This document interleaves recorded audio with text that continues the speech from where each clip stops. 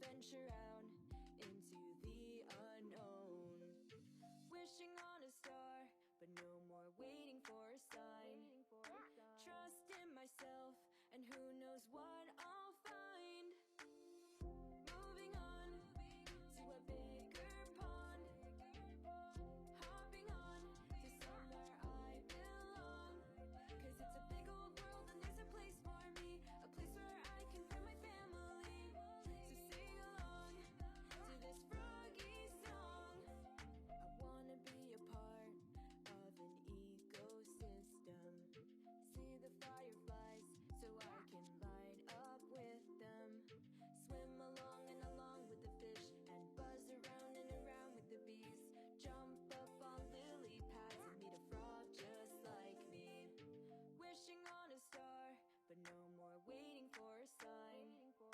Trust in myself, and who knows what I'll find. Moving on to a bigger pond.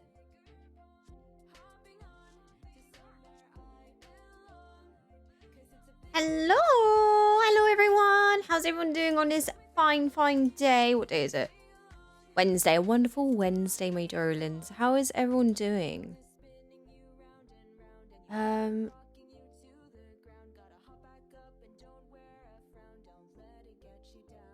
I'm getting really confused.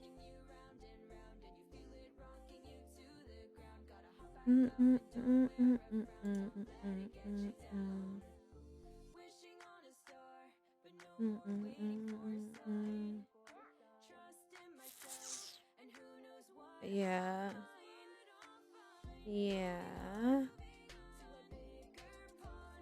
I'm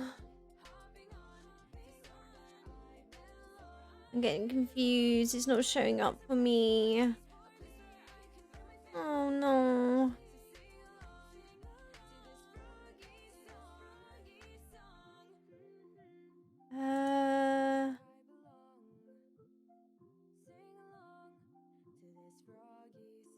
I'm getting so confused. Where the fuck are the drops at? They're just not showing up for me. Oh no. Oh shit, I've got to go answer the door. Oh no.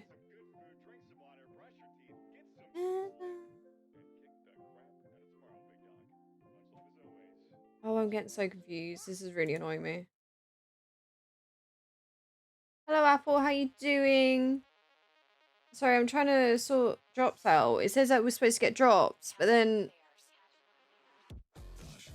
it's not showing up.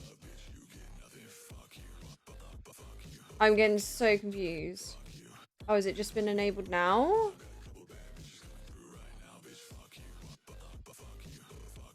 I think it's just been enabled now.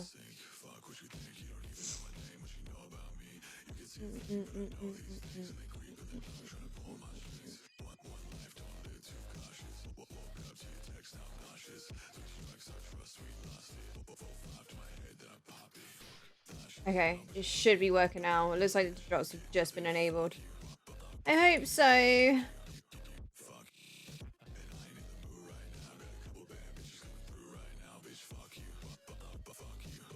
It's not appearing. Why? Help me, I'm broken. I'm just broken, I guess.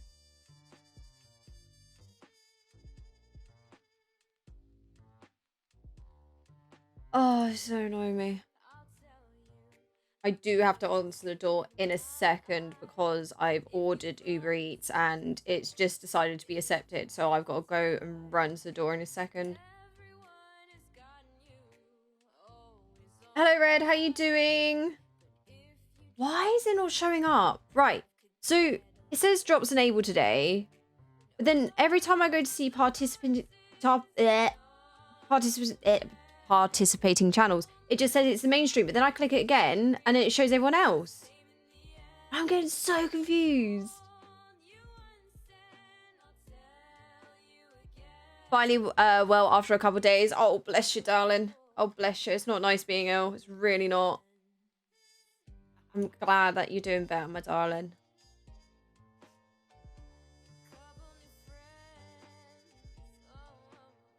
Oh, God.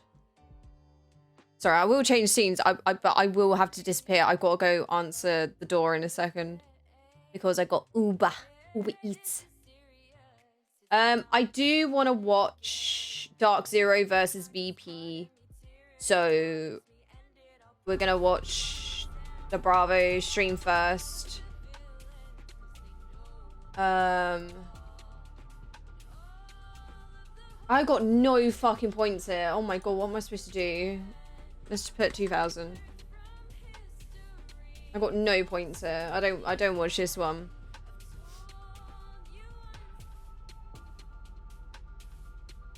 Dun dun dun dun. Oh my god, they're 1 minute away. Ah! Why is it right? I placed this order at like 3 o'clock and they've literally only just accepted it. Like, who the fuck do you think you are? It's been an hour. Like, please. Why now? Right, I will be right back. Okay? I'll be right back. I'll be right back.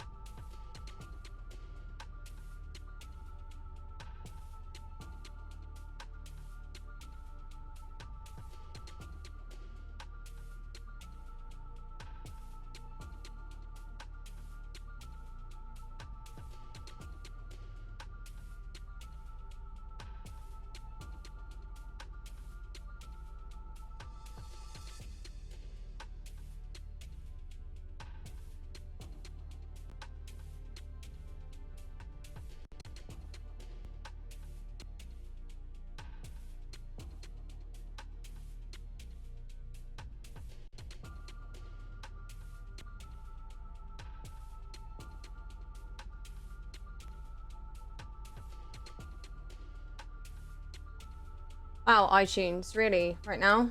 Fuck off. Oh, dear.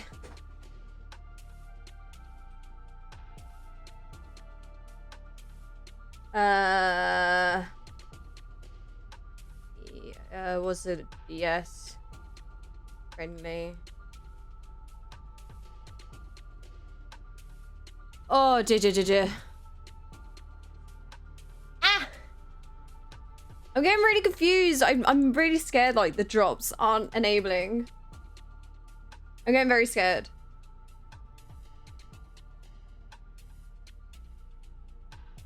Because like it says here, like go to a participate channel and then it okay, no, wait, no. Is it fixed? No! Like what? Oh. I'm getting confused. Have I got the drops or not? It's not showing up. Ah! I'm getting confused. Kudos, you got the drops? Kudos just not heard the drops. What the fuck?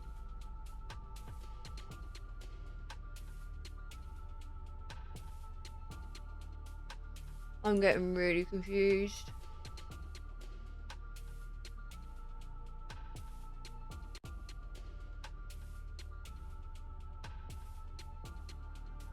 Help me! I'm broken.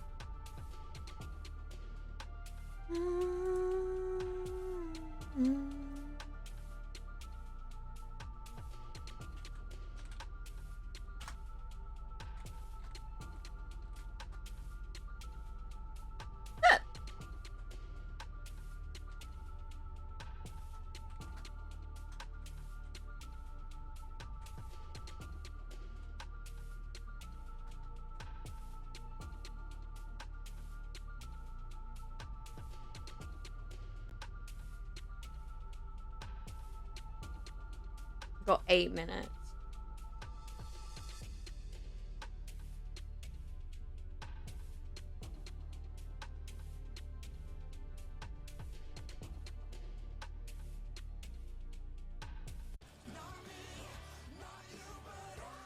Oh my blob, a siege ad in a siege event? What the hell? What the hell?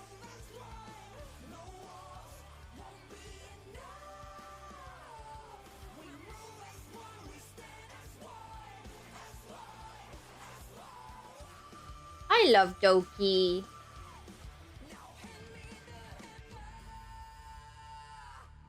I love Doki. For centuries, the Titans were the guardians of nature, and the great apes became the protectors of humanity. But something is coming. Kong. Oh my god, another King Kong movie? Oh. Something even they're afraid of. Kong can't stop this on his own. He won't be alone. Oh my god, King Kong turned into Thanos. They don't have to like each other. They just have to work together. Is that a mini Kong? Ooh.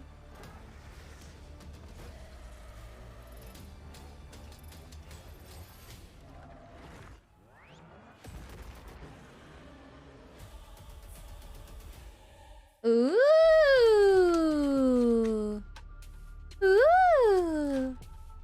Exciting. Bang, bang, bang, bang, bang, bang, bang, bang, bang.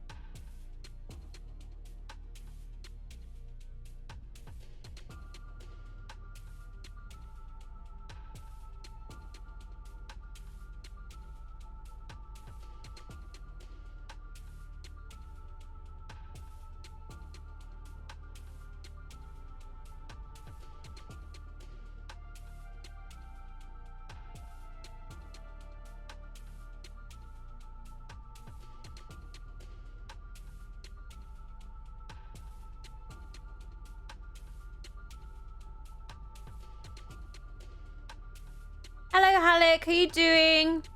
I'm getting really confused. I don't know if the drops are enabled. And they should be.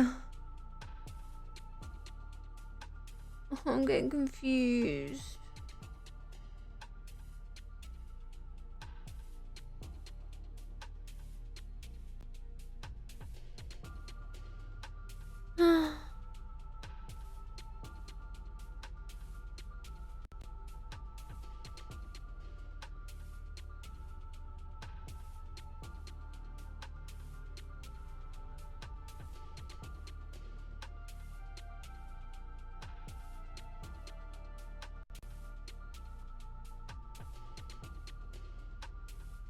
Good to hear you. I'm panicking. I'm panicking, but it's good to hear you good. Have you played any more Siege Ranked?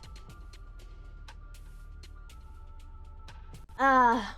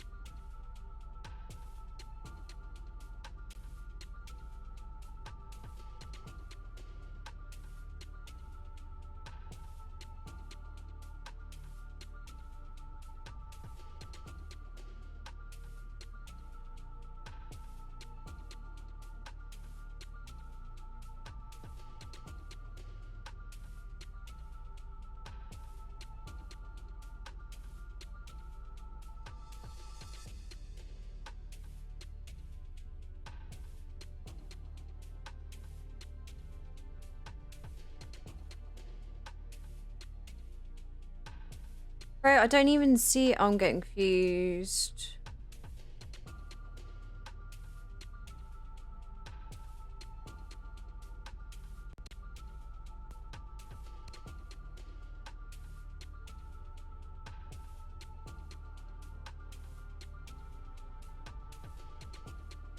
Ah.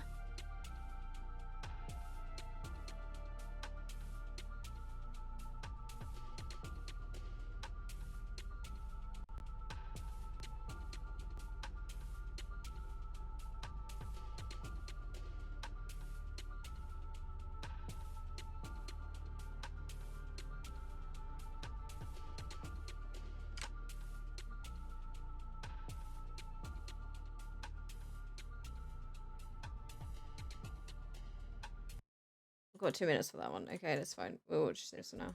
Amazing matchup.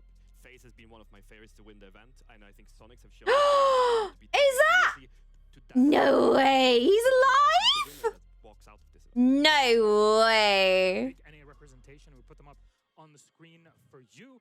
Again, those stats at SI 2024. This has been their average through this entire squad. And it seems like they've been better than ever, Fabian. Yeah, they have such a well-rounded roster right now. It's actually incredible to watch them play. Like, Gio brings all this experience together with, well, Citizen, Grixer, and Rexen. They all have been around for a long time now. They're very, very talented mechanically, but something seems to be clicking really well right now. We do have our thoughts about it, and we have our explanations, but I think we've never seen a better Sonics than this. Yeah, I think they've been kind of hitting their heads against the wall with who that fifth piece of that puzzle was going to be for pretty much a long time. Obviously, they thought it might have ended up being Gunnar, and I know Gunnar ended up in lots of different roles and responsibilities. They've now got Ambi, and Ambi looks like he is the final piece of that picture. And the reason is they've brought him in and they've made him that primary entry. His main operator, as we see him on the head-to-head, is the Thinker. Him being the primary entry allows Rexen to be the second entry, which allows Citizen to play in more of his lurk kind of role that he's known for.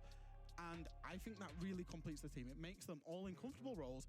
Everything makes sense. And the reason we wanted to put this head-to-head up together is these two have such an incredible bromance going on so far at the event. Citizen's kind of taken Ambi under his wing, and Ambi's success is directly linked and relevant to Citizen's success, and Citizen is currently the MVP of the tournament. So you're telling me Ambi's doing well and enabling Citizen to get the plus 50 that he has on the board. I mean, it's not only that, but it's like when Ben feels comfortable and he has a goal with what he's doing, he's such a good teammate to have around, because he really puts his all into it. I'm not saying that he doesn't do it normally. I don't know what's going on. Well, friendship, and he has the, I would say, like a little bit of a bigger brother role that he has to take on and guide Ambi to success and how to act and how to behave as a professional player. It just have activated something inside of Ben that's, I've not seen it before. I even worked with him, didn't see the same sort of Ben back then. All right, well, then we talked about two players, talked about the squad being a complete package, but what about in the server itself? What's the strategy that's making it work? I've spoken a little bit to Super, so I don't even know his role. He's high up in GM. General manager. General manager, and when I spoke to him, I got a lot of insight on how they work as a team, and they've actually changed around their structure to something that I think is actually unique within the Tier 1 gameplay right now. They have two in-game leaders. One for defense, which is Citizen, and then they have one for attack, which is Geo. And I think it's a really good thing because of two reasons.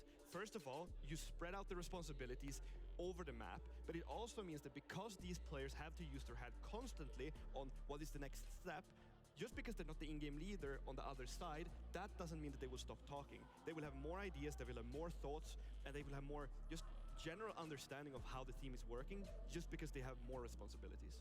And how that's manifested in terms of like their actual performance, that's the reason that they are the top attack team and the top defense team. And having watched Sonics throughout this tournament, they've 2-0'd everybody, right? And the one big thing, the one consistent theme was in the late round, particularly the last 30-40 seconds of the round, they're making the macro decisions correctly, so they're being IGR'd correctly, but also each individual player feels so comfortable and is making the right micro decisions. They look so calm and composed in that late round that that's basically the differentiating factor between being a great team here and not being a great team here. I think they have worked super hard on their communication, because this is what communication leads to. The reason why we won with the back in the days G2 is because we made the least mistakes. It's not because we were the greatest at everything, but we knew how to communicate really well, and we also knew how to move players around the map. And that's what I'm seeing in Sonics right now. Will they be the same as that team? who knows? This is the beginning of it, and I think we're gonna see a Sonics that just keep on rising. Yeah, it's always how do you perform on the day, and Sonics have had this over the past couple of years, ever since SI22. Keep improving event after event, top 8, top 6, top 4. We'll see how deep they can go today against their opponents, FaZe Clan. We'll talk about them up next. There's their team, and these are their stats, their average at SI 2024. FaZe, slightly rocky in the opening day of group stage, Jack, but they made it happen. They recovered. They got one. They're in the upper bracket. Yeah, I think they've shown that they're human. You know, of course, playing so many best of threes, there is potential that you will always drop a map here and there. Ended up in the upper bracket, but they got their way to main stage. Currently the only Brazilian team, obviously confirmed for main stage. And regarding their playstyle, I think it's a really good playstyle because it's very, very, very flexible. They obviously have a loose plan in mind coming into the round, but they are very reaction-based based on what their opponent is doing. And that's not necessarily a predetermined reaction, it's just what they read into the round. And they are that flexible that they can just go to whatever they need to. Do they need to hard commit to site? Do they need to take a little bit more time to roam clear? Basically, every style of siege, they are so good at it. And building on to that point, and we can go back to the individuals within this system, they have so many flexible players. The only thing that we can kind of draw a line from is like, oh yeah, Cyber is their #1 fragger. I mean, that's clear. Yep. And Vita King is their main support. Yep. The other players in Handy, Souls, and KDS, they are all incredibly flexible, can play anything that they need to play, whatever the team needs. They will take that operator, that role for that specific round, and they'll just run with it. It's honestly, they're playing beautiful Siege, and I think that right now, they don't have that much more to improve on. Now it's just put it home, make what you can with this, take the pressure in, survive with that, and if they can, yeah, we're looking at the top contender. Then what sets FaZe apart from the rest? As you said, they're the only Brazilian team in the upper bracket in a tournament where there were 5 of them. A quarter of the teams were Brazilians. I think it's empowerment. I really do. I think, you know, we've talked about their playstyle, we've talked about how good they are at the macro, but then they also have this kind of loose element in Cyber where he's absolutely empowered to do whatever he wants on the server. We've seen him play Caveira, we've seen him on Cafe play Rook and Doc constantly because they know and they feel that he can get a spawn peak and just set the round up.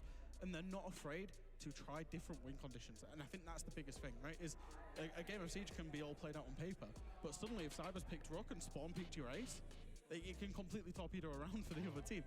And he's empowered to do that as and when he feels like it.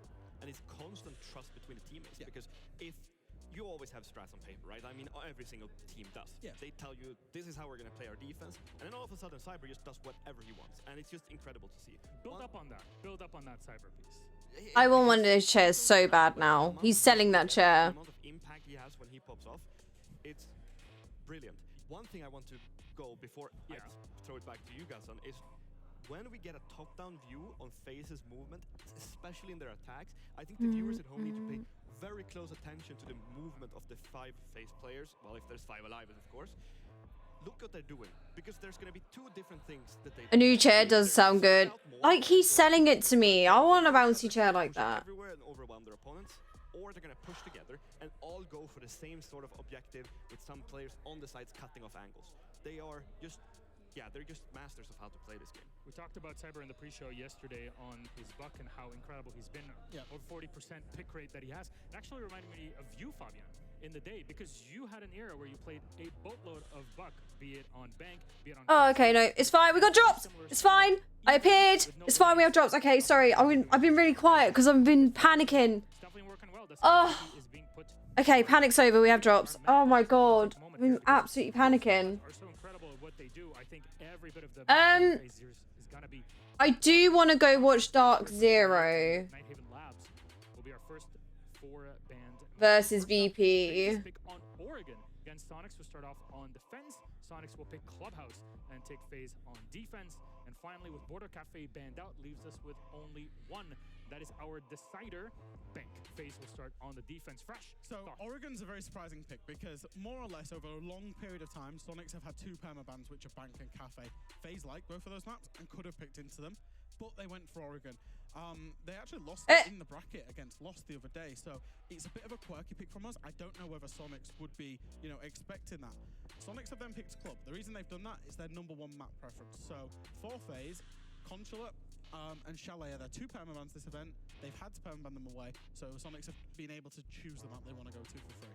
Thoughts on Oregon, Fabian? I think it makes sense in a little bit, but especially for Sonics. I don't think it makes sense for FaZe's sake. What? How come? What would happen in the Because server? the way that Sonics are playing, making almost no mistakes, that is literally what Oregon is all about. True. Any small mistakes will be punished massively by teams as good as these. Isn't that why like It's people gonna be an interesting really like playing Oregon in like comp? Because like the thing is, if they fuck up, they've seriously fucked up. Like you really can't do it equal bit wrong. Sonics will take it because I just think they're going to be able to attack better onto it. I think this is obviously their real test, but based on the tournament so far, there's nothing that would indicate Sonics won't be winning this. And just to disagree with Jack, because I have to disagree with him sometimes. I'm gonna go for Sonics because I would actually be upsetting spaghetti. There we go. They won't win it 7-0, but I'm I hope it's gonna be way There we closer. go. Thank you very much, Fresh and Fabian. Our casters are ready, so please, Intero Pengo, take it away. Oh, and Terra and Pengu. Oh, I'm sorry. I'm gonna have to leave you. I want to go watch this one. I'm so sad. Ah! Basically both as well. Entry time. I'm around so minute sad. 25 to minute 29. Oh, okay. So We're playing setup. Chalet. Again, they're Okay. both the top two teams when it comes to getting plants down successfully. 35% for Dark Zero, 33% in second for Virtus Pro. So again, really highlighting. Now, mind you, there's some teams at this event that are as low as like 11 to 14%. So there's a Oh quite shit! big gulf Predictions. there. Whoopsie. The main separating factor for me though is on defense. Virtus Pro. Map 1 But then DZ 4% BTP. There we go. These two You got teams 5 are minutes. very There you go. difficult to split. Now, I'm mind you, sorry. both I'm fans, so both Dark noob. Zero fans, so they go a little higher when it comes to the predictions on the socials. But do not get it twisted.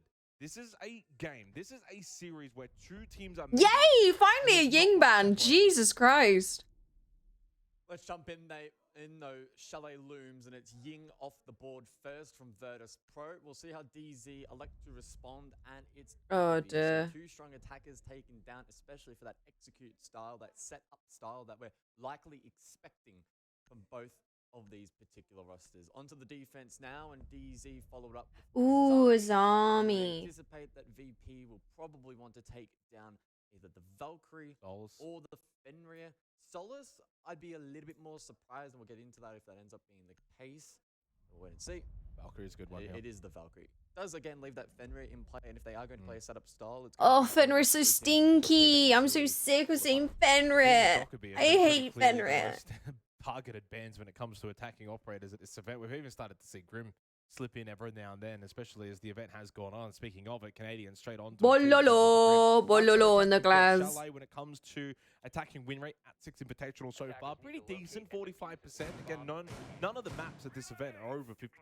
So it's kind of how close can you get to it in terms of attacking success. And for Dark Zero team, that is the second best attacking team at the tournament on a 45% attacking win rate. Does kind of mean the onus is on probably Dark Zero to start well here, considering what we've seen from them statistically. Maybe puts a little bit of pressure in terms of what Virtus Pro want to do defensively. Immediately they go to kitchen and dining to begin this. I imagine by the setup that they're bringing with the castle barricades and the Oryx, they will extend up above, of course, over towards office and bedroom. Oh my god, so many holes. For this game to So many holes. This is not an elimination game. Winner goes through to the upper bracket final on the live stage. Loser will still play on the live stage as well, and I believe they'll be seeded against the winner of G2 and this later on, or maybe it's W7 MSSG. I'll get confirmation on that. Obviously, with how the bracket plays out. It's been a very difficult bracket to kind of follow in terms of the inverted nature of it. Let's blink in here. And yeah, I think the fact that this is not an elimination game does kind of mean the nerves are quelled a little bit. But there is still a lot on the line in terms of that upper bracket final, getting into the main stage in a really strong position as well, then only being one best of 3 series away from the grand final does kind of put still a heavy emphasis on doing well in this match if you want to continue that form. And arguably speaking, as I've kind of mentioned, both teams have had a really good run at this SI. 5-1 DZ, 4-1 for Virtus Pro. You don't really find your second loss this close to the main arena, to the main stage. So you really want to keep those good vibes going. Now, mind you, for Dark Zero, there's been a lot of really good plaudits for Nave. I think Need those 10 points. Major standout. But I honestly think NJR is giving me the eye test. And every time that I've been able to kind of watch Dark Zero, NJR has been a big, big factor for them. Obviously, Bowler's going to get a lot of credit, and he's got a lot of fans and Canadian, etc. But I like what I've seen from NJR so far at this tournament. So keep an eye on him throughout this match for Dark Zero. Eyes on Pamba then, who's begun down low through main garage. may look to make a play up west main, but will just sit and lurk. Always able to catch Nate off guard, so that's the Twitch taken off the board. And you think about the usefulness of the shock drones in this kind of meta with clearing traps like those F-Not mines. That would definitely hurt DZ. Pembinal up west main and actually in towards the objective. You know that behind the table. Well, initially he doesn't. Oy vey. Traded though by Bolo. Oy vey. Pasha though, inside of Kitchen has a strong Oy vey. Canadian now in the 1 versus 4. Oh no.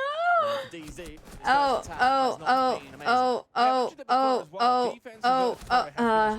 Nice try. Nice try. Nice. It's fine. Pity round. Trash site anyway. It's fine. It's fine. Up above. They actually had good pressure on site. A couple of players over towards that west main hallway as well. Let's go. Fuck you. Stairs. So they clearly were able to deny any kind of fast push from Dark Zero. Cut that off completely. Really good opening engagement as well for Virtus Pro. Mind you as well for DZ to try and go direct there. Pretty good pacing for a team that at times can go into that more setup style focus and really try and maybe kind of work their way through the round. They opted to go a little bit faster there. Maybe try and catch Virtus Pro off guard. Evidently it's doesn't fine. work. It's fine. They've got it. It's first game. It's fine. We're warming up. Warm up.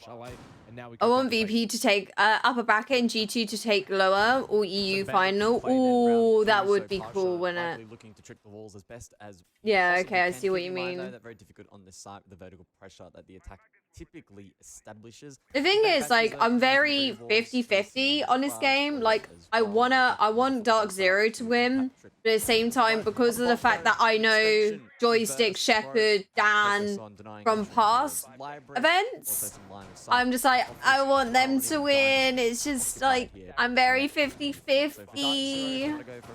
I don't know who to vote for. I'm torn.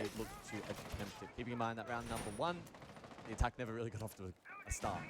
No, it didn't. Obviously, they lost Nath early playing that Twitch. We didn't really get to see the shock drones get utilized. Hoping this time around for Canadian sake. I hate it. Like, when I play Twitch or Brava, fucking everyone has like a wall hack to know where the fuck my drone is. But as soon as like I'm going against a Twitch or a Brava, man, that drone is invincible. I would, man. Mud early on, just trying to get into the map in the entry of the chalet. So clearly something that Dark Zero do need to be mindful of if Virtus Pro are denying some of these entry positions. Visual bag. The basement site here as we get a lovely, nice static vision. Yay! Visual bag. Woo! Oh. There we go, fixed, all good. And in time as well for the Nitro Self and Pasha to hit the mark onto Nath. 2 rounds in a row where Nath has just not been able to enter the building. Really good defense for Virtus Pro denying these they're just refragging after refrag. Oh. And then back 2 by Canadian. So good crossfires here for Dark Zero. Bololo. Trophy control. Bololo. Swing gets punished. Bolo just not up for the task as always, was watching it, wants to finish him off with the goo mine. Throws it at his location. As he just leaves him sitting there. Minute 40 left. Why not? It's essentially a 3 versus 2 in favor of Virtus Pro. Yeah, Dark Zero finding it tricky to clear these roams currently. Halfway point round 2 and always in a predicament. Shot through the wall from Dark Zero, but it doesn't quite land. Always tries to nice it! Before taken down. So some good work from Canadian who made that. They get the revive now. Through trophy, the revive should be on. Oh, nice. But it's basically a 1v2. You got 2 people very low. And then make this work. It's a yikes. So is Bolo. Canadian has taken a bit of damage. Shepherd still has 2 impacts. So the Warden can also deny those flashes available through NJR and Bolo. And while they've got the numbers, or at least they had, remember, of course, it doesn't take that much there for Shepherd to get that kill from NJR. Comes a 2 versus 2. Bolo gets a second chance. It's a 1v2, I'm sorry, but there's no fucking hell. E1D available too as well on that Lion. Couple of flashes still, but again, you're going up against the Warden of Dan. 40 seconds remaining in the round though for Dark Zero. They've still got a little bit of time. There's 1 of 2 flashes down from Bolo. There's the second to follow. Dan, of course. It's a fucking Warden. Oh man, they flashed a Warden. Bit of a messy round through no. the teams, but ultimately successful for VP. Oh man, that's some dirt brain moment there. There's going to be an opportunity there for Dark Zero to bring back the 3 versus 2, but considering the amount of utility and time they had remaining, it was always going to be a challenge. He's looked back at that room clear. Virtus Pro doing a decent job in wasting time, and Dark Zero forced to filter through late into the objective. See, if it wasn't a Warden, that would have been a good play. That is obviously not going to be a favorable engagement.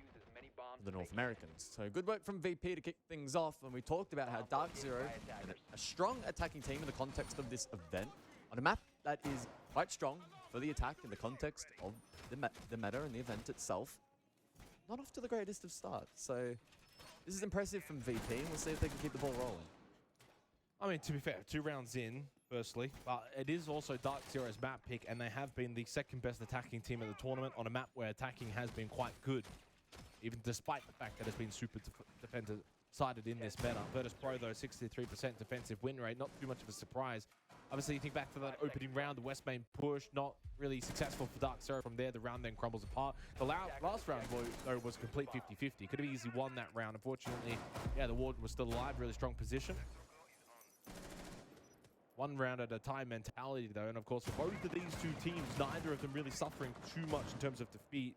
Both only dropping 1 series. It was an 0-2 loss.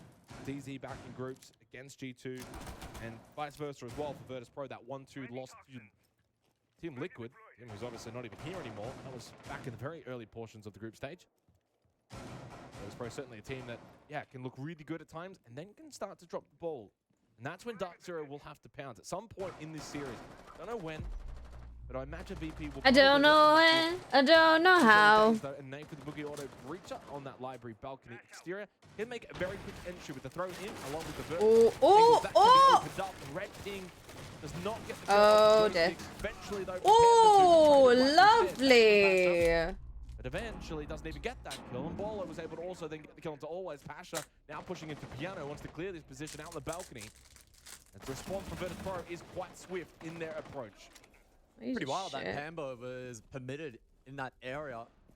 Shouldn't be an area of the map where VP can allow him, but nonetheless, it will be confirmed in the end. So 3 versus 3. Both Dan and Bolo low on HP. Power positions, though, still held by defense. Pasha rotates over towards box, but that position still being held by Nafe outside on the rappel. NJR doesn't find the pinch, so the Oryx will survive. Plenty of time remaining once again for the attack. Very swift on the entry from Dark Zero. Virtus Pro, though, 10 points. Yeah, the issue right now for Dark Zero is the fact that all 3 players are outside of the building. No one's got a really good foothold. Shaw getting some pressure into the library, vault into oh dear, oh dear, oh dear. That he stepped on. Still has all 4 Rotero oh, charges. good job. NJR from big window into the mezzanine. Gets that kill onto Pasha, opens up library stairs. So for the 2nd round in a row, Dark Zero have got themselves into a 3 versus 2 scenario. But again, like the last round, they're both 2 players low and still got a Warden to deal with. So a couple of flashes available through Nate and Bolo.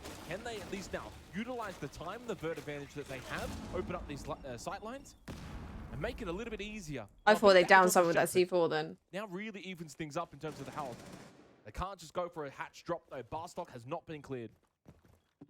Challenging here for Dark Zero, despite the double stack backstore, no hard breach. So how will Dark Zero look to dislodge these defenders? Ooh, that's such a good angle. Dan watches the drop down, but gets slammed by Nafe.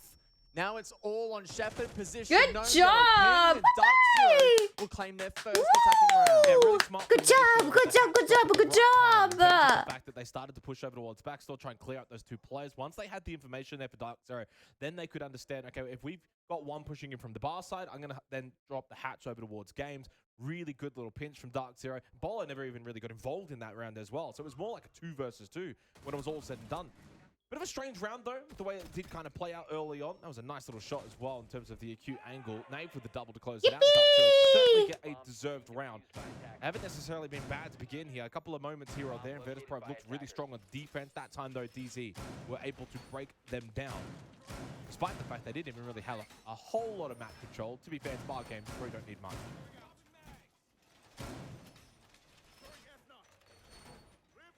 Over to Dining Van round 4, Castle in play from Virtus Pro, looking to layer some utility and probably stall out the low potential here from Dark Zero. We've seen it across a couple of rounds now, probably most notably in the last round with Pamba being allowed quite swiftly into that top library stairs position. Probably an attempt from VP to not allow that to be the case. Maybe shut down some of the lines of sight that can be established from outside as well, because we know that those are really powerful. Cutting down rotations here on Chalet. So we'll see where Shepherd, of course, employs those and how VP look to play around them. Aussie as well in play, so some information denial on the board, but Dark Zero with plenty of tools of their own to gather info. Think about that Grim Lion combo. For me, that's probably the most ideal way to play around the Grim, is layer it with the Lion. And it can sometimes make it a real challenge for the defense to adapt and change their positions on the fly, as is often required at the moment. Yeah, and last time on this side, Dark Zero opted for a bit more of a fast-paced approach through West Main, go for a more direct hit. Virtus Pro, though, were pretty much ready for that. I think they actually only had like maybe 2 up above. Like, Virtus Pro aren't just like 5 stacking up above and allowing Sight to be hit quite quickly on a horizontal take. I've seen, I think it was G2. G2's really abused these kind of vert holds on Chalet a couple of times throughout this tournament, where they just go so fast, open up, hit Sight, get the plant down. Virtus Pro, though, really putting an emphasis on making sure the library stays in their control. Just the ability on this side to be able to rotate up, down to below, obviously makes it very, very strong. They do give up that solar rotate, obviously, over towards Trophy, so they need somewhere on the map that they too can rotate down, and that will be library stairs. That'll be that library side. And JR on the rappel outside of bedroom. And a couple of players be able to utilize that position and make it work as the Guan Hive launcher gets utilized now by Canadian. This allows the entry as well in towards Sol, and here comes so many bees! So far, so good. And he's able to put the pressure on many! the joystick. Kill Dan, though, elsewhere got Pambazoos. They lose the There's hard bridge. bees everywhere! Not at this point, especially if they do get that vert control. And so far, it's a good start here. Again, it's kitchen dining. You do eventually have to make your way down below. Pasha's position is revealed off the back of the drone. There's no pinch, though, from behind here from Dark Zero. Instead, a heavy focus through Solar. That said, there may not be an incentive to push forward and can just claim the control they have and transition that in towards the objective. But Dan is able to throw a spanner into the works. Bolo falls, and the Lion will play no further part in the round. Dark Zero will continue to march forward. I don't know how much information they have at the moment. Still 6 drones. All this for upstairs, nothing for sight properly. Although up above, he is yeah, it's just, yeah, it's weird. Perhaps a slight misplay there from Virtus Pro. They're the literally buying for angles on site. It's weird to me. Last bit of droning as well from Dark Zero now to just try and find where these players are. Canadian gets a kill with Pasha. The Nitrocell in response from Dan is ineffectual despite the yellow ping. Nice long range of shot over towards NJR. Always trying to get involved as well. Time will become a factor, and if the hatch drops come through, well then obviously a chance still here for Virtus Pro, playing Sight, good long angles that they've got to stay. Flank up above, and it will catch one of God. That's Snape still up. Canadians going for the plant. He's being watched here. NJR, I think he's got this one covered. Nicely done from NJR. Really well. It's very much like Plant in the last few seconds. It's weird. So far, a strong start on Chalet. It's like, it's weird seeing pros, like normally you go, oh, I'm gonna, like, you know, you fight to take control side. They literally fight to take control so they can get vert, you know? They won't actually plant the diffuser till they have vert. It's just, it's weird to me. Towards the objective, get the plant down and deny the retake attempt. So it's back-to-back rounds for Dark Zero, and VP will rotate down below. Yeah, and remember as well, Dark Zero is the best team at this tournament when it comes to getting plants down successfully. 35% win rate in terms of, well, not win rate, sorry, but more so plant rate. Win conditions, yeah. Yeah, so a big win condition for them. And so far, and when you go back to those first 2 rounds that Virtus Pro were able to win, they were able to deny Dark Zero really any kind of chance of getting that plant down. And so they don't have to worry too much about that retake scenario. But in response, DZ have been able to really switch up their play. In fact, a really good job now of really that they plant so late as well. Sites, making it difficult for VP. I can see why, because like, obviously, if it gets to like the last 5 seconds, you're like, there's no way they'll be planted. So you kind of like relaxing, you're gonna win around, and it's like, actually, we planted the fucking bomb. Things around after a really solid start. Dark Zero have responded. Well, what's the response to the responding Dark Zero? That's quite a convoluted sentence. It works though. Oh, yeah. We'll see if this works though. Hard breach, Snowmobile. Pasha unable to really deal with that, do all too much in the bandit. We saw before he was peppering those batteries, especially on reinforcements off-site, to help fortify the roam attempt from Virtus Pro. Dark Zero played into it, and we'll see if they're dragged into it this time around. I would anticipate as much. Just in composition, Capital in play, so Canadian can use those bolt probably for the execute. Bolo can use his air jabs to cut off the retake attempt. And with the Flores to help clear util on site, There's every world in which Dark Zero could be far more direct on their approach. Yeah, and if you're wondering why Dark Zero have got Interesting. open up and then rotate, it's more the perceived pressure. They're not going to play through it straight away, and it does give them an avenue later in the round. Now they'll turn their attention to a roaming VP. Obviously, a couple of players up above. Pasha over towards Pieta, and now the library hallway. Someone to really be dealt with in that top floor scenario defensively for VP as he continues to run around. And this Dan actually finds the opening kill onto NJR. What that kind of angle? That must have been super aggressive from NJR. Down below, surprising because I really thought Dark Zero would opt to try and clear up above, but he does get caught. So far, so good from Dan. 5-2, playing the Warden well. More kills as well. Dark Zero opting to go a little bit more aggressive here. Not trying to play that roam game style, but it does not work. Does not pay dividends, and there is that response from Virtus.pro. Again, similar to the opening 2 rounds. That on-site defense is just so strong. If they don't lose members early, if they've got numbers up, they are a very strong, stalwart defense to try and push through, and Dark Zero just found nothing. Yeah, Virtus.pro. Have they? I'm pretty sure they've changed the mic because I've just noticed when they talk, you can hear the shout behind them. I think they've added more like noise cancellation to their microphones. Dan was very clean, and then he basically just held that line, ensured that boiler room was not contested by Dark Zero. Of course, if it is contested and DZ, the attacker, able to get control, they can spearhead a default plant, even with that shield standing. But yeah, perhaps the timing there and the sync from the attack not great. Virtus.pro showing that they can bunker down. Yeah, and I like the response though, especially bar games, Dark Zero. So you're kind of thinking, oh, Virtus.pro are good on site, really good on that on-site defense, bunkered down. So what can we do to maybe bring that? And we're originally looking at that Glaz combo, which I kind of like with the Capital, extra smokes. Really does make that Glaz very powerful in either clearing out library or site itself down below. Instead, they just opt for a little bit more conventional. The Lion, the thing is, like, pretty normal. I think the only problem with Dark Zero right now is they're all very much like solo pushing. And like, obviously VP, they like to refrag. Like, the thing is, there's always someone to refrag. In terms of Pampazoo, if they want to get So them pushing solo, and then it's, you know, pretty heavy focus so they get this library side. the refrag, and it's just like, okay, well, who's gonna refrag the refrag? It's just, they're just all solo pushing. Also focus down below here from Dark Zero. That may allow them to apply more pressure in towards backstore. And we saw that VP, especially late in the round last time, looked to fortify that particular position. Here is Pamba on the shock drones. And we'll be able to track what kind of information he can gather and maybe util he can clear. Although I'm guessing it will be relatively... Use one bullet, reload. Bot library stairs position.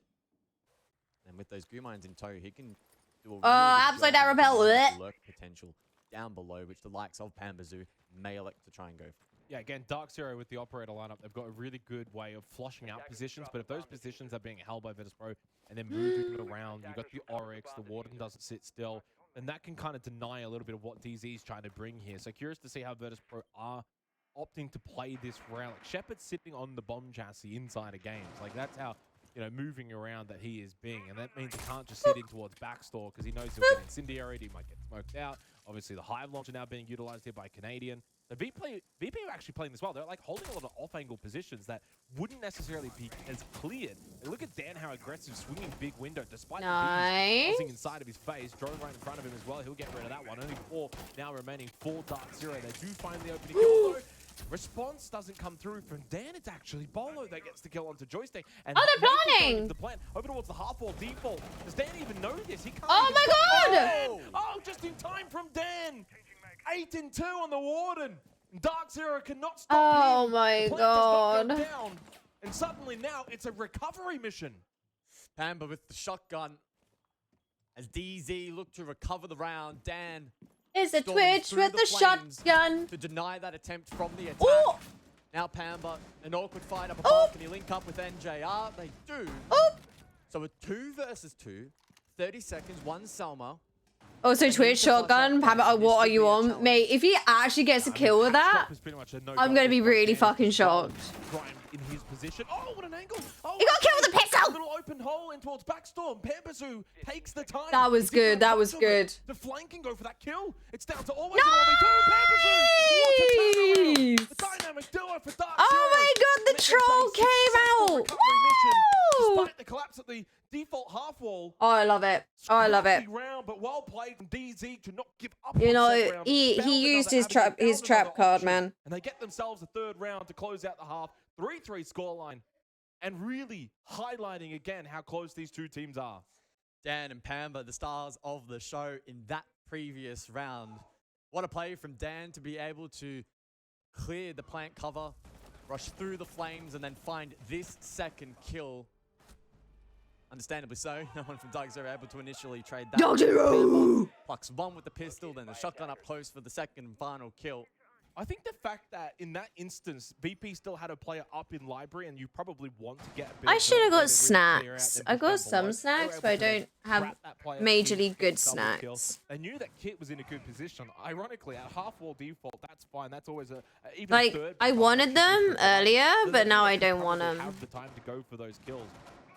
Really well played and executed from DZ. Virtus Pro now, the response from them now has to come in terms of attacking as we switch halves. DC go onto the defense, of which hasn't probably been their best strong suit. Again, attack for Dark Zero has really been what has set them apart, I think, at this tournament, especially in a defender-sided meta. Now, 58% defensive win rate compared to their 55% attacker win rate is quite strange that we don't see that very close number difference, whereas you look at VP, there's a whole 12% difference. Their defense is far stronger than their attack. Again, a reminder that this is the map pick of Dark Zero as well, so good signs from both teams to begin. Hard to really predict who's going to take it from here as we go into the second half. So the Brava Twitch combo then from Virtus Pro. Canadian will have a big role to play here in round number 7 on the Solace. Oh, sneaky goose. To do his best to deny the Kludge drones and the shock drones from those respective operators on the attack. Because if they're able to hack and or destroy Fenrir Mines and Maestro Cams, that will significantly weaken the defense here from Dark Zero, who love playing around that information game and will be reliant upon that utility. Oh, Canadian, what are you doing? Typically want to be on that operator. Forward facing at the front contact, trying to get rid of those drones early, wanting to find a couple of kills. Pampersu, though, over towards Ego Belt. Can he find the trade? He overswings, expecting in the corner. The angle position. Really well played there from Always, expecting that trade to come through from an aggressive Dark Zero. Punishes that play. It's a two-player advantage now for VP. Drop down from Joystick. And they get themselves closer towards site eventually. Of course, basement, another hatch available to eventually drop through. Blow up the Vulcan canister. And right now, for Dark Zero, it's a question of do you bunker back down on site or opt to do what Pampersu tried to do and go for a counterpunch? Well, Naif is still in bus, but will have the ability to drop down the stairs if required, but may instead elect to lurk and perhaps even regress into dining. As you can see, though, uncertainty based on his body language.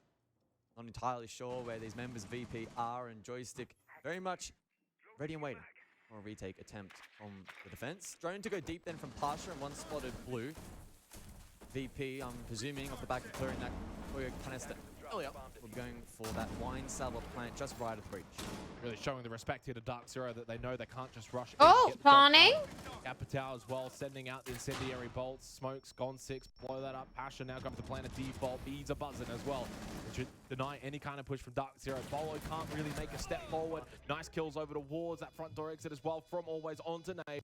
Suddenly, NGR in a 1 versus 5. The clutchability factor of NGR is pretty good, but in a 1 versus 5, flawless fucking round, Jesus Christ. Really well-worked round from Virtus Pro from start to finish, and it's flawless. And a really good sign for them that they can certainly deal with the DZ defense, and attacking round early here on Chalet in the second half gets them back into an advantage, 4-3. One of the big win conditions for the attack is clearing that Solace, especially again if you're going to lean into the 2 specialist drone operators of the Brava and the Twitch. Solace a fantastic counter in locating and clearing out that utility. So if you can find Canadian as it was in that particular instance early on into the piece. Not only do you give yourself the advantage, but in terms of the util game, it's huge. Canadian clearly just caught off guard, then forces the play from Pamba, who also got caught off by the off angle that was held by VP. From that point onwards, pretty simple transition. Joystick with the presence of mind to ensure that the retake attempt was not going to work out for Dark Zero, and all in all, a really solid attack. We head over to Bar Games now for Dark Zero, opting away from Baseman, and change things up a little bit. They bring the mirror as well now. Nate making that R-stock position even more fortified. In terms of the response, though, from Virtus Pro, again, a pretty similar lineup to what we actually saw from Dark Zero on their own attack. We are really seeing this Grim get utilized, has become quite a big part of the attacking meta, coupled with the Lion especially. And it's a double drone game play as well from Virtus Pro. Dan and always bringing the Roteros and the shock drones, respectively speaking. Couple of smokes, a lot of flashes, really good. That's what I mean. Why is it right? So we've seen Twitch played on Dark Zero. Fucking, we're talking about they managed to destroy Twitch drones each time. But no, now they play Twitch, can't find the drone. There's a drone where don't hear it, don't see it. Yeah, good work there from NJR. Presence of mind to protect the mirror window and body block it, making it very challenging for Dan. We'll see how Virtus Pro then look to pivot. It will probably be important that Shepard keeps the somewhere in the pocket. And he is, honestly. Could also like to use one as well on the wall facing into bar stock, but Canadian with obviously a lot of experience and game sense. They're waiting for the Twitch drone. They're waiting for it. Wait. Ooh. Really? Dan, oh, they got it. Position now exposed. Yeah, and then see, if he wasn't faffing around with his fucking claw, that mirror'd still be out. Mirror window. Obviously, Dark Zero know that, okay, well, that's open now. Barstock's no longer going to be the fortified position that we would have liked it to be. Canadians, obviously, as you said, got that game sense to be able to still play for that position fine. Ideally, you want to hold on to it for as long as possible. The Nitro Cell from Barstock over towards Half-Wall default, obviously, is quite strong. Virtus Pro, though, very much going for this full sweep across. We saw them open up Snow. Now they're going over towards Solar and Bedroom. Joystick on the Repel in. Maybe anticipating Dark Zero to get really aggressive on the roam, which, for some reasons, they certainly are. Nave all the way down below. Bolo's still around Library Stairs. So far, the issue for me for Virtus Pro here is time. 60 seconds left, and it's still a 5 versus 5. Pasha, only just now, off of some ping information towards top Library Stairs, is starting to try and flush out Bolo. Yeah, good flash. Bolo forces him down. But will time become the enemy of the attack as it begins now to really trickle down? Players on site not under a whole lot of pressure. The attack's still relatively static. Joystick will show some initiative, however. With the Bailiff, he creates some vert in towards that B objective. But how will the rest of the attack form around this? Control up above now, of course. 30 seconds, though, on the clock. And I can't help but feel that this is going to be a very challenging conclusion to the round for VP. 20 seconds left. Shepard has the kit, so keep an eye on where he's going to be playing in terms of trying to get that plant down.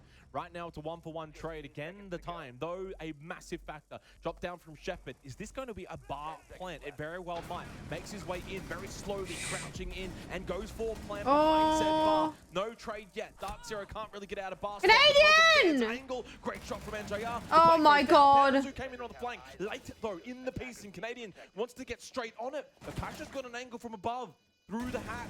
He's able to watch this. This is a real retake scenario now for Dark Zero. They need to go above. Someone has to go above. But probably all of them have to go above. Got to get moving. Oh my god. Keeps trying to just get on the kit. Double stack over towards Fireplace Stairs. One down, NGR back up, 20 seconds. Guys are going to get moving, and they should know where Pasha is. They are! Indeed. Oh my god, please say they got time. Please, please, please, please, please, please, please. Really well worked from Dark Zero, and they get the counter. Nice. But my goodness, there were some worrying signs. Canadian kept trying to just get on it. They could never really find a good position because of the vert angles from up above. And the fact is, that was a real scrappy mess, probably from both teams towards the conclusion of that round. But nevertheless, Dark Zero understood the mission. They had to go jumps down the ceiling. Hello there. Did so successfully. Hello there. Pro will probably feel like. How you doing, Kirito? How's your PC? Did you get it fixed? Is it surviving? Is it breathing? And that's probably why when Pamba rounded the corner, he didn't initially. Well, I can play. That's good. That's good. If he had any pre-fire, at least you can play. In which he would have been able to actually deny the plant going down. course, he didn't. And then we That was a head as well. They should have been dead. Clear up above. General And despite maybe the Kenobi. initial Oh, rate being there. a little bit slow. Of course, able to hit the res, able to double stack that fireplace stairs position, and landing some really nice shot on the two. So I must say members VP. of the Yeah, no, Virtus I'm very, like I said earlier, I'm very torn. And I think for Dark I Zero, want in that VP round, to probably win the kind of this, round that they but at the same needed time, a I'm little kind of bit rooting for Dark Zero at the same time. I don't know why. I don't know where I am. Off-angle EU funnies, positions on yeah. site. They never really got cleared from above. Obviously, though, Bar eventually was a bit of a weakness because of that double stack in towards Barstock, and you could really see the Hive launcher being used, making it so difficult to get out of that position.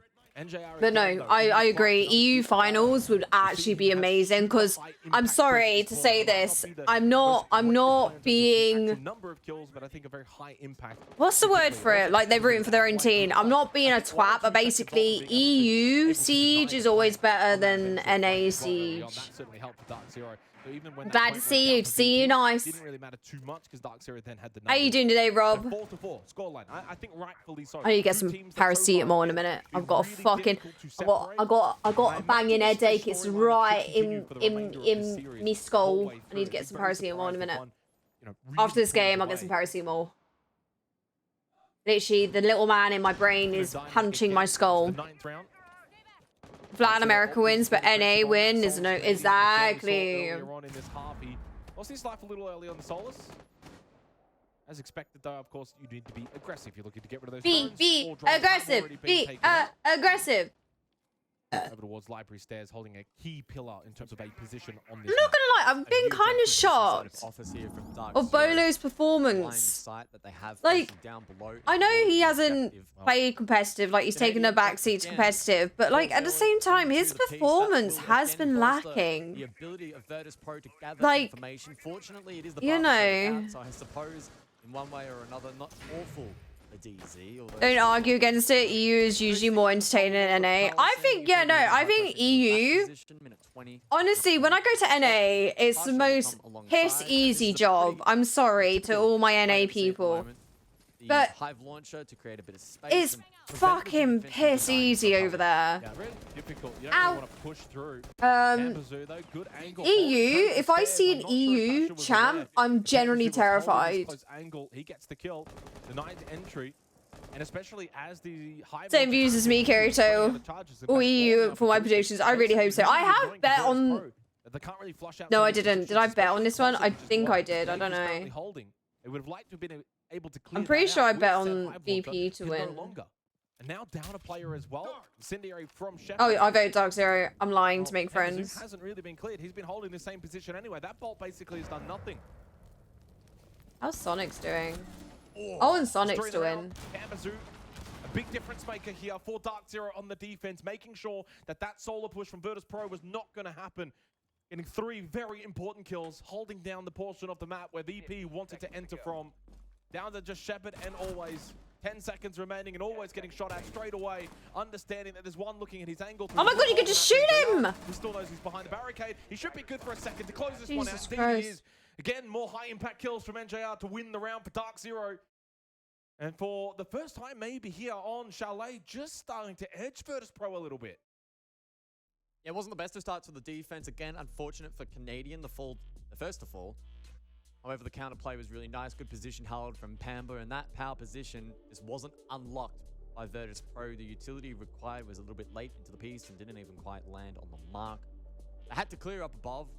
Huge vertical presence from Dark Zero. With Me, sometimes ago, I wanted to vote for BDS to get a big win. Also, me votes Team Empire in the old days, getting 500k channel points. Fair enough, these mods changed the position of the team in the beds. Yes! So 3 of the last 4 rounds, so you're starting to get that vibe that Dark Zero themselves are getting a little bit of that control here on this game of Chalet. Yeah, I thought I voted for VP, but I guess I'm lying to make friends. Like, it's fine. I fucked up. It's fine. It's fine. I'm still fucking half asleep. At least in that one, 3 kills. Give me a minute to wake up. And probably needed to keep that in check. Just give me a minute. Lose Canadian. Give me a minute. really early on in the piece. Just meant that in terms of that. I do like, right, I don't know if anyone's noticed, but I do like this little detail they've done. You need at least one of those. I do like this. I like this a lot. But obviously, Pambazu, I like it a lot. Over towards Soul's side. 5-4. The lead for Dark Zero now established for the first time here on Chalet for what is, of course, their map pick. Can they look to close Man, this I need out? to learn Pambazu some now things. on I the need to do Vigil. some custom games Why not? again. I think the Vigil license has been well and truly earned after that last round. Yeah, again, we'll see if that Jackal and Grim info gathering combo for the attack will provide value. And certainly has earned the license to run around here on the Vigil. His primary goal will be to try and waste as much time. I gotta go with my dog, Sleepy Purple. I know. Have a good walk. Be safe. Eyes on Bolo Don't now. forget the poo bags. 3 kills for him so far. I had a look at the Manchester Major and all the gold tickets are gone. I'm quite upset. Only played some Siege, never mind customs. Haven't played since I played ranked with you. Yeah, no, I played some with Boxy the other day. It wasn't yesterday, I think it was the day before. Tournament. Canadians still so fortunate to be alive. That was about to be the 3rd round. And then I played some with Halleck. On the Solas, but look at the drone economy. I think I've literally played Siege twice in like the past week. 2 minute and 10-second mark. So I feel so washed. On that Solas. You can't just be sitting on site. And Canadians obviously the one that has to take those fights and has to make sure he tries to stay alive while getting rid of these drones. Low on health for the remainder of the round. So but yeah, no. From here on out, to my PC, I could play for a damn week, and now after repairing my AIO, and one fan decided to just say, "Oh, for fuck's sake, man!" Jackal to help facilitate that. But no, I was looking at Manchester. Still remnants of the all gold tickets are gone, and I was like, "Oh, that's fine. I'll just get the basic ticket, £84. That's fine by me." All the fucking hotels have like tripled in price. Like it says a weekend would be like 105. Then I go on the actual website and it'll be like, oh no, it's 315. I'm like, excuse me?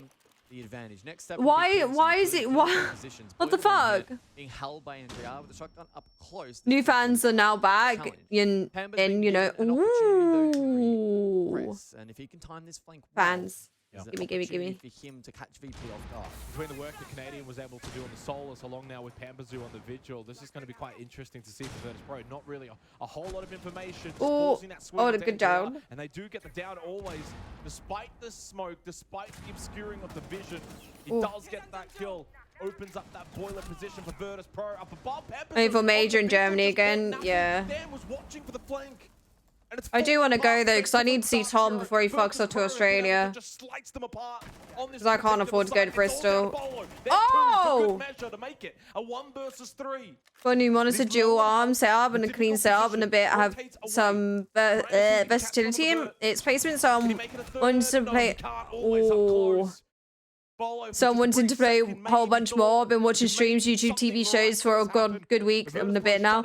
Yeah, no, it's just been weird. Like as well, like we got the new season soon. And I'm like, bro, I haven't even kissed Diamond because I've been so busy with fucking watching. It's kind of annoyed me. It's like impressive that VP it's annoyed me. I'm just like, I want to stream just to enough so everyone gets a drop, but then like people that I want, you know, I don't know. I'm just dumb. I'm being dumb. I would love that. I need like a little stack counter. But I'm assuming he played a pivotal role. Unfortunately, they did die. Really nice opening kill from Shepard for VP. And then they had the systems and the set play available to go for that wine hit. Yeah. I'm sure that Pamba was denied any opportunity to retake with the flank watch in play. And the rest of the team other games due to not being interested in Siege is actually also another problem. Yeah, I've kind of been like, when it gets off stream, I'm like, I just want to play Baldur's Gate. I just want to play Power World. Yeah, you know, even Cold Lamb, that was fun to play. That was actually really fun to play. I need to stream that again. That was fun. I quite enjoyed it. It's very brain dead game. Virtus Pro on the verge of maybe taking the map away from DZ if they can win this round, buying a second attacking round in a row. Canadian once again on that Solus, and well, whenever you play that Solus, you will get the plaudits for if the drone economy of the attacking team is squandered. To be fair, we saw him running around. I think you can go with good measure that he's a big reason as to why the drone game for Virtus Pro has clearly been affected. You can see obviously the work. Emulator for a game I played when I was young. Do you know what? Dutch has been talking about fucking doing emulator. Into the door, it does track it down. He wants to play old PlayStation 2 games. He was like, oh, I want to play Silent Hill, but the one like on PlayStation 2. I was like, oh my god. You're so focused on these drones, it's very easy to then take a bit of a step, and then suddenly, oh. Why is Canadian on Solus again? I don't like him on Solus. Can be that first death. The nature of Shallow with those exterior windows means they can be tricky to rotate back towards side. But it looks like Canadian's been able to achieve that now, and Pamba also will make his way back. Perhaps to join the likes of Bolo here on Mezzanine. As for VP, though, what have they been able to achieve in the round? They're still double droning over towards bedroom. And they'll look to probably chip away at that map control. Next in line, likely Bolo does have a deployable shield to play behind, at least for now. Rotero from The blackmailing my brother for a game. Oh my god. As a kid, I learned some English due to playing Dynasty Warriors 5. Extreme Legends, I think it was called. Yeah, like even Dutch said, like he learned English from GTA. Like, yeah. That shield to go down, really hindering that position of the Mezzanine. It's just annoying, like. The shield now facing towards that position, but then also down below.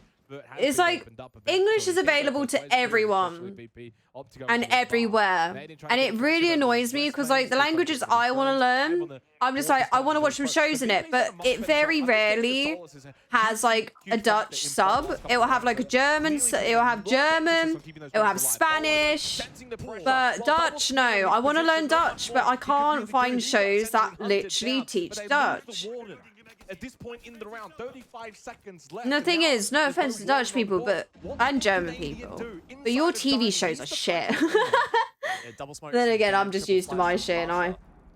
So losing that Warden could hurt big time for DZ. 20 seconds. Pasha should be caught off guard. But he has a read. Doesn't matter. Canadian wins that fight. Oh no, he doesn't want to site. He wants to literally get he wants to download it to his PC. They should be wary though.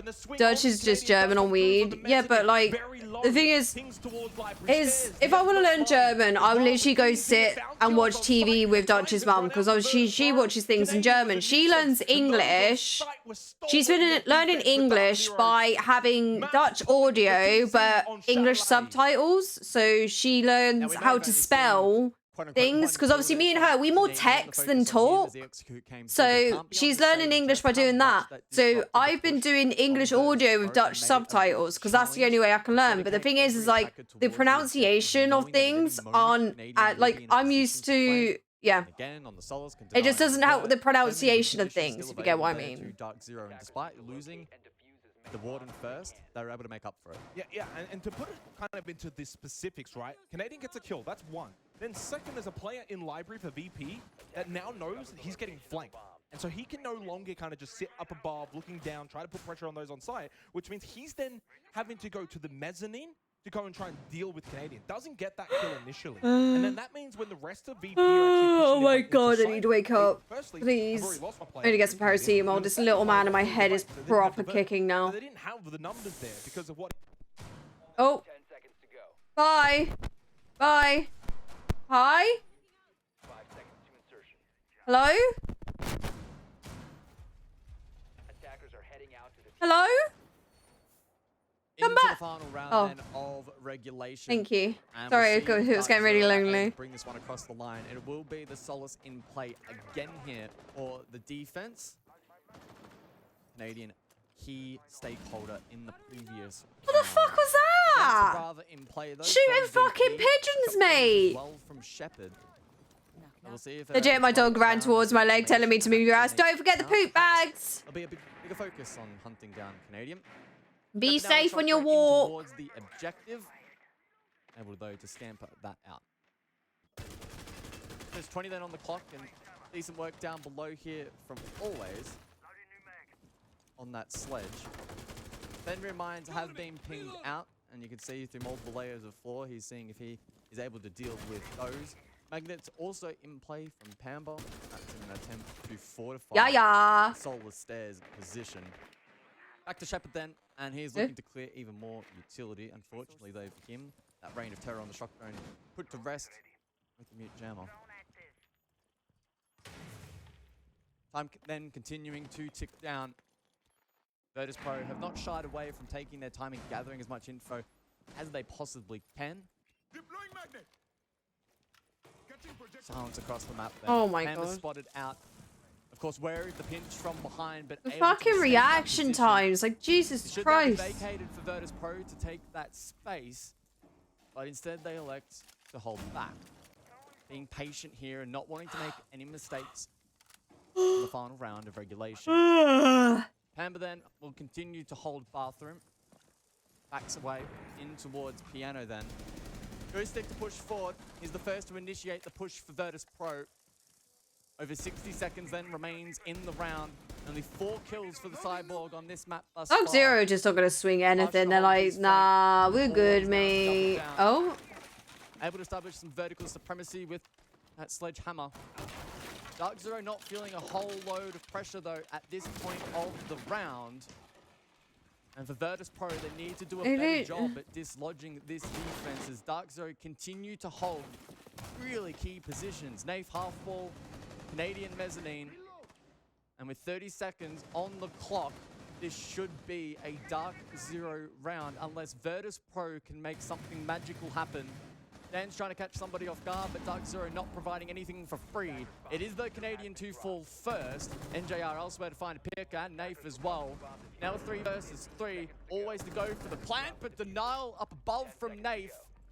Dark Zero only a moment away from taking their map pick in this best of 3. Pasha will need to pull off something very special as he looks to retake through Solar, but Dark Zero able to confirm that Right, I'm just gonna round, go and map 1 quickly going away get of some North Americans. paracetamol and everything. I'll be right back. I'll be right back. I promise.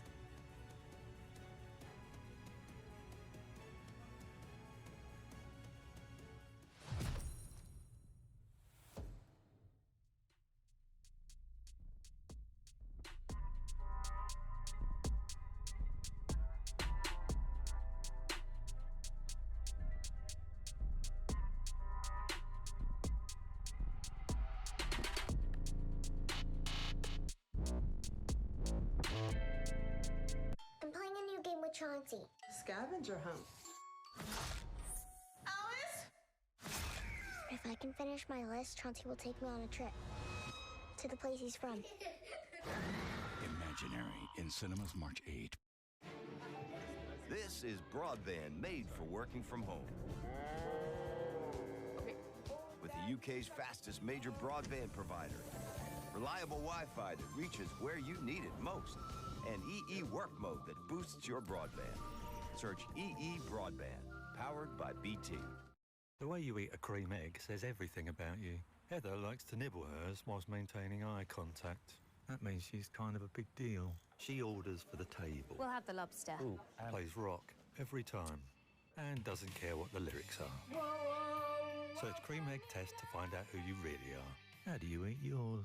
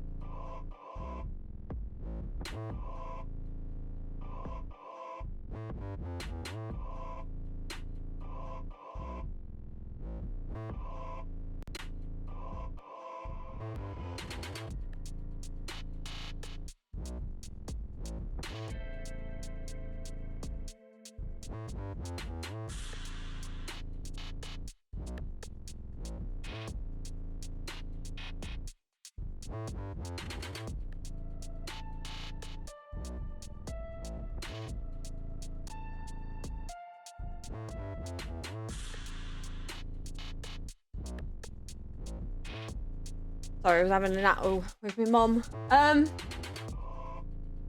Wop. As a unit, I think Right. the phase today was absolutely excellent. Yeah, I mean, VP just taking a little bit too long for their tape. They needed push. Yeah, I didn't get that. I'm generally shocked like they didn't go shit. Like it gets to a point where like you have an objective. But you know, if you don't achieve that objective, you should like be like, okay, well this isn't working. We need to do this instead. Hello again. Hello, Halleck. How you doing? Yep, so we talked about in the pre-match, we talked about this flex. Ow, my head. Ow, ow, ow, ow, ow, ow, ow, ow, ow, ow, ow, ow, ow. I've got a man's fucking kicking about my head and it hurts. Help me. From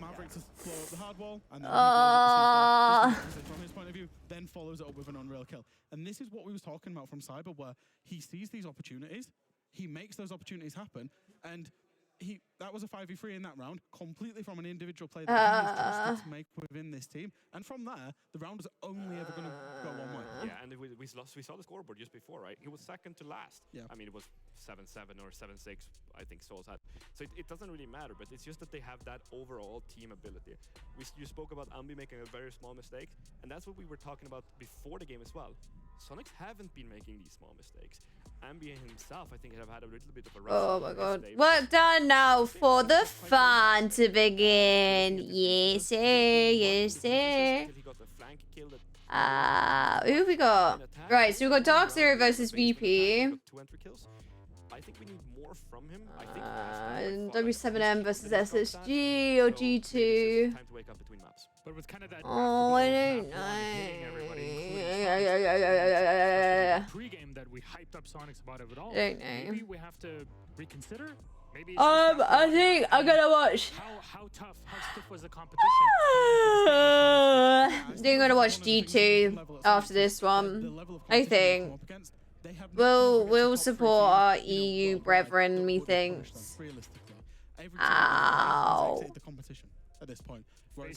Ow! Stop. And dare I say it, Bliss, who are still in the competition. This little man in my head is pissing me off. In the first big test for Sonics, they've had the best attack, win rate Yippee! competition. Didn't win an attack today. So they need to, cut up, they need to sharpen up on these mistakes. Why? And they've got what it takes. They've got what it takes. But they've been punished by a team, and they know they need to raise their level now. Yeah, it's the next Why? level step that they Why? have to take now.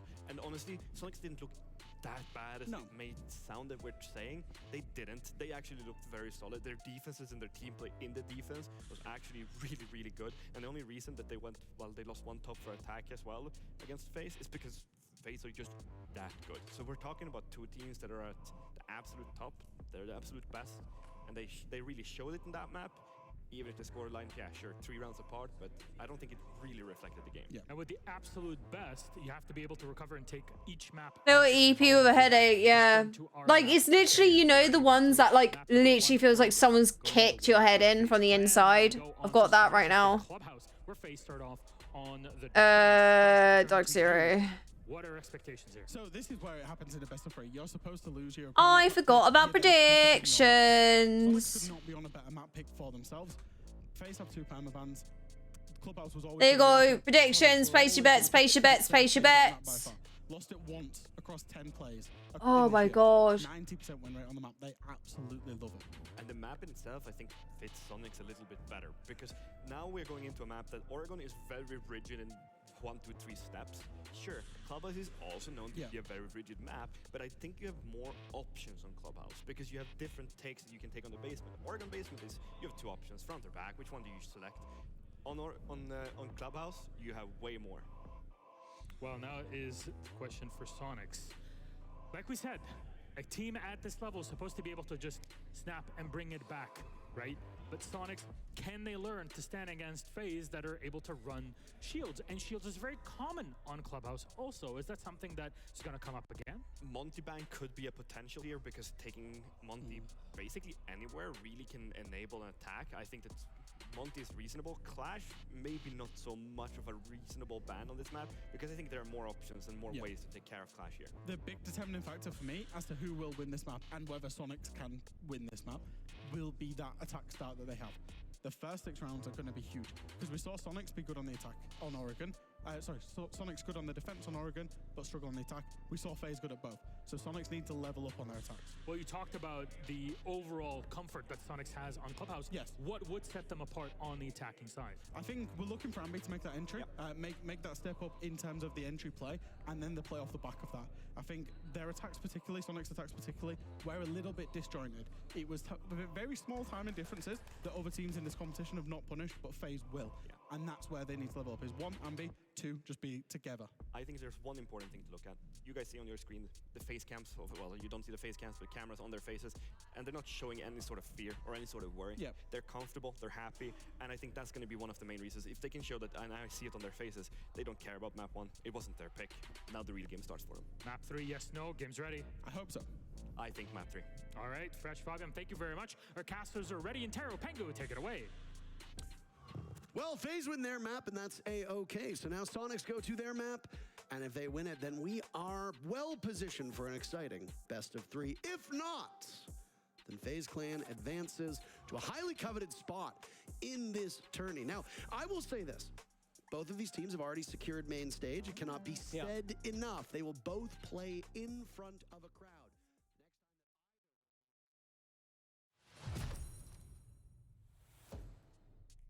Well, a bit of an abrupt end to that first map of the series. I did go missing there momentarily, but I've been able to find my way back.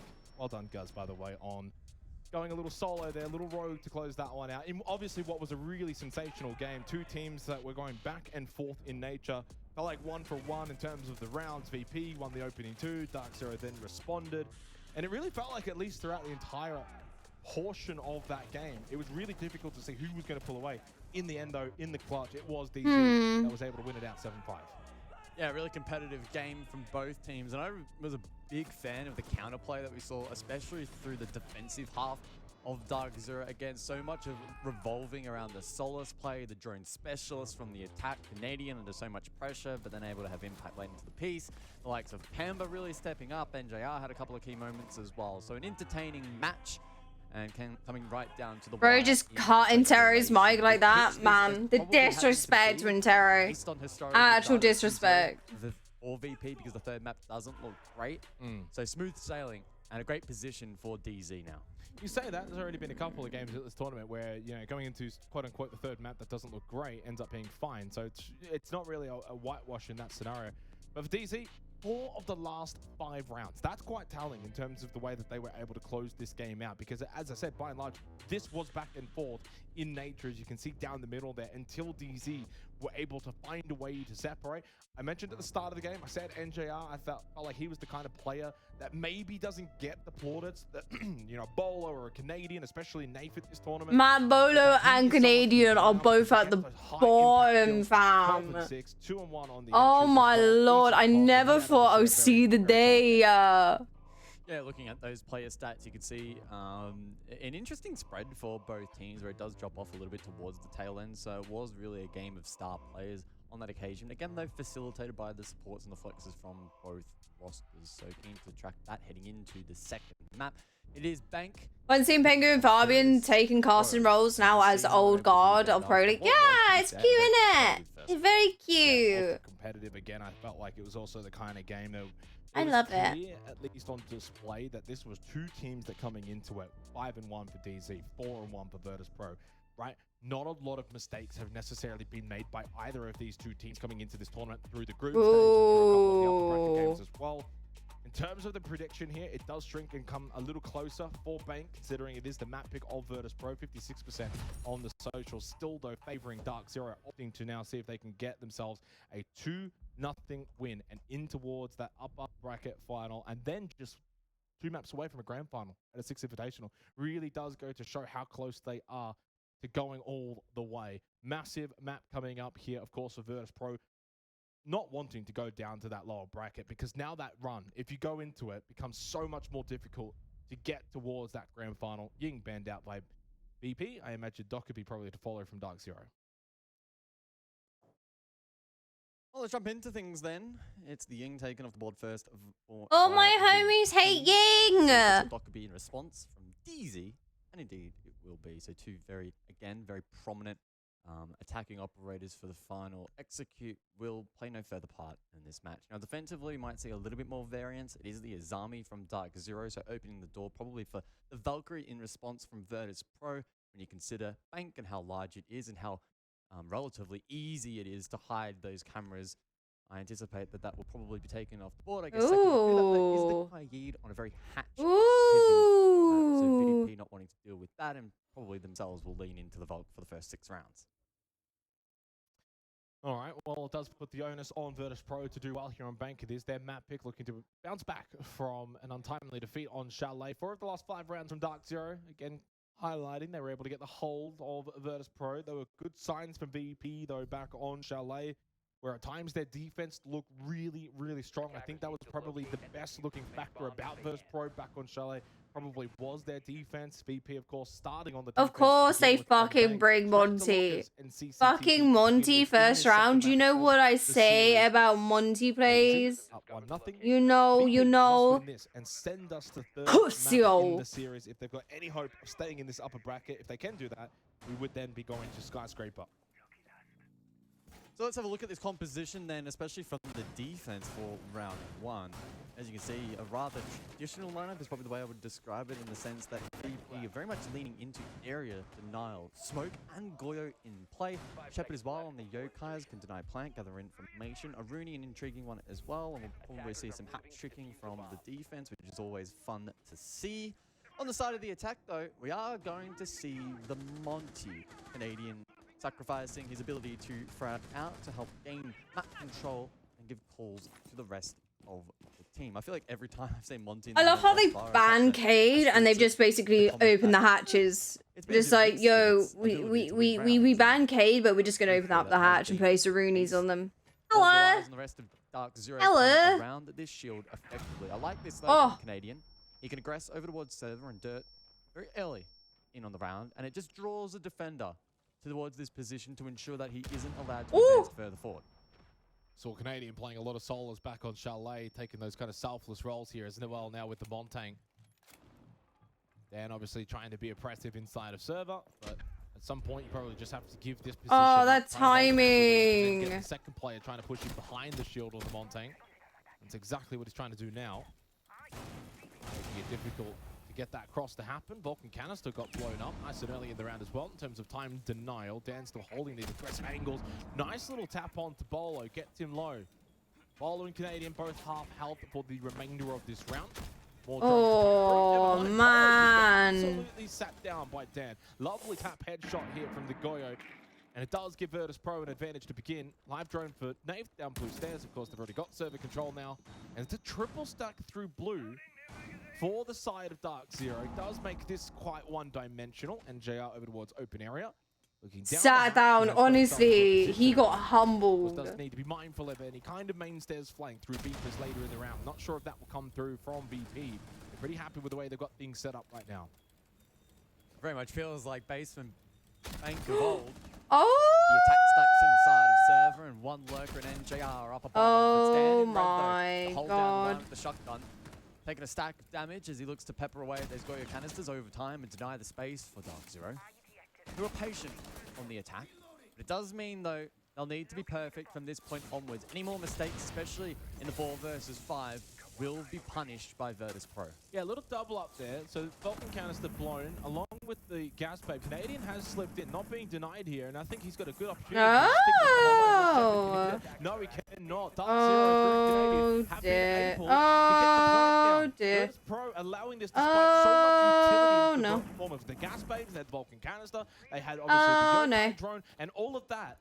None of it then able to deny Canadian, who just slips in like a Montang and gets that plant down. NJR in a good position as well. Understanding, of course, for Virtus Pro, they're going to want to try and come flush out his position towards open. They need to retake bomb. They do so successfully through Pasha from Beepers. Another one over towards Staff Room as well for Dark Zero. Is Pasha aware of this? He is now. Stands up headshot. Suddenly now, time though, the biggest thing.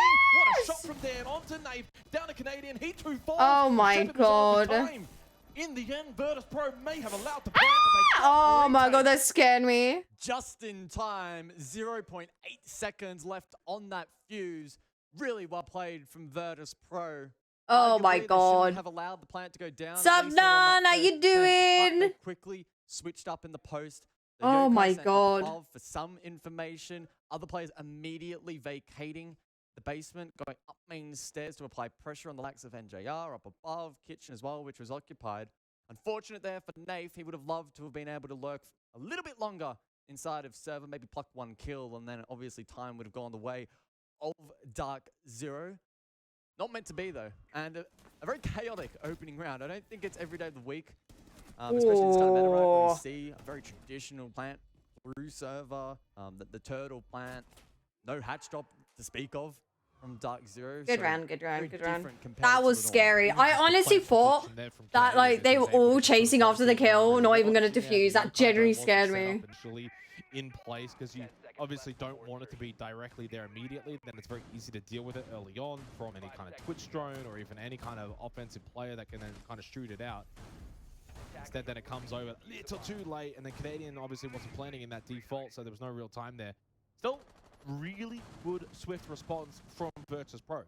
Understanding there's a large stack over towards server room, so obviously put a lot of bodies in towards CCTV to clear out server, and then sent Pasha up above through main in towards Beeper, and then cleared out open and staff basically single-handedly. It was a solid start defensively for Virtus Pro, but we know their defense has been a bit Hello, White. How you doing? It's really going to be how will their next half go. So as many rounds as they could possibly find here on their defensive half is going to be very important for them here on Bank. Oh my god. So the 1-2 will once again be employed here by the attack. And for Dark Zero once more, it's going to probably be a large part of the strategy, and they'll be looking to play around it. Fucking Monty again! Pussy-o! Jan Hall into Stockport. Hi! Forcing these defenders back. Minute into the round, so decent time stand. Dark Zero. Don't collect many kills, but that's not really what they need. Do you know what I'll do? I'll castle off their single office door, and then the only way they can peek is like through the rotate that you put in cafeteria. You know, just rinse them. Pemba is top floor. Monty, Doobie, Monty, and me. It's fucking Canadian or Monty, man. VP, I'm sure will be pretty content and looking to play late into the round. You fucking played Solus again, man. Long desk control from Pamba, as you said. They won their first game, and fucking Bolo and Canadian were at the bottom. Kind of giving them the respect, dropping down, giving up top like control. NGR is literally carrying the great Bolo. Still 60 seconds more than enough time remaining for for DZ, and especially now with Pamperzoo on that buck, using the stealth kick to open up these floorboards over towards Stock, towards Janitor, with the pressure now for those on site, 4 of which are on site for VP. Oh no, Bando he got over towards spooked. Archives is a Oh factor. no. And actually, no, he's not even Archives. He's even Poor further little below, Monty all goes the way spooky towards wooky. basement. Shot though through the hatch. His position now rightfully known. And you can see for the rest of VP, though, all very much on site, waiting for this attack from Dark Zero. Nicer! Deal with the first. Now, one in the pocket for Canadian, but also one in the pocket for Always. He'll have to pick his mark. Secondary to the right, exothermic to the left. He picks the ladder, but still now that position exposed. He got no more. Oh no. So they deal with the lurk roam in basement. 20 seconds Comedian left. moment. Comedian moment thinking he can be Pengu. Always then with a double. Little bit of a messy round to close this out here in the second on Bang. Flash from Pamperzoo. Doesn't get the player close angled left. Shepard, one gas babe, and he's just hiding. He's full white though. Went a little early. Nicely done from NJR. Nice. Time the biggest back. No. Doesn't need the time. Finds the kill in the nick of time. Yikers. And Dark Zero somehow win that round despite. Stop pecking your nose. Ew! Did he just pick his nose? Ew! Ew! Team kill on Canadian. The flashes a little bit awry. Did he just see a boogie? For Dark Zero, Did nevertheless. anyone see it? And for Virtus Pro, probably slim gloom faces for a reason. Defense is meant to be their strength. GG. An attacking round to DZ Did already. I just witness somebody in a bogey? An insane trade late from Pamba to be able to bring that round I've never shaken his hand. If I ever meet him, I'm never shaking him. Dig for gold, mate. Not entirely sure how Bolo ripped off If I ever meet him, I'm never digging for gold. I'm never digging for gold. I'm never shaking his hand. Ew. Ew, wait. How many people are here? Wait. How many people are here? 15,000 people just seen Canadian pick his nose and eat it. Challenge to defend even with innovation. The Bodo TK threw him off. It's gotta be a TK. It's gotta be. Has been denying that. You have to see the defense continue to adapt and react accordingly to the attack itself. Now, I thought perhaps we'd maybe see the Monty 3 round straight and a push through Banana here from Dark Zero. Not meant to be. Instead, Canadian will rotate. Bodo showing him back. Deserved. On Chalet. Strong round to close that out for Pamperzoo. Had a big clutch back on Chalet when he got that 3K in Solar. But he's had some very high impactful moments so far for Dark Not Zero. surprised it's Canadian, not the back shots. Yo. Where this already begins back and forth. Very close rounds. And mistakes will typically get punished for the most part from either of these two teams. Pretty standard kind of look right now. Fucking hell. Castle barricades. Sorry, I'm trying to wake up, but I've got a fucking banging headache at the same time. I am apologizing that I've got no fucking energy right now. Holding over towards Kanto in the elevators, which pressure already being applied. Selma will open up that. And Nafe also has the drones coming 7k more and I can do the lowly. Ew! Not today. Not today. Not today. Never. Standardized shield. Pretty default. I don't even know I can from do it Virtus Pro, anymore. Always inside a janitor. Not sure how susceptible he will be to Dark Zero. I mean, they do have Canadian on that Capital to repel. He can incendiary inside of janitor. Oh my god. And he's getting Free some decent work dis. here. Yum, yum, yum, yum, yum. A really good read here from Canadian, and you can see the comms flowing on the player cam. Util on the window dealt with relatively well. Of course, those magnets can capture the bolts on the Capital. A Canadian priority. I just gotta get rid of the points somehow. I can also spend 43 on throwing things, I guess. Yay. Do it, no Time balls. remaining. Bolt now taken out. Canadian will make the call, and I anticipate the push will follow. He'll look to just gain a little bit more information that can be relayed to the team, but now seems content that the push can come through.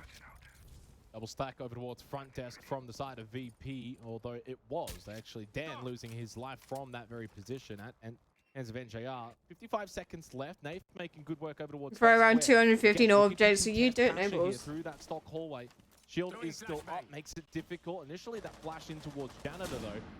He's playing by himself, so this becomes a quite big battle. Nafe in 1 versus 1 against Pasha, despite that shield being up, despite the fact that always 3, is inside a janitor, 4, he still wins it. And always never even went for that 5, kill. He's holding the position to deny the repel. 6, Canadian on said repel, losing his life. 7. Full wipe for always. Can he survive? Ooh! Somehow! Despite the fact that all he was seeing was nothing but white, Nave can't push in, get that kill. It becomes a 3 versus 3.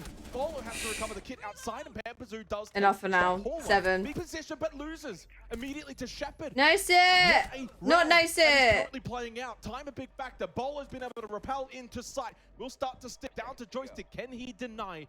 In a 1 versus 2, pushes out. Player long desk goes for the run, goes for the deny. The cell doesn't hit the mark because NJR denies, and he saves Bolo. He saves DZ. And they take a 2nd round on Bank. Huge play there from NJR. So who are we rooting for? VP, because we won a full EU final. Yes. We saw the double flame bolt in towards Janitor. Always was not under as much pressure as. I look a lot winners, me, in a Bolo for the win. Bolo! And with that position fortified, it meant that the diffuser was dropped on the repel. And Dark Zero then having to put in a recovery effort for the remainder of it. But they pivoted well, and that's a sign of a team that's attacking nicely. It's very rare that everything's going to go perfectly, especially on attack. So Dark Zero did a decent job in recovering the round.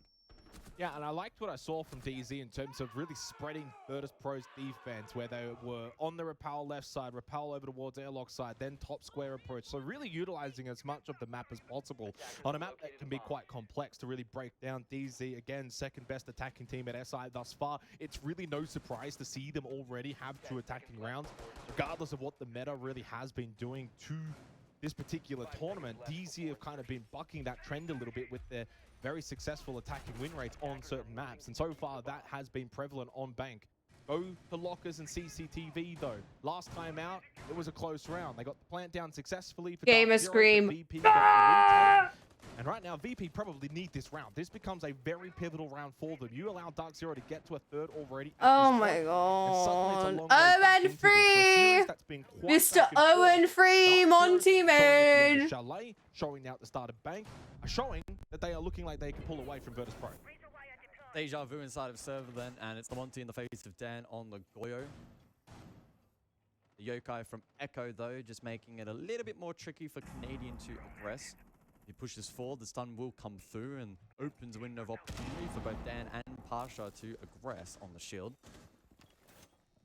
But again though, for Dark Zero shaping up for probably a push directly inside of server, Pasha needs to be mindful as the flash comes through, but able to escape back towards site. So quick control here from Dark Zero. Pamba doing a really good job to already get bot blue control. Yeah, I think that's the key there from Dark Zero. The fact that they were able to send Pampazoo down blue stairs, and then that really kind of made that server hold for Virtus.pro essentially ineffectual. They had to fall back at that point, otherwise they were going to get completely pinched and already open up this wall. Pressure mounting from Dark Zero. Where's the response from Virtus.pro? Will they look to go and try and send someone, say, square side, come in on the backside of blue stairs? Obviously, for Dark Zero, we'll have flank watch, and it is an opening kill from Pasha. Needed that one on the Aruni. Bolo losing his life there on the Thermite, opening up the walls, but Pasha finds the kill from the loading dock inside a garage. And suddenly, we kind of go back a deja vu to the last time we saw lockers in CCTV. I still don't know what main season pans out. It's all quite same. Will we have the same outcome, though? Well, Oh, remains to be seen. Oh, I don't know. NJR once again up above, and if the plant goes down, he'll play a pivotal role in the post. But that may not come into fruition because Dan inside the red is farming. Oh my god. The plant comes out, but eventually denied. 45 seconds then on the clock, and Virtus.pro continue to chip away at this attack. Dark Zero looking to double down. Very fucking winnable. If you lose this, you guys are fucking throwing. In denying that play. Shepard with one more Yokai will be able to deny the plant once. Oh, they're both so low. Oh my god, they're so low. With 30 seconds on the clock, Dark Zero will not be able to win this round. Virtus.pro will be evening up the scoreline unless Canadian and Pamba can pull off an absolute miracle. Won't be the case though. No, I went for Pampazoo, understanding they've been outdone. Very unwinnable. No, really for nicely done from VP. In the Very winnable. No! Nice! Towards server as they Woo! get the final kill through Joseph Very for that winnable. Flawless round. The initial hold towards server just buys If a little they bit of time. fucking You're not lost in the that, they phase are of confirmed VP. throw They in. can't get into It's the rigged. as early as they could last time out on Locker CCTV. And where we saw Canadian really put that Montaigne to use, they got an early plant down, and that's the main thing. They got an early plant down. This time they couldn't do that because VP were putting a lot more pressure inside a server with the Yokai Drone, making it difficult. I Eventually, Panda then has need come through towards theirs. Yes, they pushed them back, but then VP can go keep into that this time stream delay that we around. typically see. And it also meant that Dark Zero had to get others over there to help out Canadian to get him out of tons in towards server. And it also then meant I need to keep that stream around. We saw no one main stairs. We didn't see anyone go towards lobby hatch. No pressure elevator. We didn't see really much in terms of an admin drop. It was really just a bit of a hold. And so ultimately it becomes quite easy for Virtus Pro. Just aim your guns towards server. And they did that. They got some good angled shots. They win a single one. And then it became very difficult for Dark Zero to plant because of those gas babes, because of that Yokai drone. You had the Vulcan cannon, so much delay was quite evident. Was that yesterday? Was So that once again, yesterday? overall Open area with the castle in play. Dan will fortify his position. Top floor. Dark Zero did contest that. Who did Wolves go Pambazu against? On the buck. Again, should play a key role. I saw that Wolves went against someone, and I was like, how the fuck did they lose? That's the one. I was like, how the fuck did they lose that? Like, Onto the objective. Osa, an intriguing pick here from I'm gonna start beating some Those asses. Talon shields will open up perhaps some more playmaking Contagion opportunities. back at the retirement home. Oh no. Mation, the rest of the team. Likewise, I do like the Maestro pick here as well from VP. They've been leaning into typically that. All the Oh echoes so man. far. Maestro with I the added may have benefit just of being fucked able up my to shoulder shift from away clapping. at the drone That's how economy of disabled I Dark am. Zero I as well. may have just fucked up my Yeah, shoulder pretty from similar clapping. holders last time out for VP.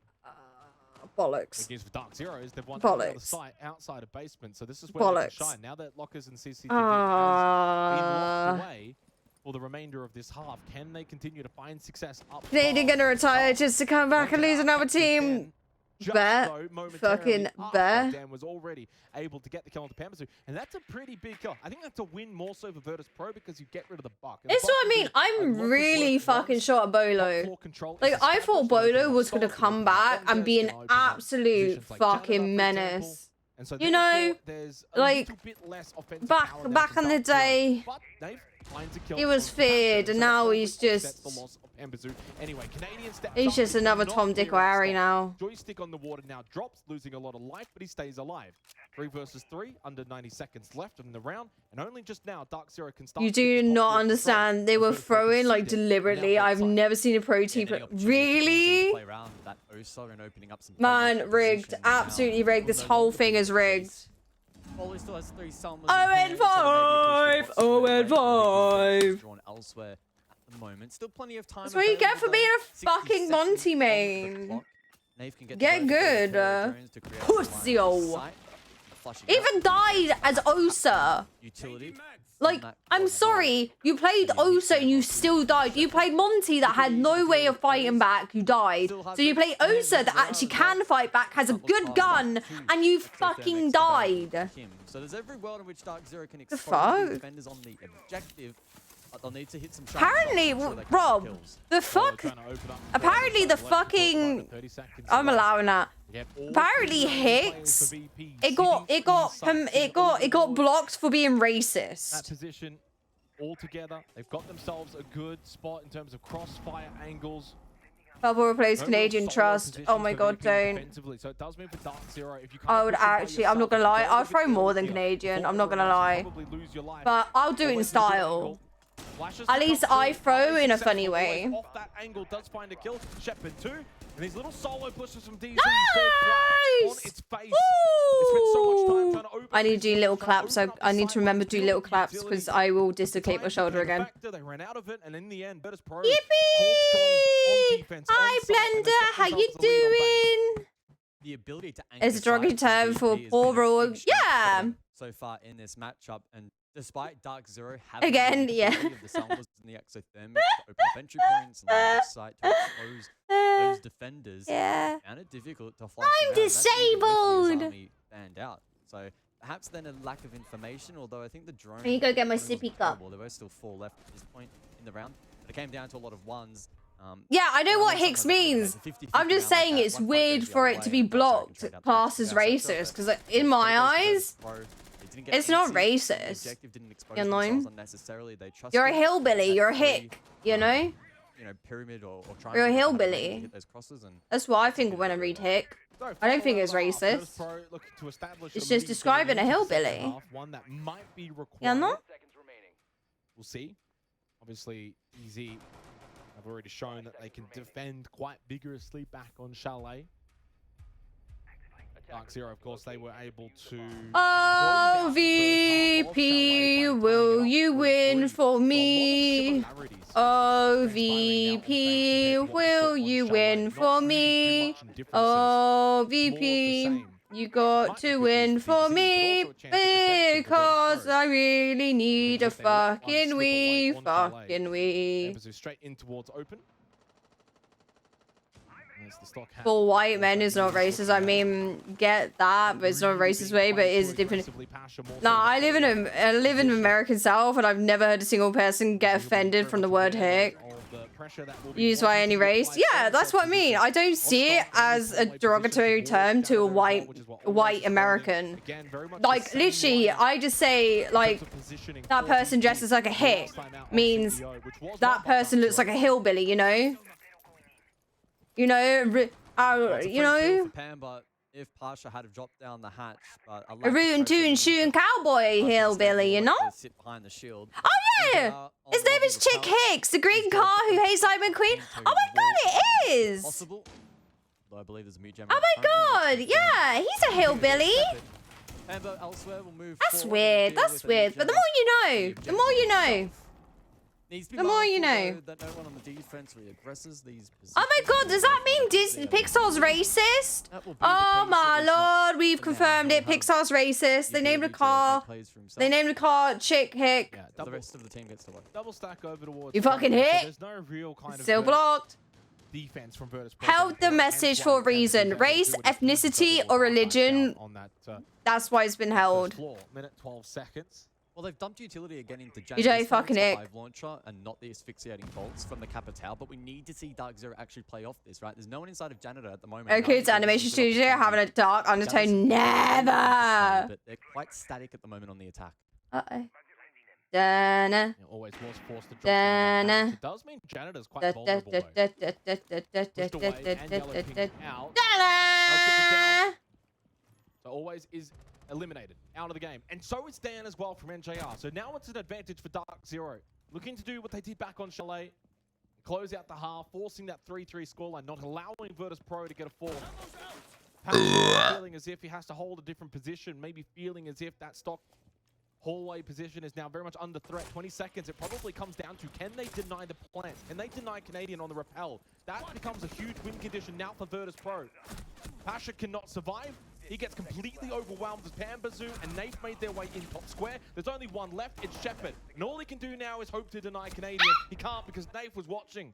And Dark Zero... 100. Yes. Yes. I sent the money that you accidentally sent me to the charity. So thank you so much for that, Blender. I appreciate it. I really do. I appreciate all your help. I really do. Huge numbers, but we saw there directly the impact that he had on the round. The Grim Launcher to flush out Janitor. They didn't necessarily play off that directly, as Canadian had the drone down below, facilitated the kill open area, then made sure the rest of the team was in position for the next phase of the push, had more Hive launch charges available to clear out a couple more positions, great swing in, rest of the team was in sync. So the shot calling from Canadian and the information that he's relaying to other key players on the team is just phenomenal at the moment. And Canadian, again, looking to keep the dream alive of 3 hammers, the only player... Don't question Mark Wayne. Winning this game, winning this map. Like, do you remember that interview with, that interviewer that was like, oh, people complained about, like, people using the N-word. And he was like, what N-word? And he was like, I can't say it. And he was like, no, say it. And he was like, no, I don't want to say it. And he's like, say the N-word. I fucking loved that interview. You win this map, and you are 2 maps away from a grand final of the 6 Invitational. That is what is on the line. It's the cringy shit ever. How close they are to greatness. I love that interview. Samuel Jackson is just, oh man, I love him. Looking to send us to Sky Samuel Jackson and Morgan Freeman, I'm going to go into a great hit of depression when they pass away. On Chalet, they have a very strong defense. This is not going to be light work for Virtus Pro. Come on, I'll say it with you and the other interviewers jump in. Well and truly now here on Bang. Easy, the favorites to close this out. We'll see whether or not they can do that. Yeah, it's what. Yeah, no, I get that. Canadians drop back. But the thing is, oh. And he finds a kill, his first kill.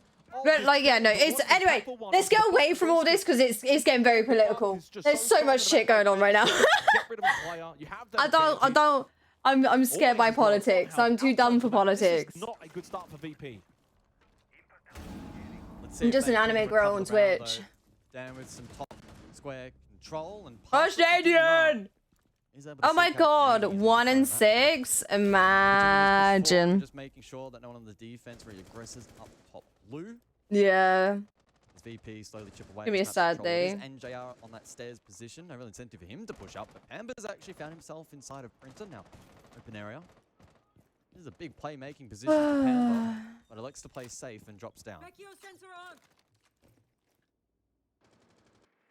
They've just holding that position in elevator for the It's still got a minute left. Does get droned out, of which there's only 2 remaining, by the way. In terms of that economy, absolutely shattered again. We saw it back on Chalet where Canadian did such a good job on the Solus. Now it's Naif on the Solus. And he too also is making Virtus Pro. I think even in, yeah, they're in building in Curtis Throne. Seconds left, and what will they be able to gain? They just switches vote, yeah, exactly. I've just basically been raised away. If you've got nothing nice to say, don't say it. If it doesn't hurt you, then leave it be. You know? If people enjoy shit and it doesn't hurt anyone, then it's fine. It doesn't really matter because NJR with those gas babes will be able to deny the plant inside of default if it does come through. Dan trying to hold an angle to see if anyone wishes to peek, if anyone wishes to make their presence known. That felt like a little moment there where VP needed to get that kill. Go on, lads. Go on, lads. Go on. Go on, lads. Get him. Get him, Daddy. Get him, Daddy. Fuck him up, Daddy. Fuck him up, Daddy. Fuck him up, Daddy. Fuck him up, Daddy. But another smoke canister. Nice, nice, nice. Very challenging. Bolo though now left all alive. Oh, yeah. Oh, it's fine. He only had 28 HP. There was nothing that he could do. 1v2. Go for the plant. Dan, the cover. Bolo. 3 in the round, and he's been able to do it. Bolo is back, baby. That was the luckiest fucking headshot. Oh. Well, just for a moment, it was 4 versus 1 in favor of Virtus Pro. Canadians fucking molding. I'm sorry, mate. You cannot speak. You're 1 and 6. Shush. Shush. I had no idea the flank was on. A couple of moments for VP that they would be kicking themselves. Should have probably gotten that people. Then you can get the default plant. Instead, he stays alive. He gets the gas babes out. He's able to deny the plant from going down. Is this the first matchup of the day? Yes, it is. It is. So currently on stream A, it is FaZe versus Sonic. And then, yeah, I think after this, it's G2 versus Bliss. And then it's... And so it became a bit of a oh shit, I did look. Oh, I will remember. It's SSG versus... Oh, I don't want to look. I want to see how good my memory is. I can't remember. I'm gonna have to look. I'm gonna have to look. Sorry, I'm gonna have to look. And they have a deserved 4 W7M. 3 rounds away from that upper bracket I wanted to see final. how good my memory was. Making a sensational run here in Sao Paulo, Brazil. Good job, first pack. Yippee! Got such high expectations. So many fans in Bolo. There's some that are thinking he's not quite performing to the level he has previously. Well, that was a very high impact moment. It doesn't get much better than that. Huge from Bolo. Silencing Grand final winner. Ooh, really? I don't know. I don't know. The Dark Zero. If G2 also throws the crazy against mate, I'm going to call it SI. Mate, if if G2 throw the Bliss match, then it's rigged. It generally is fucking rigged. Now for Virtus Pro, but it comes to it is fucking rigged. And their fortitude and resilience. How thick is their skin? After a round like that, you know, it's very easy to facepalm, slouch in your chair, go back, think, oh my goodness, we're on a montage reel. But you have to stay locked in and focused. It's only 3-4. Your attacks have been okay for the most part throughout this series.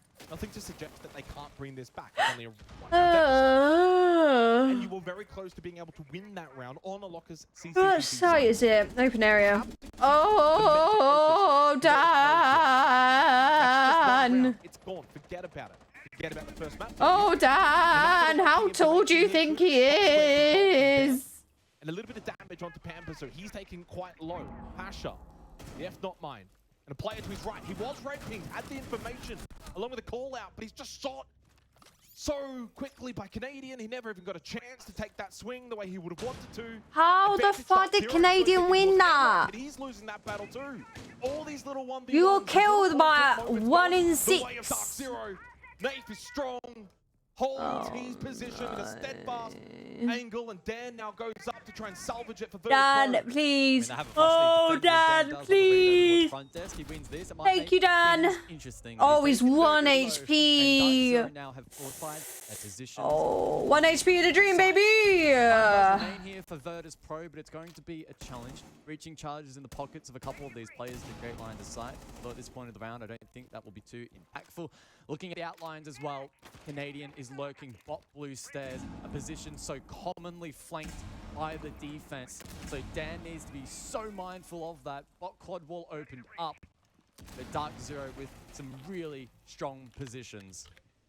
20 seconds is all that remains in this round. Dark Zero, can they get themselves up to 5-3, or can Virtus Pro finally go and clutch a round out? It feels like forever since we've seen them be able to do that. Not a lot of time. Nice. Dan! Talk about game sense, but where's that? 1 HP in a dream! The softball gets the kill onto NJR. Oh, yes, Dan. Not be hard pressed to think that NJR was going to be able love to see it. That 4DZ, but Virtus Pro, they are steadfast, they are resilient, and they do tie it up 4-4.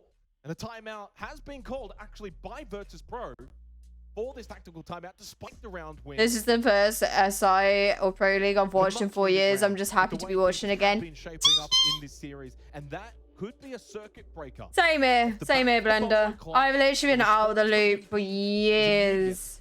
And then they call the timeout to maybe just like I used to just lurk in streams to get my drops, but I haven't actually actively fucking watched it. Was in the playmaking position to lock out the round for DZ. The one thing that I couldn't see on the overhead, and you obviously couldn't see through the walls, and I didn't notice it if it was shown on screen at any brief period of time, was the fact that top blue was barricaded off. Canadian can't give away the sound cube because then his position is known.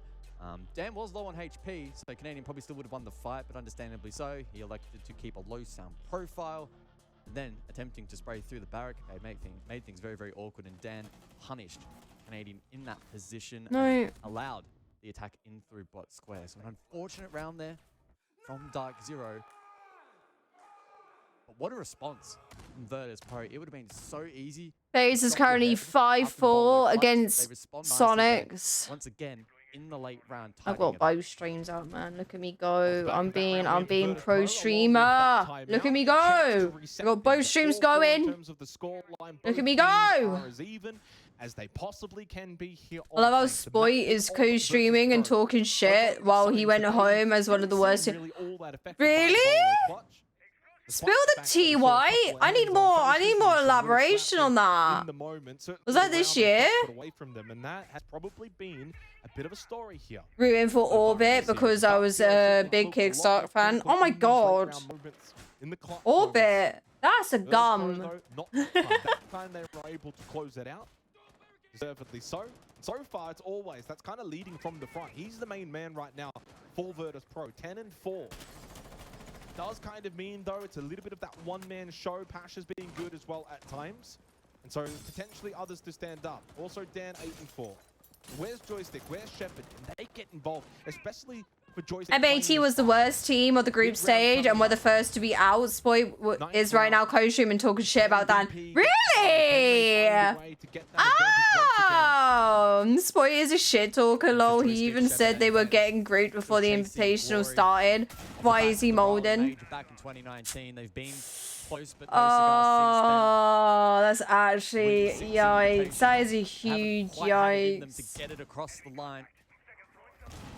Could this perhaps be the tournament for them? Oh, they want to continue the run through the upper bracket, bolster their chances, and to do so. Then again, like, what was that team? What was the team that posted on Twitter, like mid-group stage, that were like, "Oh, we're looking for new players"? What team was that? I know it was a Korean one. If they can capitalize off this info, VP should be in good standing. I'm just spoiled. He used to be super calm, but all this Junko influence and 1v1 has been getting to his head. It's NJR. Are you talking about Screaming Child? Yeah. Objective choice. Shepard looking for all that response. Didn't quite come through. Nape a little bit damaged up, but he's okay for the most part. Oh, never mind. As soon as he made that drop down, Shepard was aware he was shooting at him while he was up above. So could not make yes, I just can't type his name. Yeah. We'll go with Junko. No, I like Junko. We'll call him Junko. 60 seconds remains. For what's shaping up again to be another close. We'll call him Junko. Yeah, that's fair enough. Oversized toddler. I like that one too. I like that one too. With a nice little peek from square side onto always gets him low. The thing is like I got told that a lot of the Siege people are not enjoying their presence in the community right now. They just won't say anything because of the views. It's just so sad. Like, imagine being the most hated person in the community, but people are just going to use you for clout. It's mad. Opportunities to make mistakes, of course. Like, in my eyes, the numbers ain't worth it. Because the thing is, the people in his numbers are like the worst people in the community. I'm not gonna lie, not everyone, but like 90% of his numbers are people that I do not want in my community. Oh no! Should deny and will deny. Man. Game sense of old, and it makes an impactful moment again for Dark Zero. Again, late in the in the series. Virtus Pro, despite even having the numbers advantage, still succumb, still fall short. And it's DZ off the back of that Virtus Pro timeout that come away with the round win. 5-4 is now the lead. Playing into the Goyo and the Echo, unfortunately for Virtus Pro, just taking far too long. You can tell from his streams. Yeah, it's not. He is literally the most hated creator at the moment because what he's done to the community. But people use him for clout, and it's generally disgusting. Never going to take these Yokais off the board unless he literally isn't.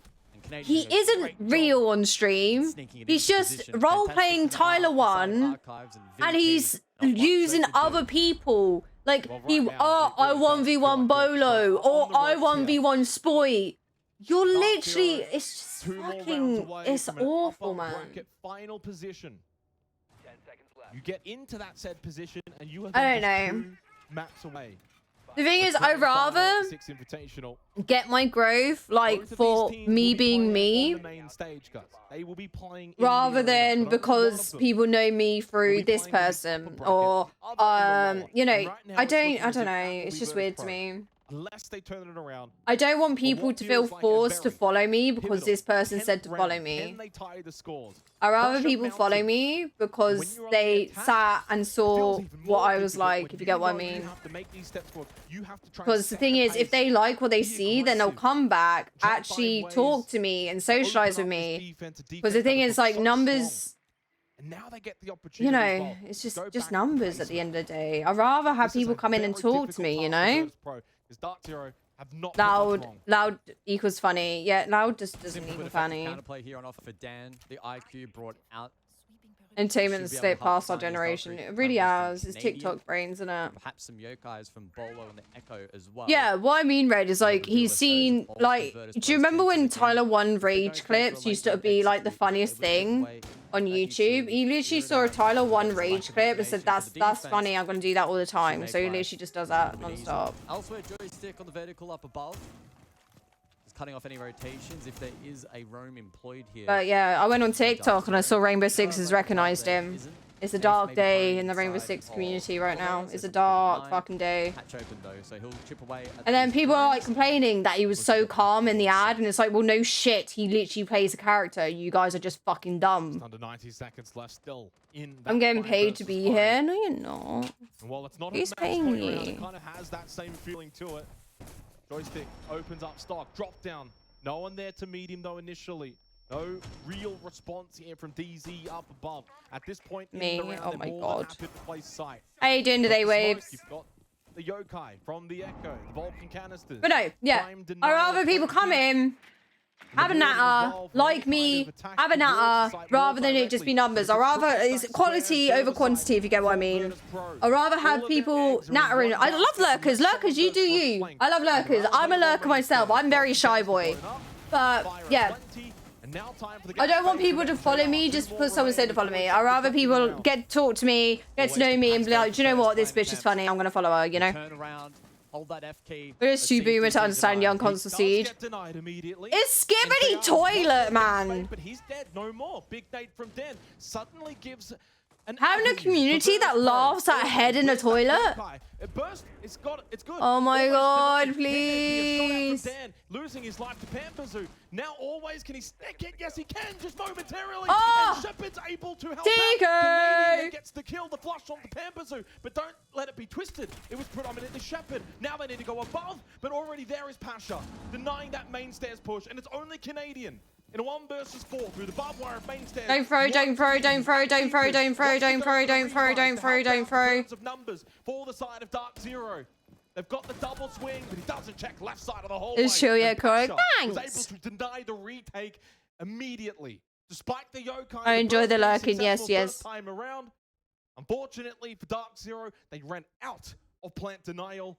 And Yeah, I don't eventually know. the It's plant not went just down that. I'm very generally close. not a friend of Position to new deny the Gen retake. Siege players. 5-5. I do go lurking. Like the thing is, I do go looking for new. I do go searching to watch more people because I want to find people to raid after my streams. I'm like, oh, this person's new. This person, mate, their humor is so shit. They are all wannabe jinxies. I go in and I go like super loud. I'm just like, no, honey. Yokai counterplay from VP. And then even I saw someone that said W racism for the win. That's not in their title. W racism for the win. Oh, excuse me. These two continue the back and forth. Well, it was this Get your moment stream back on from and I side fall to asleep. I get Dark woken up. Zero all Thanks. the way. They won the last 2 rounds to close this out, despite how I close should the back and forth that map was, respectively. I should start Now, uploading my Deserve VODs to to do the same. YouTube, and then people can fall asleep to them, and it's just me randomly going. "Ah!" To just try and take into this I should do that. winning that lockers and CCTV site, getting the point down Because it said successfully, crazy going lady. Pasha Even though into many position. people call me a crazy So lady. far, Dan Pasha always really strong here on Bank. Dark Zero, so close. Will it be a case of so far though, or can they look to close this out 2-0? Skyscraper potential. To me, it's all about Siege. Well, someone with someone, and if I mention Jaeger ACOG and they have no idea what I'm saying, oh my god, yeah, that's an age check. That is an age check. Just be like, I miss Jaeger ACOG, and if they go, Jaeger had an ACOG, leave straight away. Unless like the person's like, oh, I've only played this game for a year, then let them off. Let them off. Okay, let them off. To the previous round, and even prior to that as well, where it was actually successful, the Echo has been very impactful in this particular match. Shock drones available as well for Pasha on the. I love the cheaters that stream on Facebook or TikTok and just Junko clones get mad, get banned. It's so funny. It's Amber to deal with always, and that will limit the Talk heart about potential. whoa. Yeah, that's Kit down as well. Pampazoo from long desk getting that kill. I started when I was straight into Hollows and Reflex. Losing always, as he said. Hard breach gone. They do still have secondary hard breaches available through Shepard, but doesn't quite replace the Abandoned ship. I'm an ACOG hoe, man. Not gonna lie. Dealing with some of these gadgets. I didn't play a gun unless it had ACOG. Pro finding it difficult to get a Ooh. large amount of this map control. With still good pressure up above from Dark Zero. Only just now has Bolo dropped from stock in towards open. Many combos about old Siege and our brains just jump on the same ship. When it comes to Siege, I like it. I like it around OGs. New ones are weird. God, I was abusing Aegis. Oh, mate. I was a Twitch main. I miss old Twitch. Like, the thing is, I still couldn't handle a recoil, so I used to always aim at chest, and it was just headshot, headshot, headshot, headshot, headshot. Again with that hard breach limited though for Virtus. You know, I literally survived on recoil headshots. Secondary hard breach available for Shepard, but he's rotating front door. What ACOG is? I ran into people they don't do. Really? Oh my god, that's actually. Oh, F4, leave. I am out. And archives potentially. I think they're hunting Canadian. Probably not the way. I miss old lighting for some reason, mate. Oh yeah, no, some maps I do miss the old lighting. I do miss it. Like, I like Villa. Oh my god. I do miss Villa's old lighting. Because it was like sunset. Joystick though from above, one on the stairwell. Who's gonna nice. miss one? Not watching though was Pamperzo looking towards Beepers. Did not anticipate the joystick was already there. Now mind you, Canadian is still down below, flashing himself. Shepard though, the incendiary bolt towards main stairs down. Good kill on to Where do I plan? Where do I plan? Where am I planning? On the Yokai's not sure if there are any in place, don't think so, and the plant does not get denied. And suddenly, Canadian and Nath in a 2-on-3 retake, the joystick go towards Beepers. Oh my god, they're coming the same way! Oh my god, oh my god, oh my god, oh my god, oh my god, oh my god, oh my god, oh my god, oh my god, oh my god, oh my god, oh my god, oh my god, oh my god, oh my god. A challenge, limited info. Good shit. Down. A phenomenal attack. Good job. Good job. During the war, oh, FaZe and Sonics are gone into overtime. 6-6. Love it. And then eventually opted to go back down below. Loved the double swing as well. Sound like a bunch of old people in nursing go, oh my god, mate. You know what's going to be funny, right? So when I worked in nursing, they used to reminisce about their youth and like, even like they still love to talk about war. They honestly, a lot of elder generation are proud that they fought in a war. Good to them. Honestly, you fought in your life and you're still here. Good for you. So they reminisce about the war and their childhood and like how they met their significant other. What are we going to talk about? Oh, do you remember that game? Like, we used to play on PlayStation 1 and on the Game Boy? Oh, were you a console scrub or did you play on PC? Oh, I played on PC. Oh, so did I. Oh, what was your favorite game? We like Fortnite. We like Fortnite. And then just everyone started doing the Fortnite dances. Down below who was looking to play for Plant. Did you ever dip your toe in CS:GO? No. Oh. Meant that Dark Zero were not then in position to deny the plan. That's why I've never touched Fortnite. We like Fortnite. My mum worked in one and said, "Oh yeah, no, they are. They are." It was all but. They are. Virtus Pro now. There's some words. There's like a word that someone used to come in and say, and I had to DM them, and I said, "Can you please not say that word?" Because there was this guy that I used to look after. I used to assist him with going to the toilet. I used to assist him getting washed and dressed in the morning. The thing is, he always demanded me. And then he used to call me by a nickname to the point where I can't listen to the word anymore because it reminds me of him. It's disgusting. Absolutely disgusting. I say how force people. Yeah, no, I get that. I get that. I don't mind the quality of content Fortnite produces. The game itself is weird. Yeah. Like, I'm watching Warzone and Halo or Siege. I didn't want to see Fortnite ads. Yeah, no, I get that. It is quite forced down everyone's throats, but it's like a game that's quite versatile as well. You can play it on mobile, PC, you can play it on console, you can play it on Nintendo Switch, like everyone can play it, so I can get why there's such a hype for it, because you can literally play it everywhere. No matter what you play on, you can play it. Heading into this game, Teller's Archives only played twice at the event so far, so an objective that Virtus Pro on attack likely not particularly familiar with. Oh shit, we're on match point! Fucking hell! Sorry, I've been out about random shit. And that echo to perfection, to deny Plant. Virtus Pro took a long time. I played 4 when it came out and it was fun. I just didn't think I played it when it came out as well. I enjoyed it when it came out. I remember I went on holiday and I was like, oh my god, I could play Fortnite on mobile. So I downloaded it on mobile and I played while I was on holiday. The 2-bar play, really good there from DZ. Another impact trick. Another Zoto canister to follow. So the counterplay here from Dark Zero, and the utility is on point. Bolo won his 1v1 towards that stock hallway, keeping that position alive. Zoto canisters being thrown out by NJR in terms of stalling out.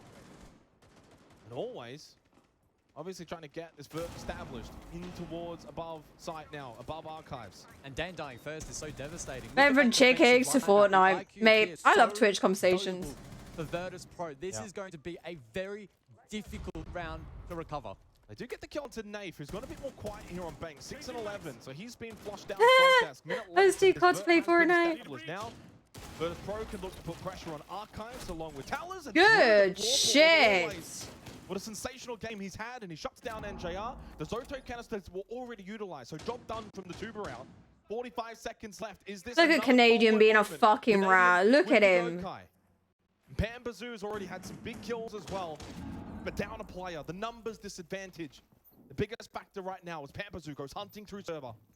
Up through blue now, but there's a drone and a barricade in his way. Plant now 2 go down. Can Canadian deny? It looks like he's getting himself in position. Always, this is going to be close. He does the shot got killed. Pambazoo. Canadian can only do so much more in trying to deny this. Always straight back. Oh my god, please, please, please, please, please, please, please, please, please, please. Battle from below in terms of this vert. Plant down successfully. And now Bolo has position known inside of Towers. Canadian coming up instead. Bolo gets flushed out from Joystick. Virtus Pro now on the verge of sending us to Canadian watch Canadian watch Canadian. And many times in this match, in this series, looked like they Let's fucking go! Bolo clutch or not, the response comes from Virtus Pro. 7-5.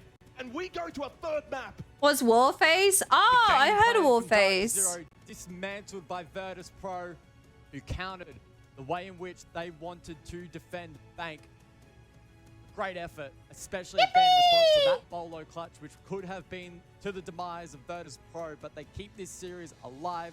Map 3. What's wrong with so flawed? Looking fantastic for VP historically. I totally agree with you, right? Kick Canadian, kick Canadian, kick Canadian. Gathered off the back of that. Throw that result out. Map 3, a fresh slate for both teams. Yeah, it certainly is. 7-5 win for both teams on their respective map picks, which is really all you can ask for. I said at the very beginning in our pre-show discussion for this matchup was that these two teams are really difficult to break down and try and see who's going to pull away. I mentioned how close they were statistically. You're seeing that now inside of the server as well. 7-5 on Chalet, picked by DZ, they win it out. 7-5 on Bank, picked by Oh my god, FaZe and Sonics are on overtime match point, both 7-7. And then the preceding team was able to win the final 2 to obviously get the job done. Really, really good shine from Virtus Pro, because there were many moments in that game, especially on Bank, where you could easily see, and you could see after that Bolo clutch, I think it was Pasha, I can't recall, you know, double face palm, slouch in the chair, and just kind of felt like maybe it was going to get away from them. Not to be, though. This match, this semi-upper bracket game has got it all. Don't go too far. When we come back, we head to Skyscraper. Oh dear, not Sky. Yippee! Last time on Basement, there's only one downside. Willpower can help you do Fuck off! things. I was watching that, you know. Resisting the next cigarette. But even your willpower can use a little help now and then. Nicorette gum relieves cravings fast to help give more power to your willpower. You're up to 2 times more likely to quit smoking versus willpower. Wait, I'm gonna do this very quickly.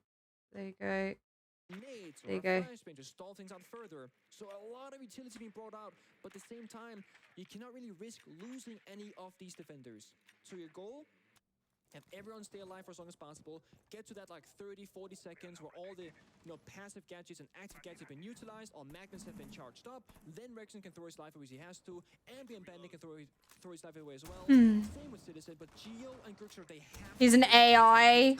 Cannot wait for Bliss versus G2. I know it's going to be a squash, but now I pray Bliss. Gale, you still going to Manchester? I need people that I can bunk with. I'm trying to find if anyone wants to like go halves on the room before I book anything.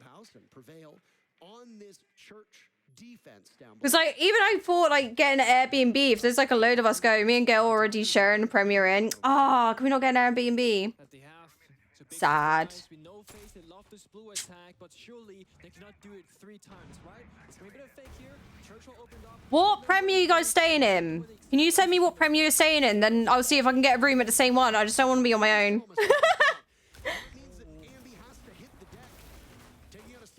Throwing it, the explosive does not net what he wanted. Now it's Cyber to come in through blues. These tracers over his head.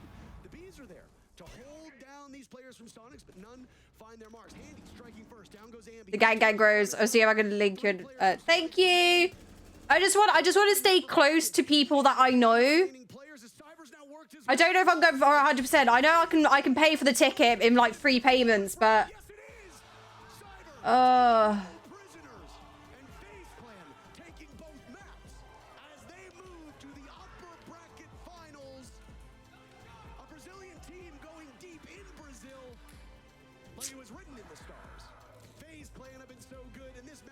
I'm upset by that.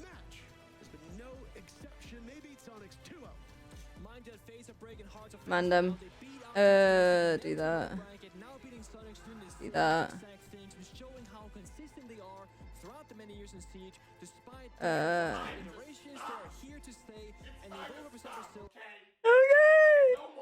Okay. Up your ass. Okay. How much are tickets?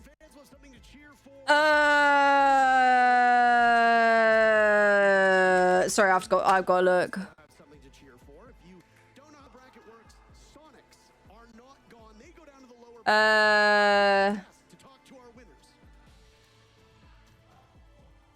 Congratulations to FaZe Clan who take down Sonics, but those 2 squads, or at least Sonics specifically. Is there any golds left? Is there any golds? Bracket, and we'll talk about that in a second. But here, joining us is FaZe Clan with KDS. Hello everyone. How you feel? No golds left. Top 3 in the 6th invitation in Brazil. Man, that's mad them. Play on stage. We're already set to play on stage, but you're gonna have an advantage going into it. You're close to getting to the final. How does that feel? Yeah, it's amazing.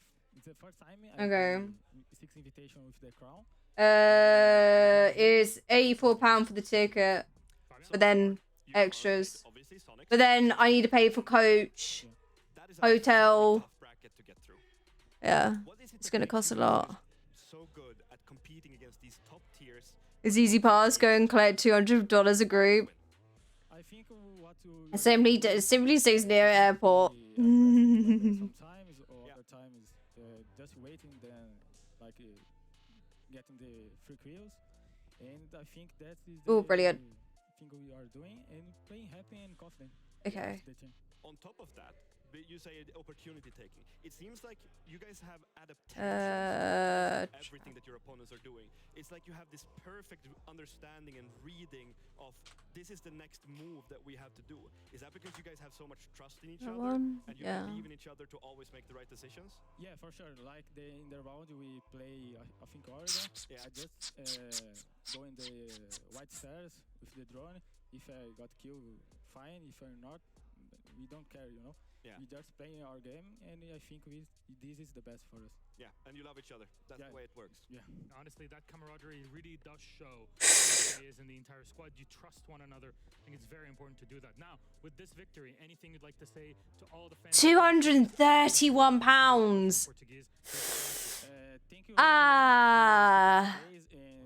Why is the hotel more than a fucking ticket? Win this 6th invitational, and yeah, that's it. In Portuguese? No, it's fine. English, no. It's good enough. Look at him. It's not Portuguese fans. Anything though to the Brazilian fans who are going to see you on Friday?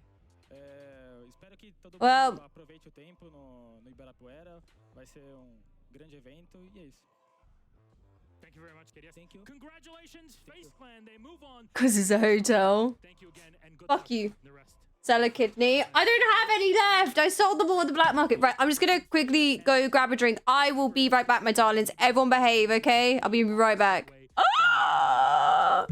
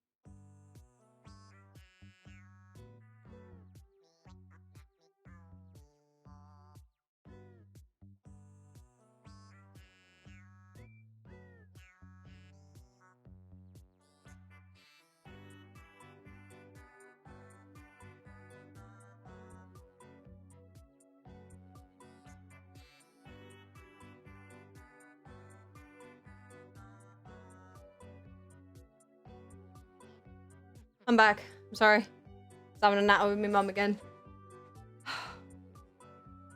Oh, Jesus Christ. Na, na. Electrify my heart.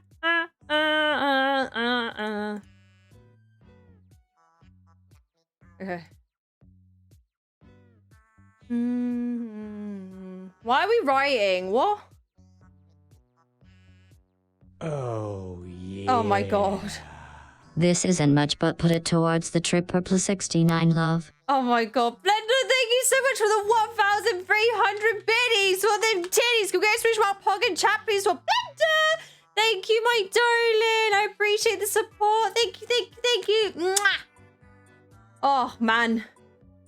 I'm being sure to save everything for the trip. Oh, man. It's tempting to do a subathon, but I know for a fact everyone's fucking skint right now. I was like, I'm gonna do a subathon to raise money for it, but everyone's so skint. It's just, I feel bad. I feel so bad. Everyone's having a hard time. I bought an army of Diodos with me. Is that cool? Yeah, that's fine.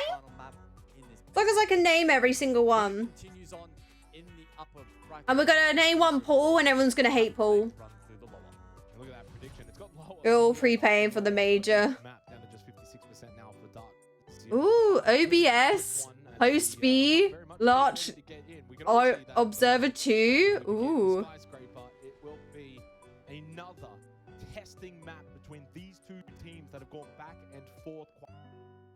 Flipped. I paused the wrong thing. Just one singular best of one to determine who moves forward to the upper bracket final in the main stage. I'm 1 second behind now. I'm sad. Fixed. So now we pose the question as to what bans we'll see. Ying and Dokkaebi have been a staple throughout this series, and I don't think that that's going to change up all too much here on Skyscraper. So we'll see how things shape up. It is, of course, VP to respond, and they'll be attacking first in this particular map. Oh shit, it's SSG versus W7M now. FaZe got 2-0. Fuck Paul, we all hate Paul. On the previous map. So there's every world in which VP take that down, but very difficult probably to justify the SSG better win. defensive operators at the moment. Is SSG EU? I mentioned, of course, what the winner gets in terms of. Where's the EU teams at? I want to root for EU. The winner of the game after this, which is G2. SSG or NA, fuck it, SSG. I hate NA, but I hate W7. I hate W7M, I'm not gonna lie. I'm sorry, after watching their gameplay and they threw, nah, I ain't supporting them. They're literally, they give me the, I'm better, like how the fuck are we losing to these people, we're just better. I didn't even just do the fucking predictions. Who won? Was it VT? Yeah, it was VT. Sorry, I didn't do predictions. I'm trash streamer. Let's do predictions very quickly now. Right, you guys ready to get your bets on? You ready? Are you ready? Are you ready? Because it's going to be very quick. It's going to be very, very, very, very quick, okay? Okay? It's going to be 1 minute, okay? Get ready to place your bets. 1 minute. Go, go, go, go, go, go, go. You got 1 minute. It has a very nice defensive win rate at 69%.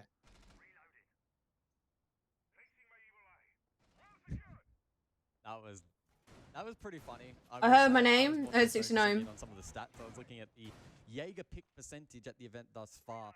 In the single digits. Ooh, Dark Zero. Okay, okay. Ooh, no, it's getting tied. VT. Okay, okay.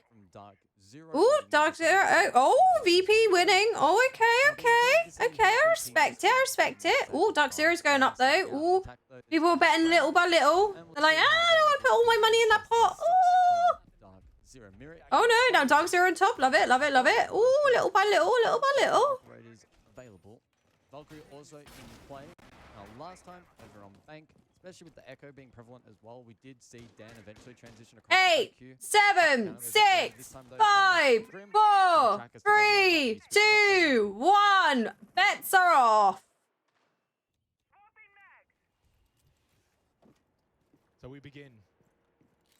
What feels like the final charge for these two What the teams. fuck?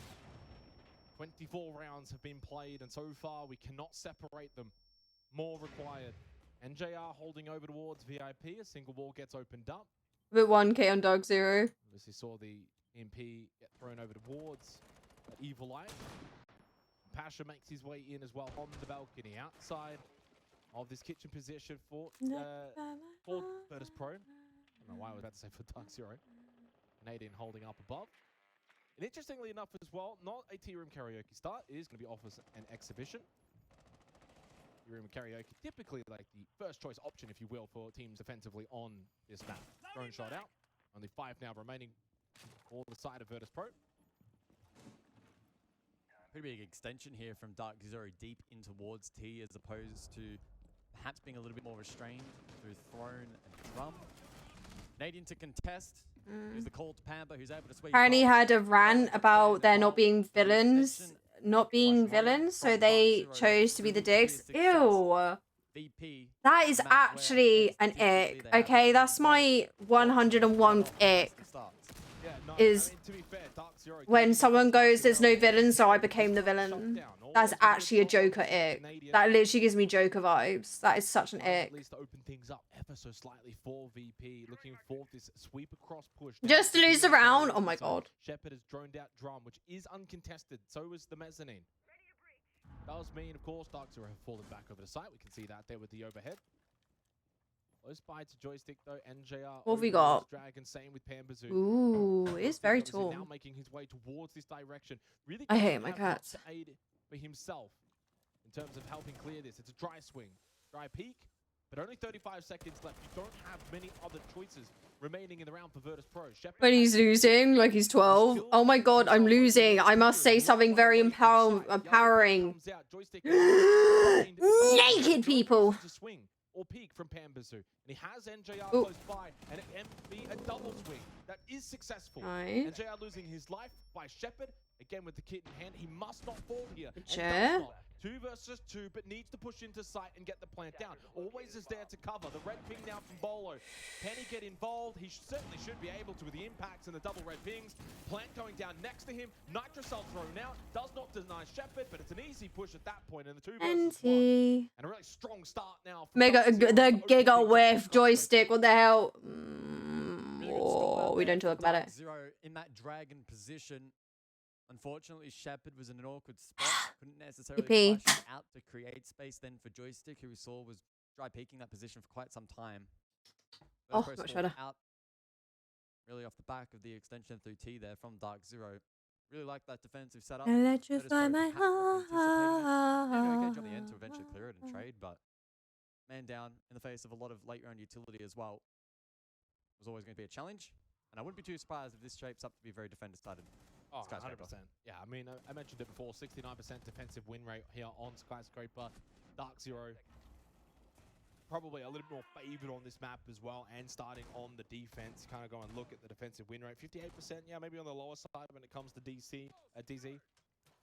Tea Room Karaoke now for the second round, after opting to go and start on Office and Exhibition. It was the sweep across from G2 Simply Built Death.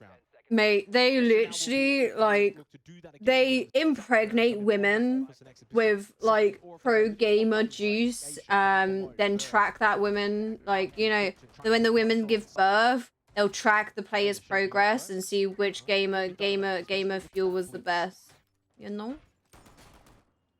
Let's end Ossa, by the way. Double shield setup here from Virtus Pro.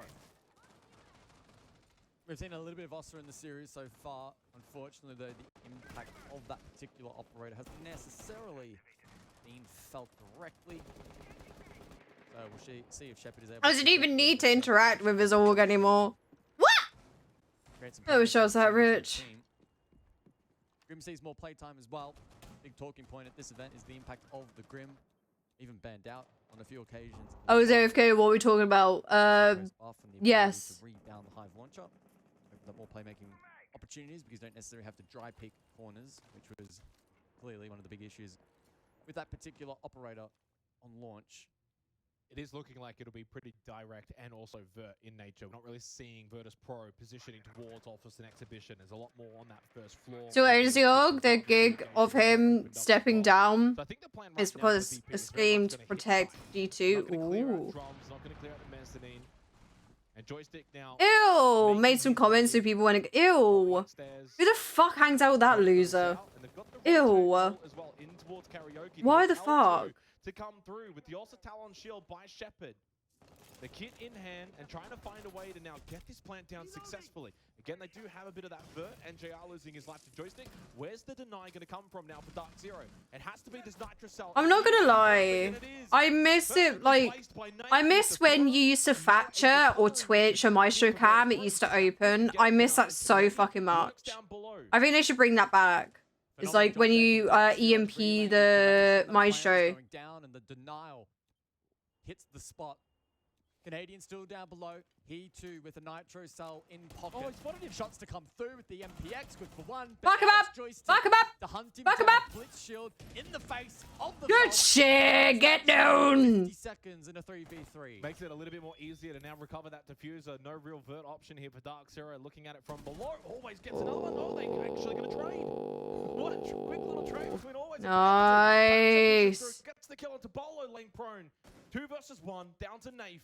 30 seconds left. No diffuser. Nafe wins that one. And it's all down to the Warden versus Blitz. Warden versus Blitz. Who's gonna win? Who's gonna win?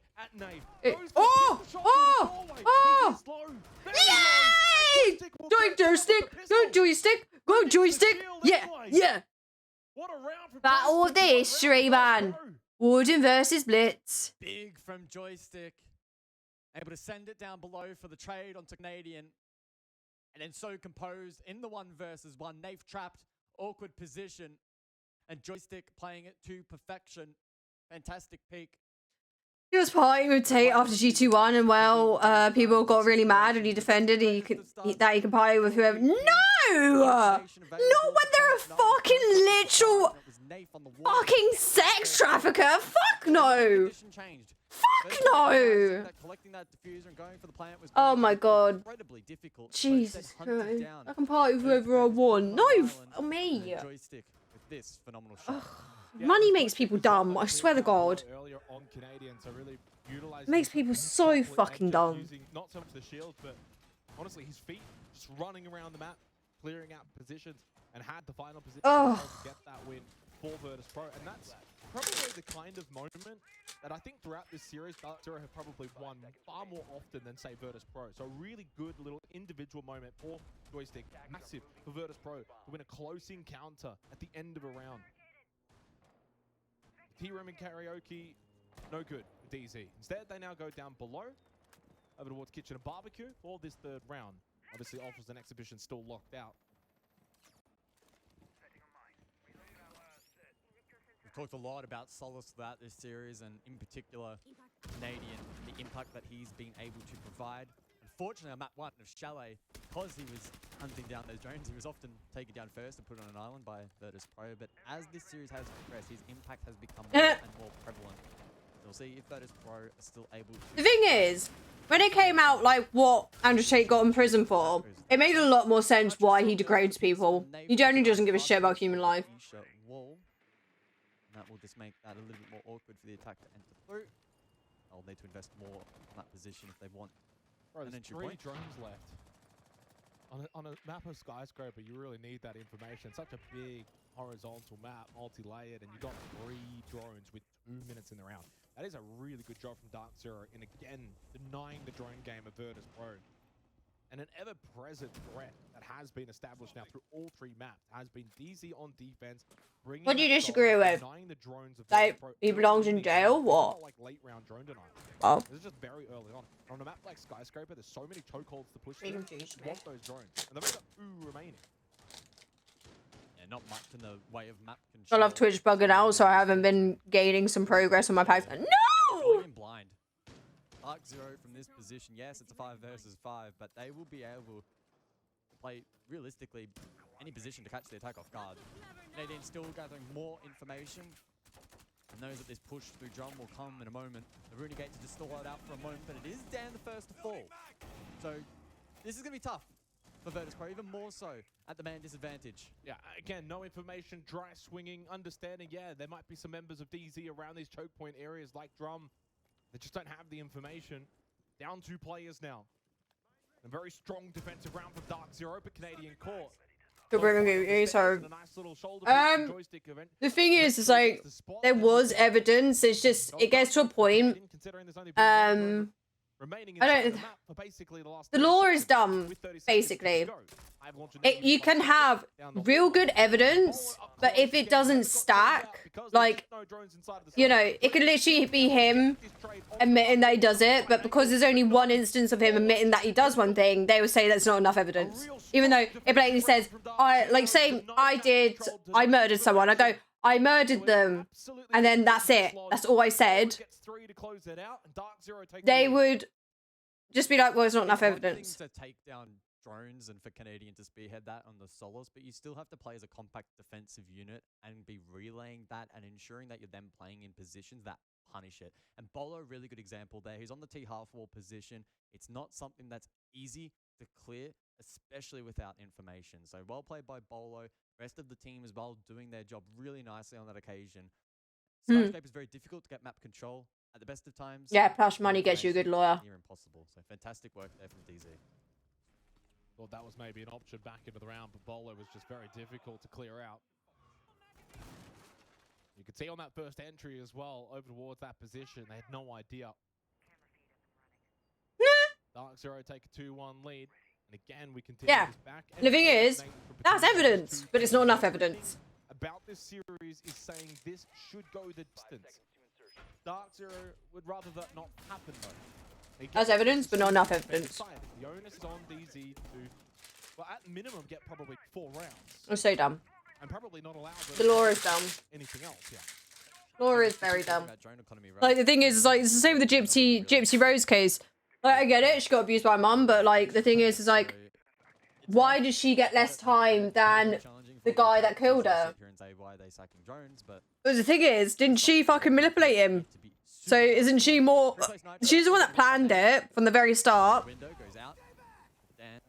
She's the one that got manipulated him to doing these actions. Like, why did she get less time? Just because she didn't put the fucking knife in her mum? It's dumb.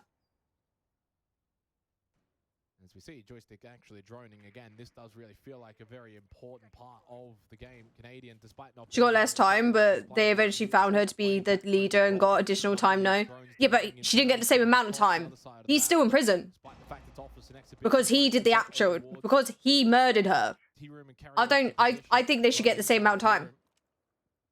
We're both as bad as each other. They should get the same amount of time. Why is she out and free? Pambazoo. Always making his way up black stairs. It's kind of weird. Yeah, no. I don't. The thing is, I get it. I get it. She was getting abused, tortured by her mum. And she thought the only way out was to murder her. I get that. That's fair enough. The shit that she went through, wouldn't wish that on anyone. But you thinking that the only way to get out was to murder your mum? Nah, mate, it wasn't. It really fucking wasn't. You knew you could walk. Walk out the fucking door. Go to the police station and say, hey, my mum is fucking forcing these drugs down my throat. And they would have done the same investigation.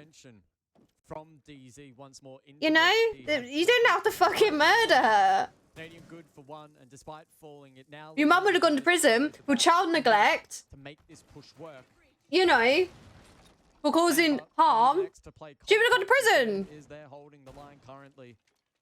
Do they have info on this? Virtus Pro, you would presume there's a player in this position again. The flashes don't land.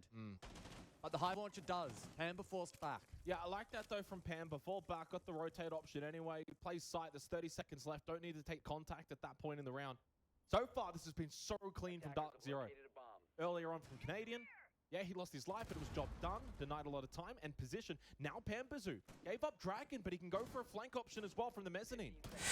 Oh, why are you running? What are you running for? The rotate, rather than holding the position towards Dragon, and Dark Zero strangulating Virtus Pro right now here on Skyscraper. It's only Pasha. He got 1 kill, but it didn't matter because it was out. The fuck is he running for, man? That was perfect from DZ. Start to finish. Canadian with the hold. A solo hold as well. Denying drones, denying position, denying time. Eventually lost his life, yes, but he got at least 1 kill for it. He honestly didn't even need that. And eventually then through Dragon, Pambazoo, the flashes really weren't that successful. He holds, 30 seconds left, goes to the rotate. Really well worked from DZ, made it so difficult for Virtus Pro to attack into that round. And so much so, a tactical timeout, as they're starting to feel the pressure here in this third map. Even with Emps and shock drones from the Twitch, Virtus Pro finding it difficult to deal with that T-hold, which was... There was a woman who injected all her drugs into a 4-year-old daughter so the cops wouldn't see it, and then she nearly died. People were discussing. I just don't get it. I just don't get it. I just don't get it. How people can do that to people. I can't. I could never. More often than not, the answer is going to be a defensive round win. So solid work there from Dark Zero.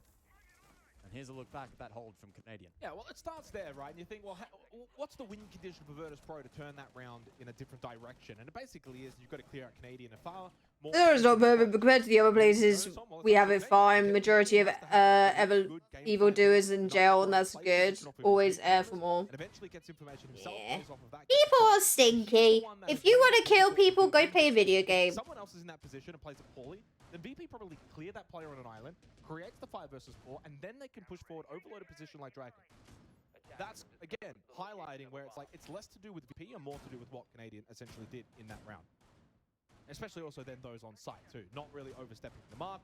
No one felt like they also needed to go. Game blood as well. I could never look at my nieces and nephews and think, no, I could never. I don't get it. It's just fucked up, innit?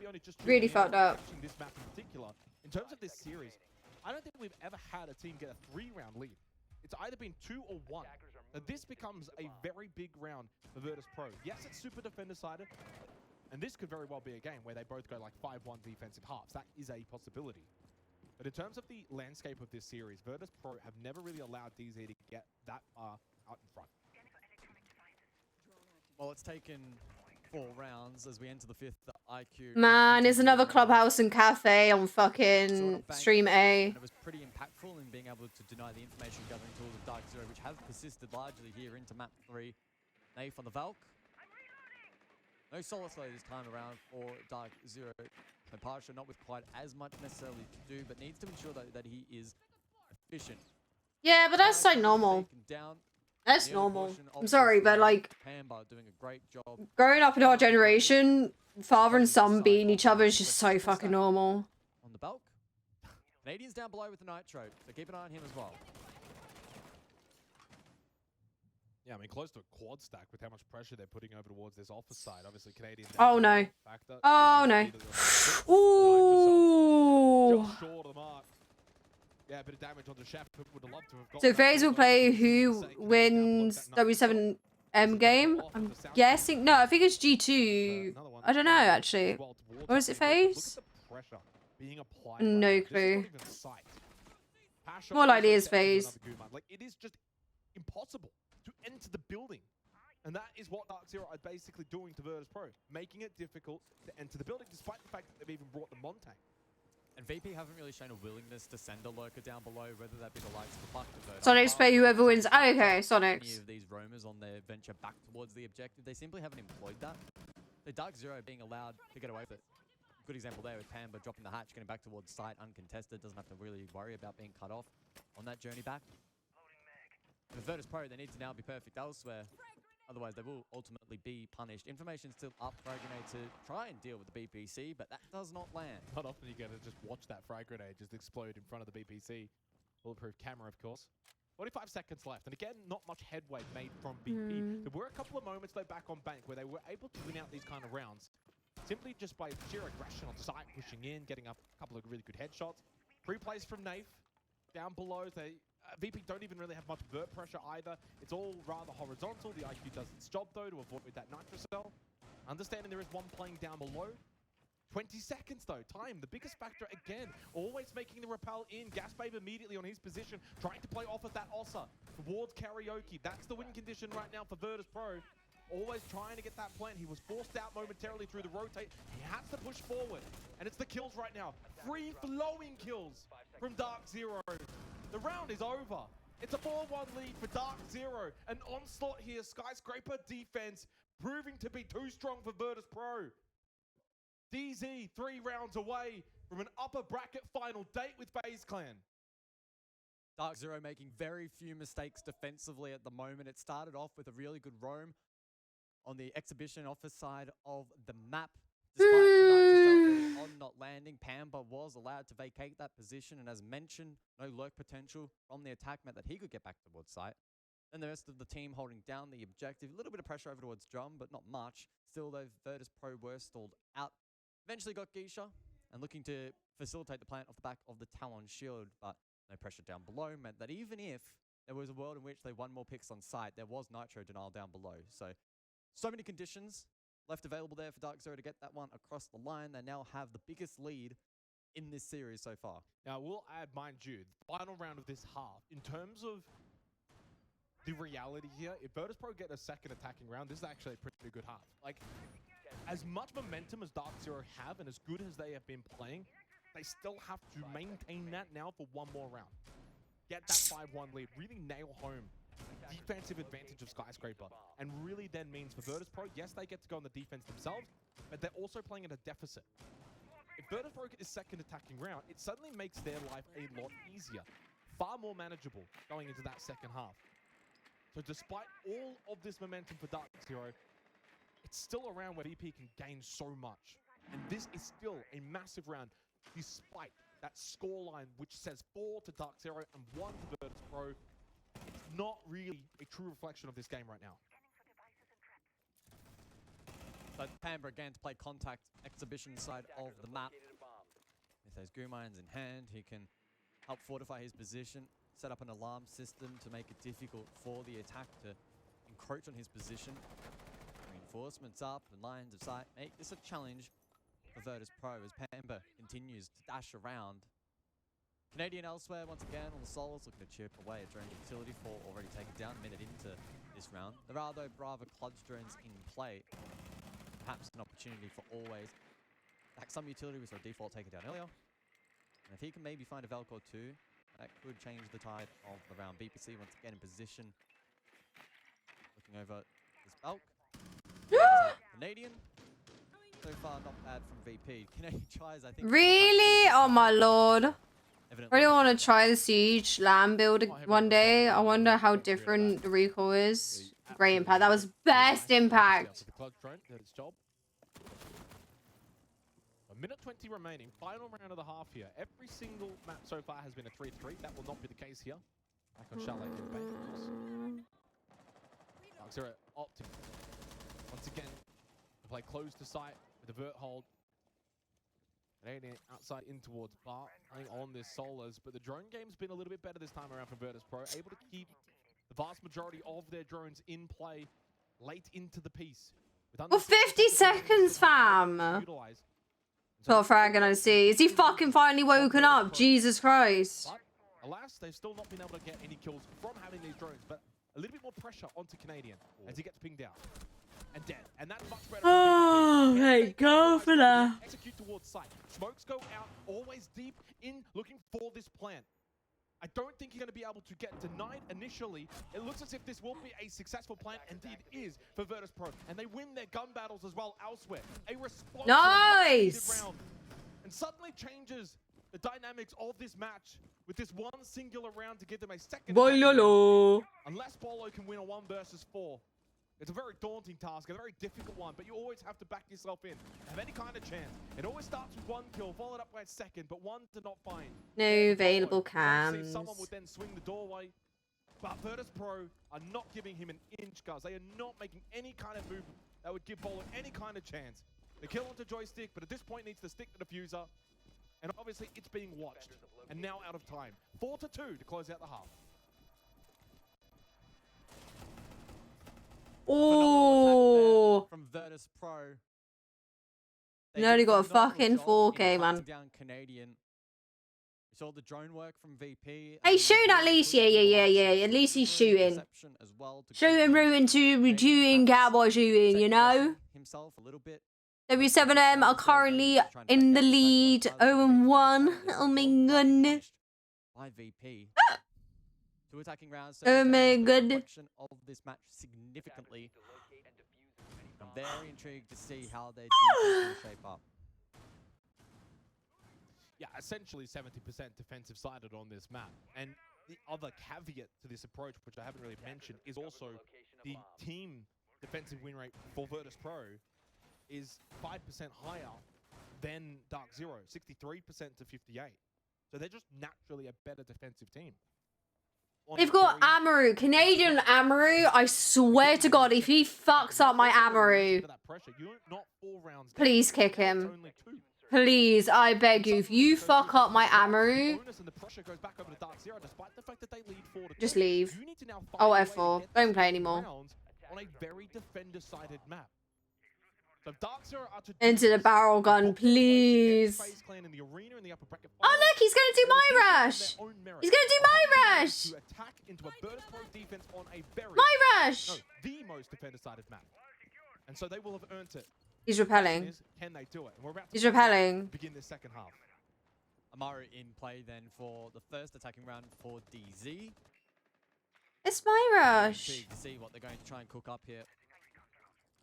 Perhaps Canadian will be looking for an opportunistic play. Yay! Oh, yeah, you're gonna die. You dumb fuck. I thought for a moment that he would push through, but instead goes for the latter option. Yeah. To stay down below. Did I come in to see the famous purple Amaru rush? He fucked it. He fucked it up. These 1v1s, sure, not ideal for Dark Zero, but it's at least a set play that what are you aiming at? Thought about to try and maybe catch VP off guard. Doesn't come to fruition, not straight away. FYI. Fear. How you doing today, Bella? Canadian not in the greatest shape either. Now think back actually. Yeah, what are you gonna do now? Huh? What are you gonna do? Huh? This wonderful tournament. Go dance in kitchen. Yeah. Oh. Oh, you gonna? Decimated VP. Pretty good. And you? I'm doing well. Thank you. Thank you. It's good to hear that you're doing well, my darling. And I do wonder if these. It was still on the first game. He's currently 1-1. But yeah, I'm trying to wakey eggs bakey. I'm very EP today. And a couple drones remain, and Canadian on one of said drones currently. We're going to try and find some info for Nafe and Bolo to play off of. Guman goes off. So the position, I believe it was of Nafe, will perhaps now be exposed. Canadian still down below. What are you doing, fam? There's information gathering tool available, but as mentioned, there really isn't at the moment for DZ. Fam, just commit. Yeah, the good thing as well. Jesus fucking Christ. Also still got time to salvage it after, yeah, it went astray to begin with. But at least it kind of forced the issue. 3 versus 4, but certainly still. But I don't think it'll be worth it just to watch G2 and DZ want to look like my average randoms at the moment. It's a final drone work to come out, and when I say final drone, I mean final drone. One left. Oh no! The drones! Someone wants to make their presence known. To find an early kill, checks right side corner, no one there. And time is now against Dark Zero with the kit in hand for Canadian. Something special would have to happen. He gets one and into the corner he goes for the default joystick though. A response and no success. Where the veteran gamer is going for the play.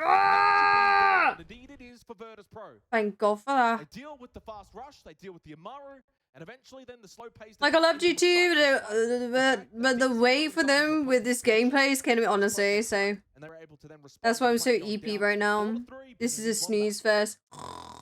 I quite liked the ability for Dark Zero there to try and problem solve so deep into the round. One shown left, Canadian spots player T half-wall. They know that they can probably then, with Nafe clearing the angle, try and plant hard right, but they had what the fuck are they reading? What script? Some really good counterplay from Virtus. They got a script. Really put a foot wrong, and of course. I just can't wait for G2 to lose to Bliss. That would be oh my god, if G2 lose to Bliss. In the late round, but also as a whole. Job to just put the aggression at the start of the round. Because there is that window of opportunity, or there was that window of opportunity for Dark Zero to run away with it at the start, but they were able to hold firm. If Joystick loses that battle there, I think honestly Dark Zero can probably win that round, especially if Canadian successfully gets a plant down, and that's how close that round it ended up coming to. 10 seconds to go. Fortunately, we're at a point in the tournament where there's only 8 teams remaining, guys. And of those 8 teams, the vast majority of them are pretty good at this game. So this is turning into a really, really good series between 2 teams that are clearly going back and forth. Both are rated as 2 out of the top 3 in terms of attacking siege as well.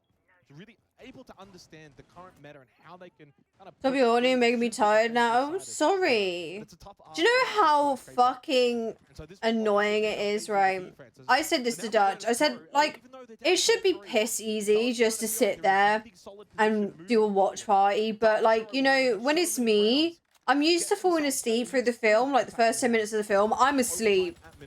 So me sitting here watching shit is actually fucking hard for me to be talkative while watching shit because I just go, duh.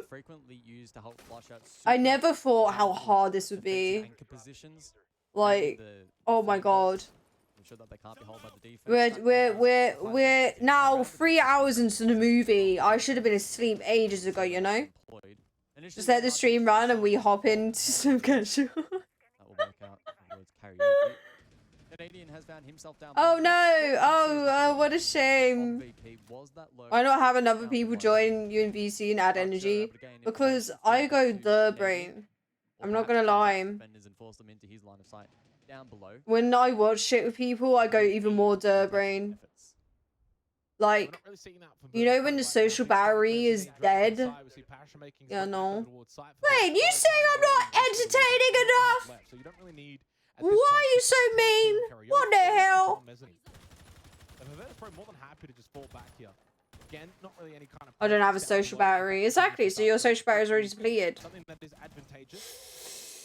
Oh, me fucking shoulder. Oh my god. Ow. Meaning that the Dark Zero, if they want to push in, they do need to clear Joystick out. Obviously do that by getting rid of the deployable shield for Joystick. Not opting to fall. I didn't even hear them. Whoa, what the hell? What the hell? I would have hit them, but okay, they didn't. I was literally falling apart live on stream.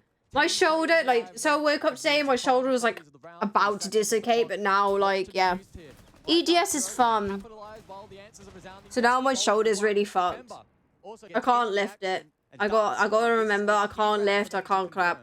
Shoulder messed up from all that throwing. I'm right-handed, it's my left shoulder. I would agree with that statement if it was my right shoulder. I would agree with you, I'm not gonna lie. Just a bit, yeah. Just a bit. Wait, what was it? What is it that we called them, Rob? Was it pitchers? They're pitchers? Was it pitchers? Creates the 1 versus 3. Can he find a way to create a couple of 1 versus 1? Pembersu doesn't continue to push because Bolo's right there. Really well worked from Dark Zero. They find that essential attacking round. What's the person in baseball that throws the ball? Pitchers. Defense completely unlocked by sheer gunplay of Dark Zero. Pitcher, yeah. Hello! Is it me you're looking for? Blank, thank you so much for the follow. Welcome on in. I hope you're having a wonderful Wednesday, my darling. Can we get a space mark love and chat, please, for the new... Yeah, there was one time we were playing ranked in NA, and every time we had people, like, literally throwing, we said, oh my god, stop pitching. Why are you pitching? What the fuck are you doing? Yeah. We're like, why is everyone pitching? What the fuck? Oh, man. Yeah, those first 2 kills. I was talking about throwing and range, but that works too. Yeah. No, that's what we call people that throw. We call them pitchers. It's a nicer way to say that to throw in. Oh my god. Oh, 1, 2, 3, 4. I just wanna celebrate. I just wanna celebrate. Tonight,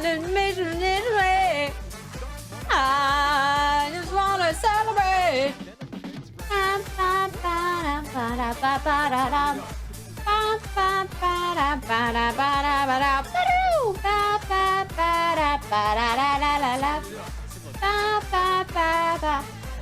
Arigato for the Penguinos. Arigato.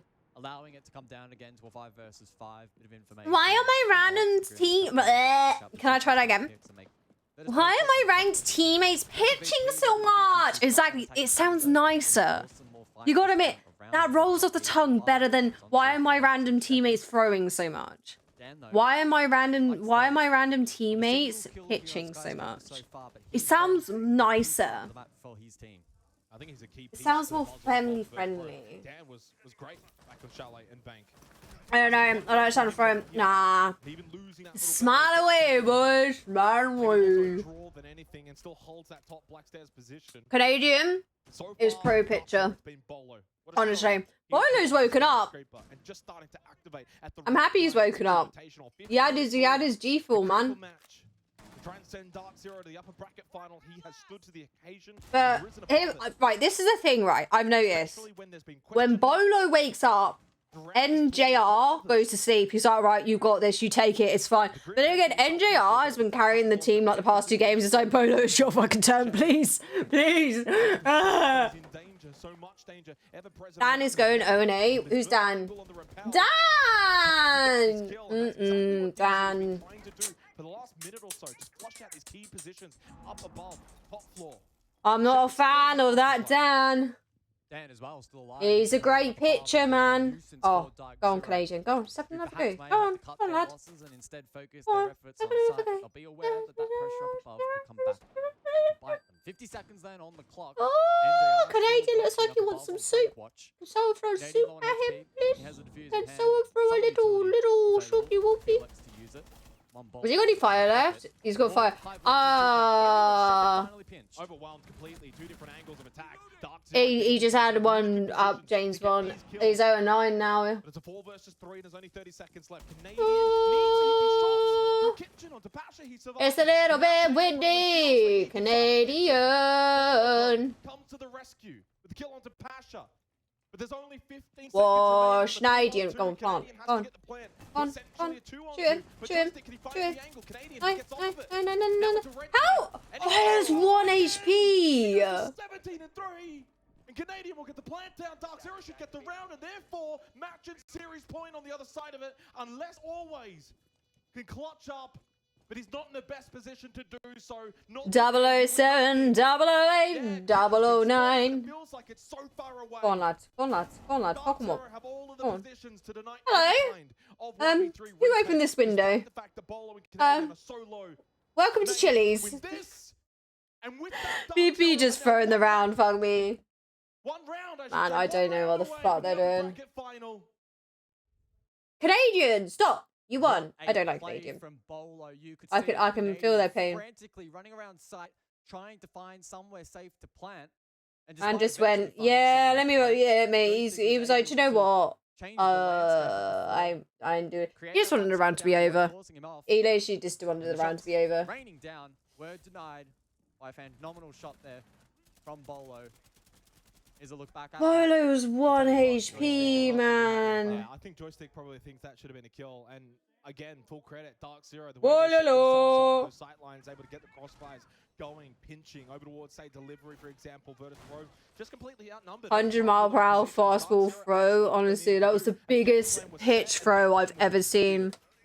6-3. Man. Match and series points for Dark Zero.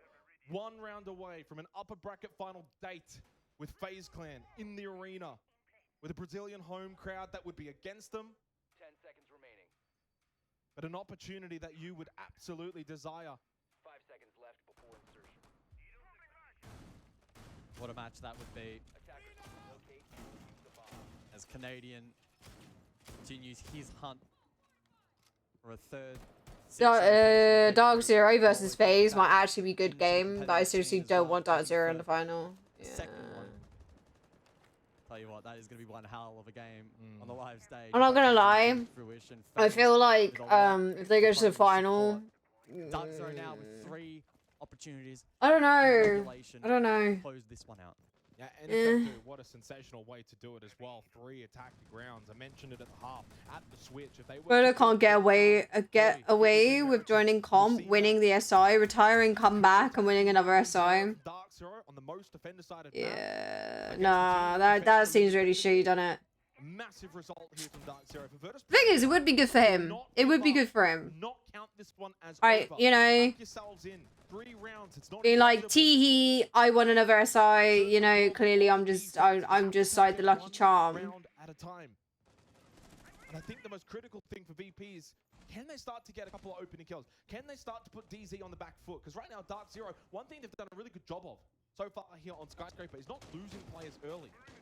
They're not rushing into the map. Not too worried about their map control early on in the round. Flush out these positions, get these kills, wound Virtus Pro, force them back to site, and then make their way in, and they've been so clinical in that. Good droning as well here from Nafe, and again, good droning in general from Dark Zero compared to what we saw from Virtus Pro. The onus is on VP to turn this around. Defense 5 players up, minute 20. Who's going to stand to the occasion for Virtus Pro? Well, the groundwork from Dark Zero has been strong so far. But to be fair, they haven't been heavily... Face lives at G2's head rent free. I wouldn't be sure about that. Oh my god. Another 5v5 executed to death. The partial over peaks. Oh no. Follow up to 18 kills, hunting down 20 here on Skyscraper. Oh no. Well, this is a warning for the rest of the competition remaining. Oh no. He's arrived. Dan pulled off at 0-10. Oh my god. What if Dan just fucking aced right now? That would actually be amazing. Look, he's flanking. He's gonna get an ace. He's gonna ace. Virtus Pro on the back foot. But some good shots into NJR mean that Dark Zero still need to be careful of these entry points. And Dan on the rotate down. Dan, the man on the flank. Canadian will be key late round. Get an ace, get an ace, get an ace, get an ace, get an ace, get an ace, get an ace, ace, ace, ace, ace, ace, ace, ace, ace, ace, ace, ace, ace, ace, ace, ace, ace, ace, ace, ace. There is, of course, the nomad on the board. 3 versus 3. Apollo's still alive. Yeah, he certainly is, and a big factor. He's been really good in these gunplays, up to 93 Oh, no. in a 2-on-3. Nice, Dan! Dan shuts down Bolo, though. No heroics in this Woo! I told you! Nah, no, I fucking told you. Dan the man was on the flank, man. Dan the man was on the flank. I got you. I got you. 3 match points, 2 more to go for VP. Yeah, Dark Zero, they're looking to open up T-Wall with the Exothermic and perhaps not having the player in the correct position to hold the swing. Dark Zero was so close to preparing themselves for that final push. But Virtus Pro threw that disruption at them. It was a ballsy play, a confident play from the Legion, but it paid off. He kills Canadian first. It has to. You have to, man. Really good work on the defense. Had that breach have gone off, had that swing not come through, Dark Zero should have confirmed the round. Well, 2 more rounds to go. At the very least, 1 minimum, but... You couldn't hear it. Oh my god. 19 and 4. No one else on the side of Dark Zero has got double-digit kills, and Bolo's almost got 20. Joystick on the other side for VP has 11. He's been a bit of a standout for Virtus Pro. But I think it's Dan. 2 and 9. Started 0 and 8. If he starts to activate key position, key operator on the Warden late in these rounds. But then again, JR is 2 and 7. Dan's 2 and 9. I think. Already good signs from VP that they brought back. Bolo coming for the kill record. Bololo. And even at times of Chalet. Maybe not so much here on Skyscraper, but that round, yes, they brought it back. SSG is currently 2, W7M are currently 4. Okay. Okay. Sorry, I've only got a tiny screen. So NJR down below and Zofia impact up above and deny the bandit trick attempt. There is line of sight and Shepard actually contesting. Wow. This is probably the most aggressive we've seen from VP. Oh my god, he's so yawning. Sorry. It's very, very... I like that though, at least from Shepard and for Virtus Pro. It's not like we're going to get bullied out of these positions. Oh no. Oh no. Oh no. Dan, watch your ass, please, Dan. Drones coming through now as well from Dark Zero, clearing out some of these positions in terms of information. It's no longer Jason Dotty, it's Jason Bourne. Sightlines towards the stairwell. Pamperzoo again losing another drone. In fact, I think they just lost 3 or 4 drones in about the last 10 seconds. Down to 5 overall. Continuing to maintain that position towards Drum. Feels like the most pivotal location on the map. Always also lurking down below. So a little bit more burp pressure here defensively from VP. And Nafe has this cut off. So Joystick will probably do or die. Position. Fair chance he gets cut off. Jesus Christ, it's Jason Bourne. Commitment here. Don't peek, just stay in your corner, baby. Just don't peek, don't peek, just stay in your corner, baby. You don't have to peek them, let them come. They'll soon enough die, that's be fun. To win the game, they're flashing Warden. That's rather dumb of them. Does have Pasha that could Oh swing in no. and it is Pamperzoo that Han first is choice to dead. Drum, opening engagement. Volo is dead. The carry is dead. Oh my lord. It's up to Canadian. A knife. Go on, knife. Go on, lads. Get him, Daddy.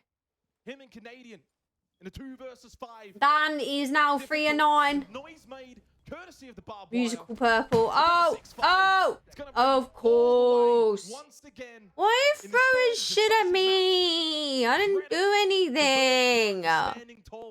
What the fuck? I'm trying to keep myself awake. The Virtus Pro, you win this, you send it to overtime, and therefore DZ have seen enough. They call timeout to discuss how they want to close this map. Now, mind you, every map so far has been 7-5, 7-5. Will that trend continue now for Dark Zero? Really well played by Joystick in that round just gone by. I said it was a do or die position. Dark Zero either had to flush him out and force him into the cross from Nath on his way back towards the objective, or trade him out in that exact position. Unfortunately for Dark Zero, unable to do either. For the plaudits, the Joystick, who's now on 13 kills. The Dark Zero then, as the 60 seconds comes to a close, what will they be discussing at the moment? Can they find a way to unlock Skyscraper and convert it on the attack? Oh, wait. I forgot to do something. Where are you, bastard? Yeah, and in that round... Where are you?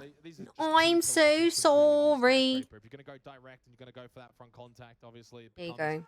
Not so much a 50-50, but you can't quite work your way through those areas as much. It's just going to come down to, can you hit some really good shots? You're losing hard? 2 and 5, mate. Held defensively by Virtus Pro.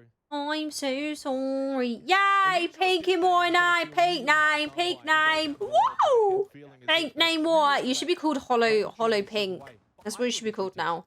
Doesn't really matter at this point who it is. If it's DZ, well, a couple of match points, third map, it'd certainly be feeling Fuck off. rude. Why you gotta be so rude? If it's Virtus Pro, well, they played well enough. All intents and purposes. Went 7-5.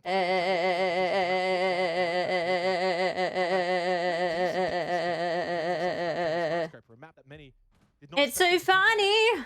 The immediate moment you said you forgot, I had a feeling it was a roll. I forgot because I'm so dumb. I'm so stinky. That match point, at least overtime banked, if required, if necessary. Dan, how have you? Oh, you're alright. It's okay. I was gonna say, how the fuck are you already lost health? Dark Zero will be attacking in You're alright. Alright. Doesn't Ah! necessarily go well for them statistically. See though if they can close it out here for another 7-5 between these two juggernauts in the upper bracket. The Twitch in play. No, you're not. I'm dumb. Rawr. Utility. Elsewhere, Geisha open, uncontested. It is though Joystick to hold Ow, this fuck position off. down. Bitch. A reinforcement, a castle barricade. So he's been tasked with holding a key part of the map. We saw it last I'm round. so sorry. Revocation drum, good for a multi. Ooh. Change the perplexion of it. No, you. No, no, you. Can Dark Zero do a better job perhaps at contesting him this time around? Do they want to? A Rari. Yeah, and I hate to say it because I don't really want this to be the Bolo show. He is 19 and 5. In the last 2 rounds that Virtus Pro won, he was unable to make an impact. And so I wonder then for DZ, how much of a winning condition is it that Bolo just pops off here in this match point round? As much as he has been popping off throughout this map, it hasn't quite been that Robin to the Batman that he is. 90 seconds left, and obviously, again, slow and approach for Dark Zero, but that's not necessarily a bad thing. They're a slower paced team, but they still get plants. They still get good attacking win rates. So don't be too dismayed by a slow push from Dark Zero, because despite that, they're pretty efficient once they get towards site. So the T extension then. Oh, man. Double reinforcement. What should I have for dinner? Should I have pasta or should I have curry? I don't even know. I don't know. I haven't had curry in a long time. Then again, I'm feeling like a carbonara. But Virtus Pro not entering their lines of sight. What time is it? 7, shit This is me. where you got to be careful as you're running around, and obviously sightlines being opened up, herd angles. Burn, baby, burn. You miss Legion. Oh my god, Legion, you're kissing the fire. Oh my god, he's kissing the fire. Die! Die! Yay! Oh. That's literally deja vu, isn't it? Like, what the fuck? I swear that happened last time. They killed fucking someone off Kitchen. Oh, the timing! You could not make it up. Oh, he no. looks away, gives up the geisha position to NJR. And now with 25 seconds left, it's down to and Dan, Always. you got this. I believe in Dan. I believe in Dan because if no one can do it, Dan can. Yay. Better position with said kid. Dan, No. shots. Knife. Oh, nice. Are you serious? Just don't swing. Don't swing. You got it. You got it. Good shit. No way. How the hell is he Oh my fucking god. all of 1 second remaining and he's gone and done it and sends us to overtime. Oh my god. But clearly not enough. We need Damn, more time. Daniel. Epic conclusion of a match. Oh. Not even Always can believe it. There was information inside of Kitchen. The plant could not go down there. What a rookie mistake. Cover, but not enough. Man, I don't even know who it was. Who was it I was planning? It was Pan, wasn't it? Mentioned, they are attacking Pan is an Ash main. They don't know how to plant. They just know how to shoot. challenging from here. Yeah, it was Pan. An incredible play. Typical Ash And this main. is Don't know why how we to never plant. give up in these moments, in these rounds. Always understanding the situation and what it means for Virtus Pro and what that could mean now for Dark Zero. Overtime we go. 6-6, and like you mentioned, it's that double defensive overtime now for Virtus Pro. Oh, God. We're already in that second half. They were able to do enough defensively to get themselves to this position. But we reset, guys. We have to reset now. Last round is gone. As great as that play was, and a play it was, it is now irrelevant. The focus now moves forward to begin this overtime. An upper bracket final position on the line.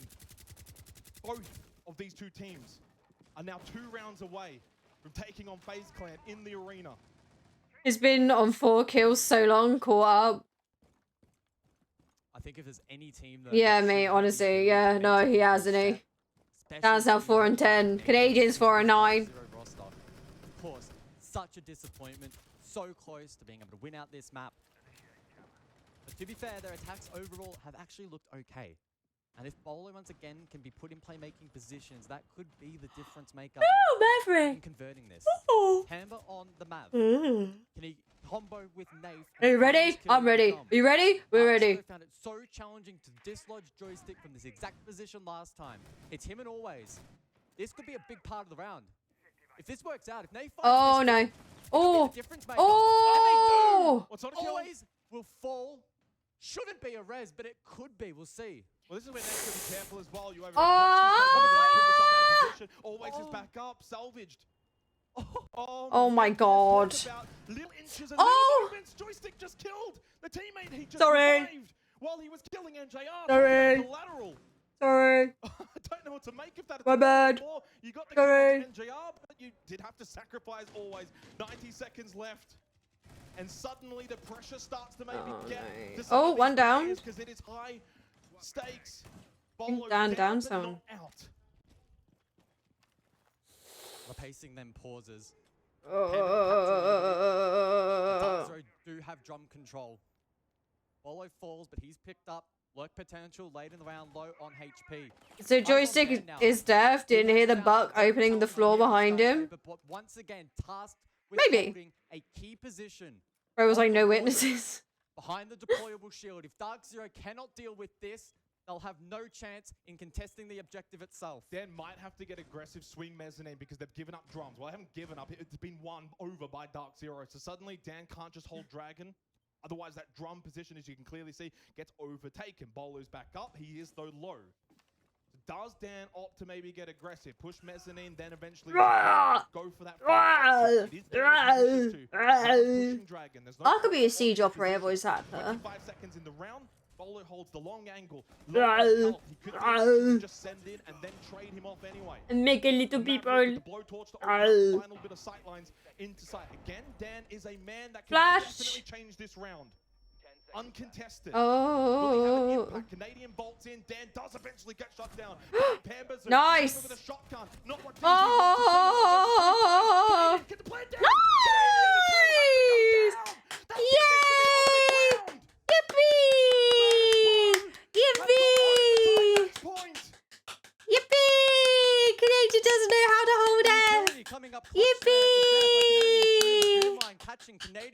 guard, unable to get that Oh, the plant new down. season deadly And over makes it purple so wrap. late. Rawr. I'm looking back now at the round, and I'm pretty sure he vaults in, gets caught by the goo. Oh my god. Took a tick of damage, could not pull it out in time. Wow. I tell you what, this game is coming right down to the wire round after round. I cannot believe a singular goo mine makes that much of a difference and the impact that it can have. 6-7 overtime match point. From 6-3 to 6-7, guys. There is that goo mine. Well, actually, I think there was another one that he stepped on. He did take a tick of damage right at the end. You can see it there. You can see it there. Not being able to go down, more so the I swear to God, if they make ads even slower and the scope, ADS even slower and scopes even smaller, I'm going to quit Siege. the time once again being a factor, guys. Uh-oh. That's the biggest thing. I guess you're quitting Siege. I don't know. That may have intruded on I don't that know. attack. Dark Zero now for themselves Oh. on the defense, and I'm going to be completely honest. The way this series going, I'm expecting. I'm not even looking at leaks. I don't want leaks. It would be fitting. The sentiment Virtus Pro, the first time in this series, directly into the Warden. It's one hell of a pick for Virtus Pro. Perhaps indicative that they'll be a little bit more direct in this round. Dan will kick things off. Bandit juggle from Bowl does land. Oh dear. And Dan will rotate over toward the main wall to deal with that. We'll see if he immediately looks to deploy it. Again, there are footholes, so it shouldn't be all that challenging for Dark Zero to contest that with the impacts of Canadian or Pamba. Far more direct though from Virtus Pro. You think about Man, Dark imagine Zero being being insane. realistic Who here does over that? the Asia side. Virtus In Pro Siege? very No one's much insane in looking to Siege. strangle side itself quite early on. 6-3 to 6-7. Many would label that a choke. I think of it more as a dramatic comeback from Virtus Pro. One for the ages, off the back of a huge clutch from Always to send us to overtime. By the barest of margins, the slimmest of margins. But slim margins can go. Oh my God! Ah, so many flashes! Yeah. Warden's dead. We're good. What the hell? Sight hit immediately from We're good. We're good. Warden dead. Warden done. We're good. To Dark Zero, and Joystick goes deep for the plant. Love it, man. Successful. It might Oh just dear. be the match. Nitrocell from Bolo and hits the mark from downtown. He takes out Joystick, and they lose Pasha. And with that, we may just very well go the distance. What a Nitrocell with little vision, little information. But VP have already clutched up before and can still do with 60 seconds left. A 2 versus 3. Because of that fast rush, there's still time. Diffuser though on an island, very awkward position for Dan to try and collect.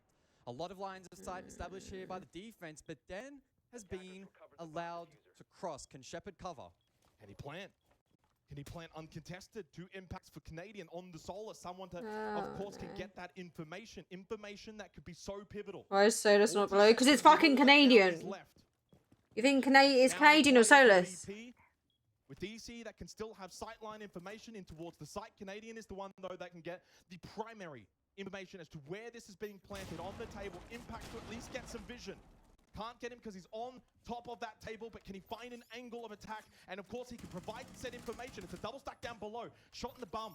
Forced off momentarily. Where's Shepard? Can he get involved? Shotgun. Not really. Shotgun from NJR down below. The pressure keeps mounting. Pampazoo over towards Dragon. Could also opt to get involved at this point because there's no time left.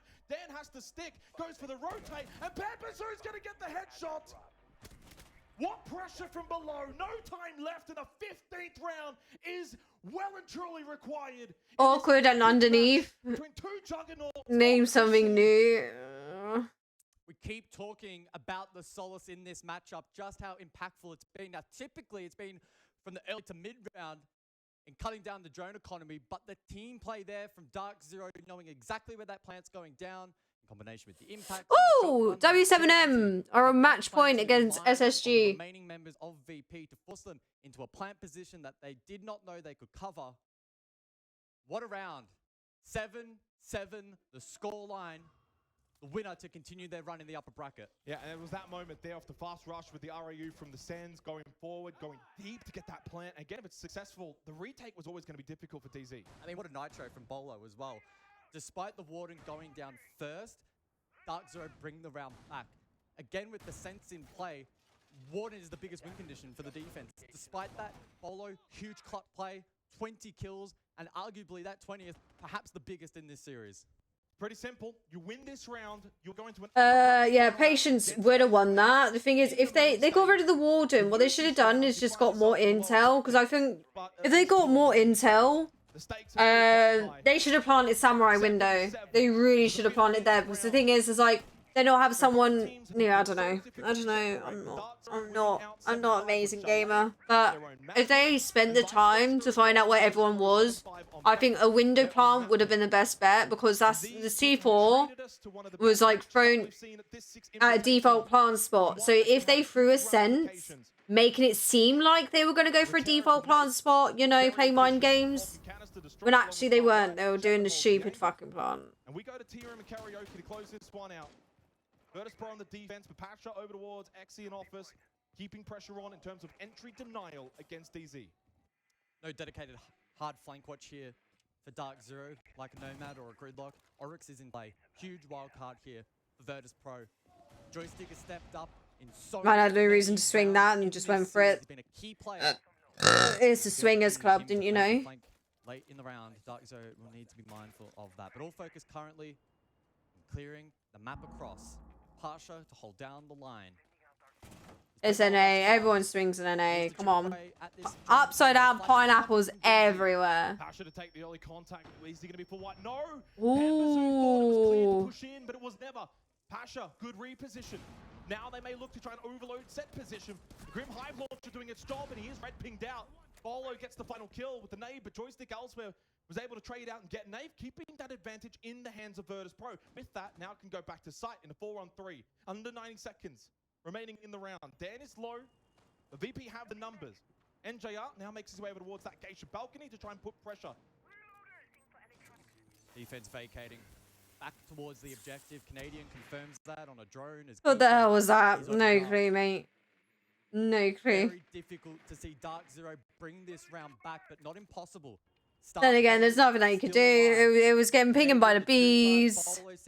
He got downed as he peeked to fight and then got nade killed. They have a minute to work with. Only 3 drones, and they're using those right now towards the end. 45 seconds. W7M won their game against SSG. Along with Drum. The push in now comes through and towards makeup from NJR. Next kill, absolutely pivotal for Dark Zero. There was one who saw Goyo on that drone. Now well and truly known. Double stack over towards Drum from Canadian and Bolo. The old duo. Here we go. What can they find? One last time. The clutches from Virtus Pro sent us to this position. Is there one back now from DZ? Because it feels as if they're on the ropes right now. Pressured significantly with gas babes in their face. And entry proving to be quite difficult. And time the biggest factor. Canadian gets sneaky through the drone hole. But it's Bolo with the opening kill. On to Dan. Red time. Need to get the plant down. Canadian the man to do it. Always caught on the stairs though. They don't look out for him. Neither Shepard. And Virtus Pro will offset Dark Zero from 6-3. They make it 7 and send DZ to the lower bracket. Booking. They did it! They did it! Yippee! They did it! Hold on. They did it! Defense. What a Yippee! performance. It was so close towards the end. Yippee! They did it! Woo! Yippee! Going head to head. I did it! I'm so proud! Yippee! Certainly does. What a tremendous match from both teams needs to be said. Really does. It doesn't just come down to that one round. So much put blood, sweat, and tears from both. I kind of wanna. His heart probably feeling that and just the nerves, the adrenaline, probably coursing through the veins of all 10 players for putting on an absolute spectacle. But again, it all started. Oh, he's got delay on. All the way back, 7-5 win for DZ. They were clinical in the clutch. I know. All of the entry ups are fucked. That was the storyline that was brewing. Bank, yes, won by Virtus Pro. Holy shit! Look at him, bro. The passion. Oh my gosh. Going DZ's way. They go up 6-3. They have a 1v3 plan. DC were up 4-1, bro. They were up 4-1. Well, I think It was actually 6. They were It was up 6-3, wasn't it? That's gonna. Oh, the not gonna love that. They're not gonna like that. Yeah, it was 6-2, and then 6-3, yeah, it was yeah. 6-3 and 4-1. Look at me! I remember 6-3. Look at me go. I knew VP would make a comeback, dude. Both teams really playing at 110%. I was confident that if VP made it to OT, like they might have taken it. Throughout the match, and that's why it was so close. It's like Spoit's voice. I don't know why. I like Spoit's voice. Yeah. The clutch, yeah. But it never should have gone to OT ultimately, right? 3 versus 1 and a Where's the clutch? Where's the clutch? From always the Dragons team. Joystick again. Now we gotta start saying, let's go G2. Bliss should be cakewalk. Defense is so good on Sky. They're on after this one? Are they not? Wow. Or are they stream? I think it was stream. No. Stream 8? No, it is this one. Okay. It's fine. I thought I was being dumb. In essence, it's a 1v2, and even then, one's planting. So yes, it was always a No, not battle 10. always, but he still had to hit the shots. He still had to get through that doorway, and he still did hit someone inside of a smoke who was planting. One of the better clutches, one of the better comebacks for Virtus Pro. They dropped that first map, and ever since then, they started to really bring it home. 8-7, third map of Skyscraper. There were concerns. 22-9 for nothing. Third decisive match was going to go the way. Yikes. Evidently enough, you always, at this point in the tournament, want to throw out that historical data. It means nothing. Of course, it's not all said and done for Dark Zero, but they will have a date in the lower bracket with the winner of G2 and Bliss. Coming up very shortly. Don't miss it. Coming up after this. We're going to need a break after that match because that was very, very crazy. So not, you know, the end of the world for Dark Zero. Again, they'll be disappointed. I do. I don't know. I honestly think it could steal them. Now, I would actually hate to be in a stack with him because, like, the thing is, seeing from how he reacts is just not someone that you want to be in a stack with. He literally gives me bottom frag GG easy vibes, if you get what I mean. You see, every time they won a round, he was fucking like, he looked like he was raging at them. Like, guys, I know we won that, but you should have played that fucking better. Like, what the fuck are you doing? But then when they won a round, it's just nice. Yeah, nice. Like, that's not what you want. You want that energy of go, good shit, guys, when you win. But he wasn't given it. So I feel like he's just, yeah. They are now the team that G2 and or Bliss now look forward to and go, okay. We've got to go through Dark Zero. Yeah, I mean, they look really, really scary. Both of those teams, I think, could have the potential to make a run through that lower bracket, maybe even get themselves a stamp in the grand final as well and have an impact. Main stage, though, brings a whole world of different pressure, different variables. I will say, Dark Zero, a couple of their players been in those situations before, namely Canadian Bolo, both played well today. So we'll see. Oh, shit, predictions. Sorry. On the main stage. This bracket has been insane. The tournament overall, SI24, has been an absolute banger so far, and I cannot wait to see how it concludes. Yeah, and obviously Virtus Pro, sensational. I mean, I've been able to have the pleasure of casting them throughout a couple of games now throughout this tournament. I think they've just gotten better and better each time. You think back to their very first match against Liquid, lost that one, and there was some G2 versus Bliss. Really worked on that. That is now, yeah. Really, been able to improve as the tournament's gone on to get to that level. Where, as you said, I think both teams are playing at 110%, and to clutch it up again, really showing. Oh mate, yeah, he might, yeah, he shouts behind his 1-2 shield, honestly. The highlights, though, of course, here for this particular series, it has been a tremendous game, and I hope was able to enjoy them. Oh. Well, I mean, I guess we're just going to highlight that play. I think that's going to get absolutely replayed over and over again, isn't it? Yeah. Yippee! Yeah, incredible clutch, right? And see, it's just it's context surrounding it. You lose that fight, yeah, you're sent into the lower bracket. But they hold on. Obviously, then MVP sensational is a bit over the top too. Match summary then, and the numbers sensational. A pretty consistent spread. Not too many huge outliers. Bolo stepped it up massively. Map 3. I mean, look at the numbers here. Now, mind you, there might be some that look at Canadian's EPS rating, but he was playing supportive roles. He was playing a Solus, getting rid of drones. He was playing Grim, sending a 5 line. He was playing positions that Canadian 14 of 30. Oh, Canadian's the weak link. Like, he is. Impact in that game. I just want to point that out, simply preemptively, if you will, because everyone else, obviously, as you can see in terms of the numbers, everyone was insane, pulling their weight across the board. It was just very much. Yeah, but he wasn't a good support player. Virtus Pro If you're gonna play support, at least be supportive. Final matchup where VP will well and truly not have the fans on their side. That will be FaZe. In terms of Dark Zero, of course, they now go to the lower bracket. The good news for them, though, is, of course, we will still see them in that arena. The question is, who is their opponent? Well, we will find out when we come back from the break as we begin G2 versus Bliss. Didn't play support well, exactly. He played support, but he wasn't supportive. You know? Gain the man advantage early in the round, and what you want them is exactly to not do that, not get the man advantage. And It's gonna be a quick one. It better be. Oh, I'm gonna make some food. We've got 20 minutes. I'm gonna make some food. I will be right back. Apologies, but I am fucking hungry. I'll be right back. Yes. Ugh.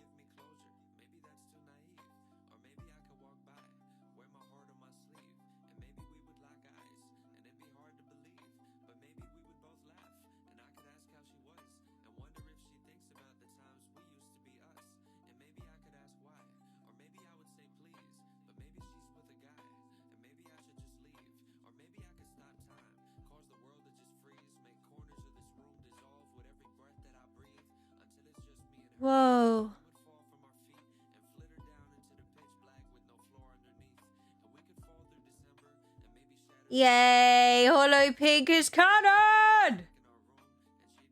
Yippee!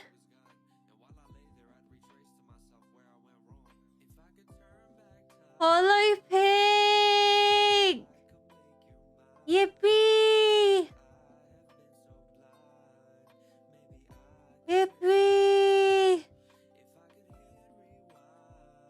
Yippee!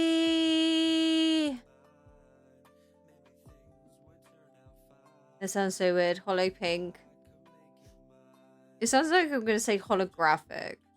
Hollow Pink. Oh my god, I'm so fucking tired. I don't even know why, man. Hello, ad. Hollow Pinks make me think it's some sort of yes. Pokemon. Yes. Oh. Oh, well, I got my second pack, guys, so I'm off. Bye.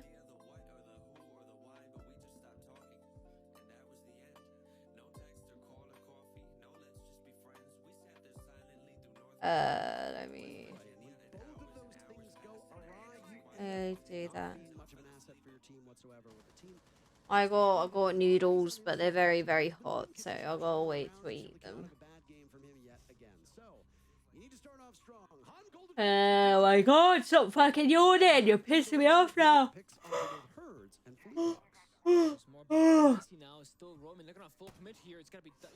Time to run a few rounds of chess to pass time. Oh my god.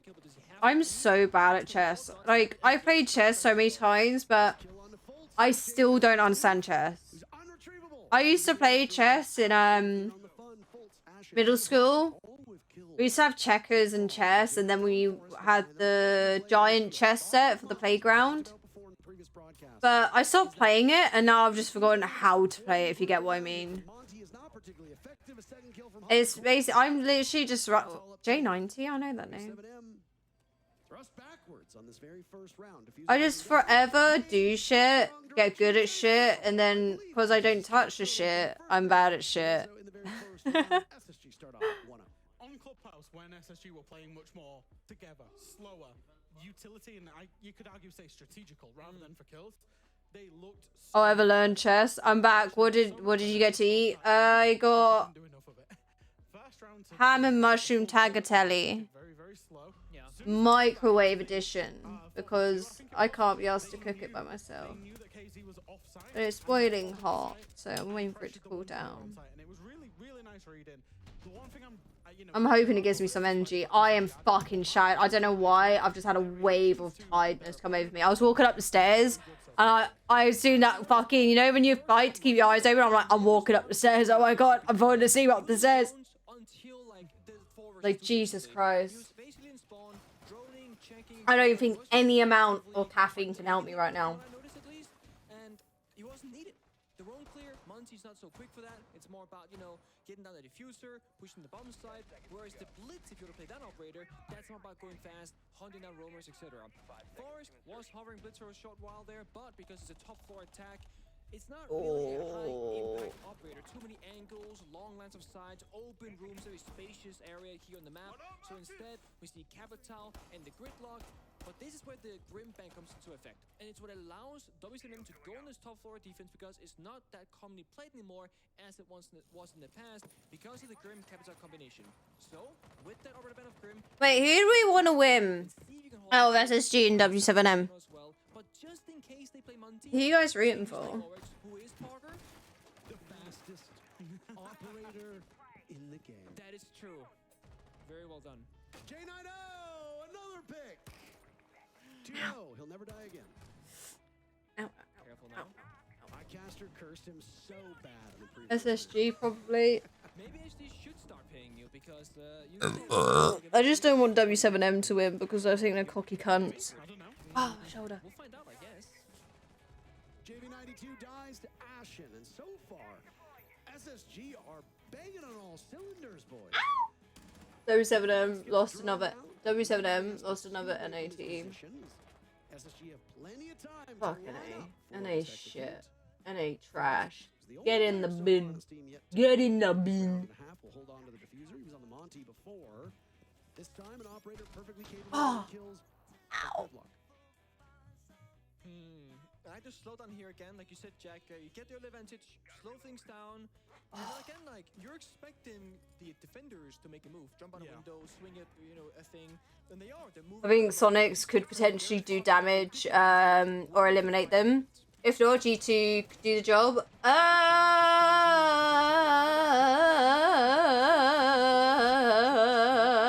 Yeah. Ooh. KZ almost gets more than one inside a piano. I'm getting bothered now. Playing Pixel, long range. Give his position away, and he'll be pushed from back bar, but Fultz gets their first longer range. And Space Station starts off perfectly through 2 rounds. Stark contrast to what we saw. Looking definitively like the better team. Again, a lot of good patience once they got that first kill coming in there, and I think, you know, W7M kind of was the undoing of themselves. They'd lost a couple of kills. Their win condition was very clearly that Fleapox would be below with the Solace. Yeah. Knowing that SSG would try, you know, we would know, many viewers will know North America Siege generally is very plant focused. SSG like those kind of plays with the Grim, with the Capitao and the shields to try and get those plants down. Fleapox had to rotate back up the staircase because of the 2 kills that had happened, and there it all went a little bit askew. SSG waiting their time, choosing their moment to execute, and it went pretty much perfectly from there. Got a bit hairy in the 2v1, but they saw. Ooh. I think, you know, we said coming into it, or I said coming into it, that Cafe had to be a counter pick, and it looks like they've absolutely done their homework. Absolutely. What did he say? I agree with you. And speaking of how, you know, NA, the live playing of the plan, etc., both of these 2 teams. Can we get a gamer translator, please? Going into this, there was 11 maps played for SSG. They have 30 plans total. WCNM played 13 maps, so 2 more, sitting on 26 plans, so 4 less. These are high numbers of plans. Yeah. I'm not sure if I am going to mute my mic, by the way, while I eat, because I don't like eating. You know, people got that eat phobia. They don't like hearing people eat, and I have it too, so I am going to mute my mic. It has been defined on the bomb side, mostly sure, but they're afraid that chaos of gunplay. I'm not surprised, just on this J9 conversation, not surprised he's actually doing better on Cafe than he is Clubhouse. You see this from time to time with the way Clubhouse plays out. The players that are very, they get a lot of kills or whatever, Clubhouse forces people to play in, I would say, more support roles. You look at breaches, 2 breaches, 1 factor, etc., etc. Yeah. Doesn't get in as many gunfights, and people can have bad days, even if they don't usually. Cafe feels like a map that he'll be able to be a lot more expressive on and get himself into more gunfights. 2 and 1, already better. As this attack comes in onto the basement, lots of utility from the defense. We gotta talk about this. You do it too. Give me a break. We are ranked players, Jonajek. We call it the basement bomb site, and Parker has been nagging for years. No, it's not a basement. It's the first floor of the map. I literally have to change this for the broadcast with him. Look in the bottom right-hand corner. Oh, okay, so we're just going to argue about this the whole round. It says 1F. That's first floor. I agree with you, but he's in the middle, so you're both bricks. Yeah. I don't know what to tell you. The first floor, then. Thank you. Basement is underground. Sure. You know when you come to the lobby of the hotel, Parker, which number do you press? Ground floor? 0. I don't actually think that's the case in our... It is, actually. Yeah, it goes 1, 2, and 3rd right now. Spoilers. Yeah. Okay. Yeah. So it's not the case in every hotel. It pretty much is, though, to be fair. Cultural differences. Yeah. Well, you know, right now, one could argue that the attackers... They were racing. They were racing. Did you see the 2 boogies? They were racing together. Oh, no, I did not. New Clairol Professional Color Studio with Metal Purifier technology. Neutralizes metals to protect hair and color for visibly healthier colored hair in 3 steps. Color Studio by Clairol Professional. Next level color in your hands. 5 vs 4, Ashen kills KC, but Forest now will lead the charge to Monty. We can finally see what SSG they envisioned with this pick. 3 rounds in a row where Space Station has gotten this opening pick does not bode well for W7M whatsoever. Now the shield will drop, and Nade needs to be really careful of what comes next. Forest is juggling that extended shield as down goes Fleapox to J90. Ashen looking for a kill as well. Hot and cold dies. That's the gridlock down with Forest taking up space. Nade another kill. Forrest has found himself inside of the site. W7M have no. He wins anyway. What? How does Forrest flick around to kill Nade? Diffuser going down. W7M falling by the wayside. J90, an impressive performance so far, as now the Monty on a sliver of HP can re-extend. Sit on that diffuser. Bolts getting softened up, but it's Forrest to get it done, and his face says it all. How the hell does that happen? I have no idea. I've seen a lot of Monty rounds in my life. I've never seen Monty round quite like that. How is he 180 in I that? don't know. We need to see. Oh my days. Honestly, I have no idea. I think the strategy that SSG had that round was perfect, by the way. I think, and this is why I think SSG can outthink W7M. They don't want the win condition to be the kills. They want to place them in basically unlosable scenarios. If we look at how the round was broken down, SSG focused on the top 2 floors, getting the vertical, and then they got down onto the first floor, and then went from bakery side across with the Monty, and it. Jesus. And what that does is it means the defenders cannot play anywhere. So even though it got a bit hairy, they had enough people in the right positions to get their way through. Another great attack by SSG, where they are outthinking W7M currently. They're taking that win condition from W7M, which is the gunfights and the gun skill, and then making it strategical and utility based. And I love that from them. It's worth noting here that the praise of saying that SSG are outthinking W7M, that's a massive deal. Because W7M, when they first came around, they reinvented how teams played Chalet. They were trend-setting, meta-setting, changing the game from fundamentals, and showing one of the most clean ways of playing Siege, most consistent ways of playing Siege in many recent years. It does make you wonder, actually, as we see the same C4 lineup coming out from Hertz, it does make you wonder why the Grim ban, why not the Monty ban from W7M? Because it's been used so far to devastating effect. C4 will miss again, happened on the first round, it's not going to happen again in terms of SSG know it's coming now, they're just so much ready for it, taking the extra 5 seconds. And I so agree, because I was like, Grim ban, okay, that's like the overall meta ban for Cafe, but it's not what SSG is such a good shield player. Yeah.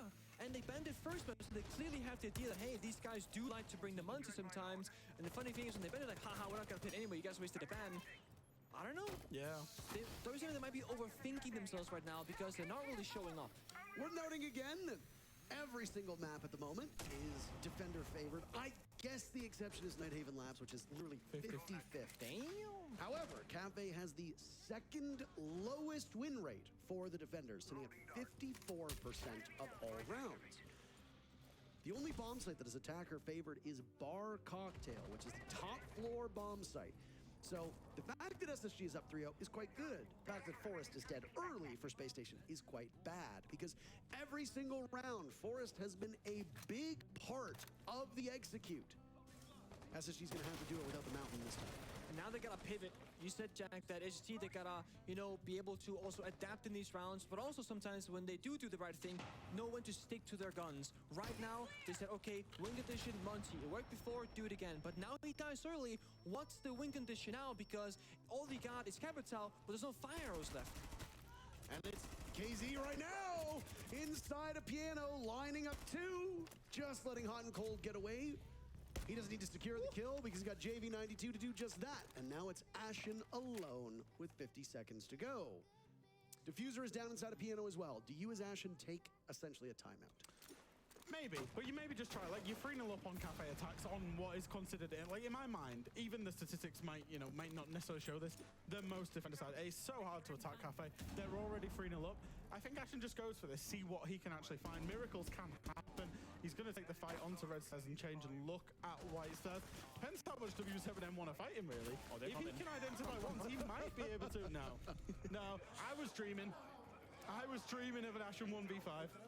It's only 1v4. It can happen. The thing is, if you're I thought it was going to be some Twitter shit. I was like, wait, is everything on Twitter? And if you get a couple of those like people coming for you from W7M, you're like, I'm better. Translate pose. That this guy left a full hand of Dina. Oh, that's how he died. Oh, that's fair. Oh. I like the way that W7M coalesced around that part of the map. Sounded like a skunk. The Monty obviously getting killed It's actually really weird. I don't think any SI has been this confident. Do they think it's a fucking rest? This is what they do at the wrestling match, innit? They like slag each other off so they have a reason to punch him. Play with impunity the way he was once the shield operator went down. So losing Forest necessitates. I don't understand any of you fuckers. Completely change things up. Sometimes a single operator that is an integral part of your execute can be your undoing if they die early. Your whole strategy unravels. I have to imagine that with how important Forest is in terms of the operators that he chooses to play, that was the case in that previous round. Yeah, I guess you can argue that more often than not, Forest will be the defining factor of what style of attack they're going to go for. He's in gridlock. Oh, no, you're not much taller. Your boy KZ, he's bigger dick than you. But guess what? Pintao pequeño today. You pintao pequeño. Oh, no, you're not much taller. Your boy KZ, he's bigger dick than you. But guess what? Oh, okay. Sorry, I was trying to understand what the fuck he was saying. Okay, I got it. You're not much taller, and your boy KZ has a bigger dick than you. Okay. I was just wondering if this is going to be some kind of half clear, actually, because I was thinking about the top floor, and then I realized how little vert they have. Look at this cutie. I know. Look at you, man. Have you looked in the mirror recently, Jay? To take piano and then aim for the train side and use the gridlocks and the nomads just to hold off piano, hold the defenders out of there, and then attack from there. Because if they do spend all the time trying to down to the riptide, the dark side. Not just time, but again, you said the vertical play, just the flourish. You don't have block or a sledge, so strategically not the best approach by no means at least. And you see it here, the Oh, Pastor and me fucking teeth. inside the bathroom, but we know no one's really there. So you two kind of wasted here early, no real follow-up. I'm not sure what you think is going on, but I feel like whatever they thought was happening isn't really there. Another opening pick for Space Station. So far, they have been excellent. And the only round where they have lost that first blood was in the previous round when Forest died. I'm Pastor and me teeth. Striking first on attack as often as they are. It's a bit surprising for a team that popularized that all over the map. How are you, Purple? I'm doing good, my darling. How are you? How are you? I'm trying to stay awake right now. Everyone's trying to keep me awake. I'm very EP today. I'm hoping this pasta is going to give me some energy. Hoping so. I want to, yeah, I know, right? And again, I'm kind of happy it was 20 minutes because then that's giving me time to eat. Ready to be hyped, man. As JV92 assumes the position underneath the bomb site on the first floor. And this is kind of the problem, right? They've taken top floor, but there's 40 seconds left. Fuck you. Now work from here as we keep CKZ. Oh, good, thank you. I'm sorry that you're EP. I'm always EP. It's fine. I just need to get more awake so then I can actually fucking put some. Power can help you do incredible things. Sometimes that's just resisting the next cigarette. But even your willpower can use a little help now and then. Nicorette gum relieves cravings fast. To help give I love how I'm getting like quit smoking ads. The only person in this household that smokes is my mother. So how the fuck am I getting smoke ads when I don't even smoke? But yeah, no, I just want energy so I can actually put my 2 pence in. But the round breaks in favor of the defenders as time runs out. You're right, Jack. A classic example of they wanted everything that they could possibly take. You don't need off top floor because it's not a reading bomb set attack, it's mining and dining. So vert doesn't get you very far. You don't have a lot of it, and by taking off top floor, you didn't have time to attack the actual site later on. I think there was a couple of stumbling blocks there. So during the round, I actually wondered, do Space Station know what the site is? Yeah. Now, we're working on the premise that they do, but it looked like they were executing onto the top floor, which they did perfectly, to be fair. Got themselves a 5v3. But then the second kind of problem was that the hatch inside of piano was closed that allowed KZ to basically play inside of train and play this area. Such limited that, I think their plan might have been to open that hatch. Oh! Here we go!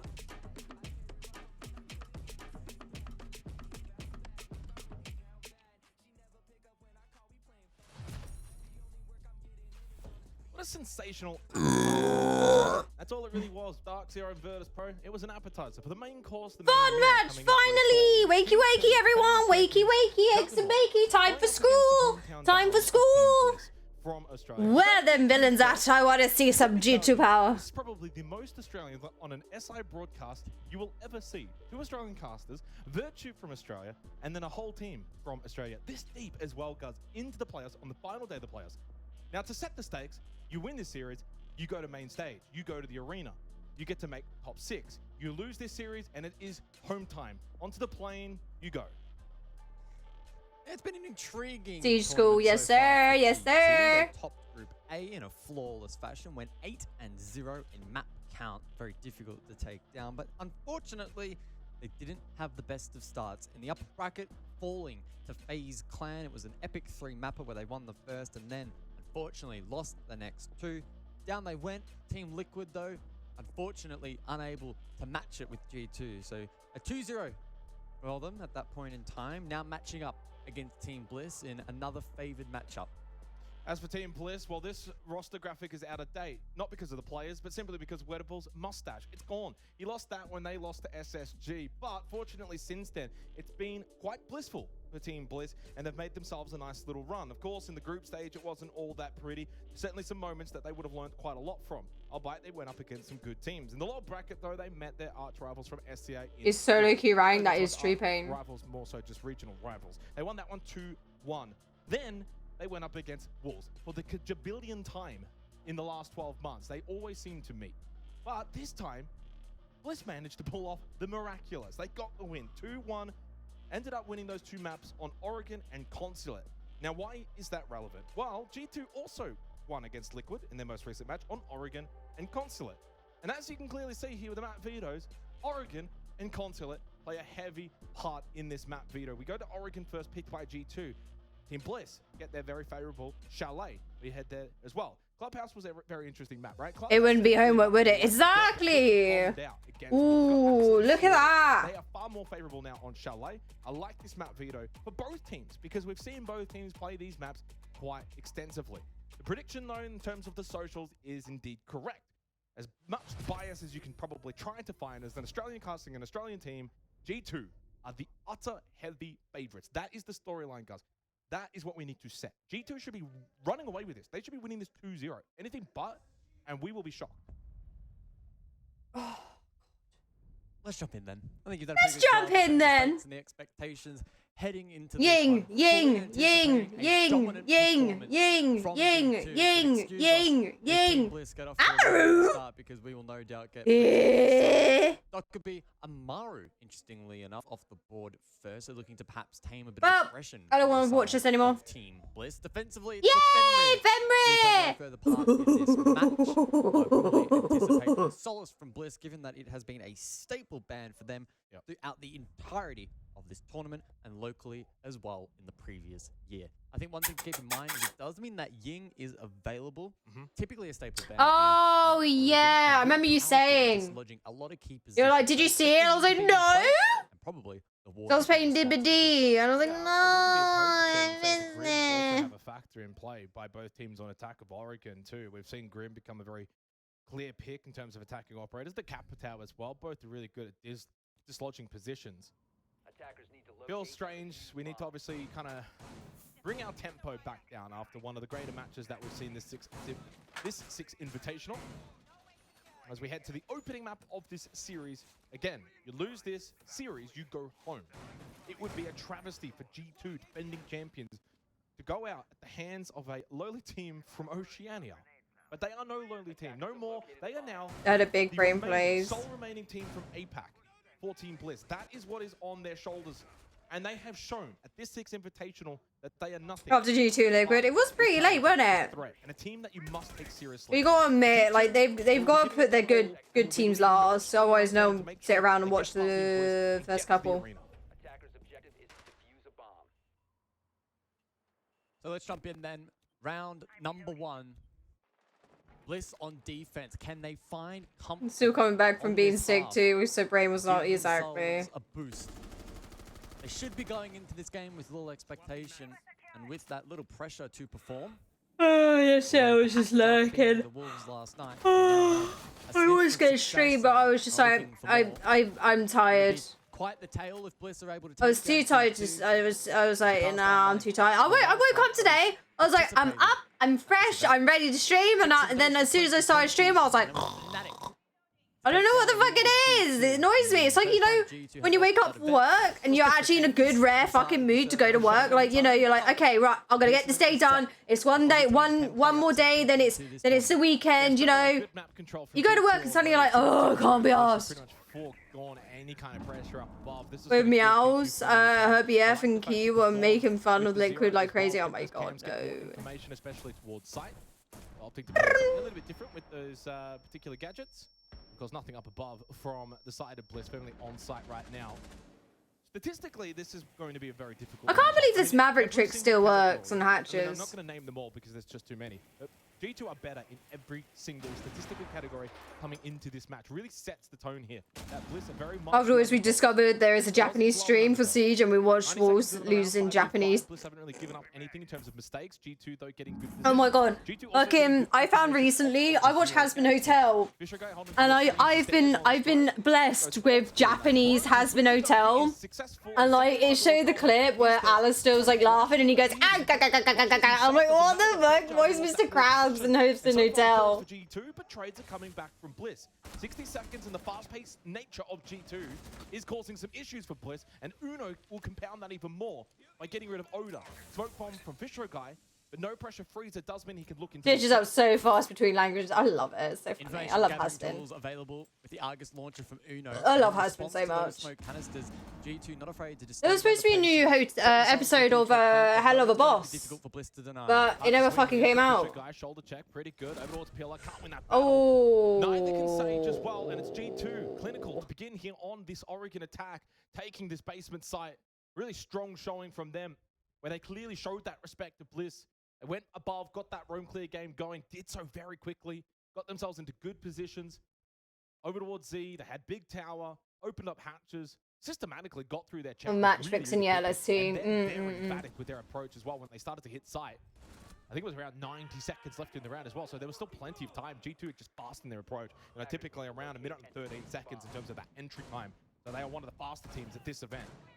And it really does go to show what Bliss is going to be up against. They cannot put a foot wrong. And it's actually not even about making mistakes or the lack thereof. It's about, can they play to that 110%? He's getting back after a long day and he just wants to go to bed. Damn, Dogi's really on full screen again. Yeah. If Bliss are to be even competitive in this game, I think it's fair to say that they'll need to have a life. I feel like, I'm not gonna lie, I feel like if G2 got offered a certain amount of money to throw, I think they'll still say no. I'm not gonna lie. I still think they'll say no.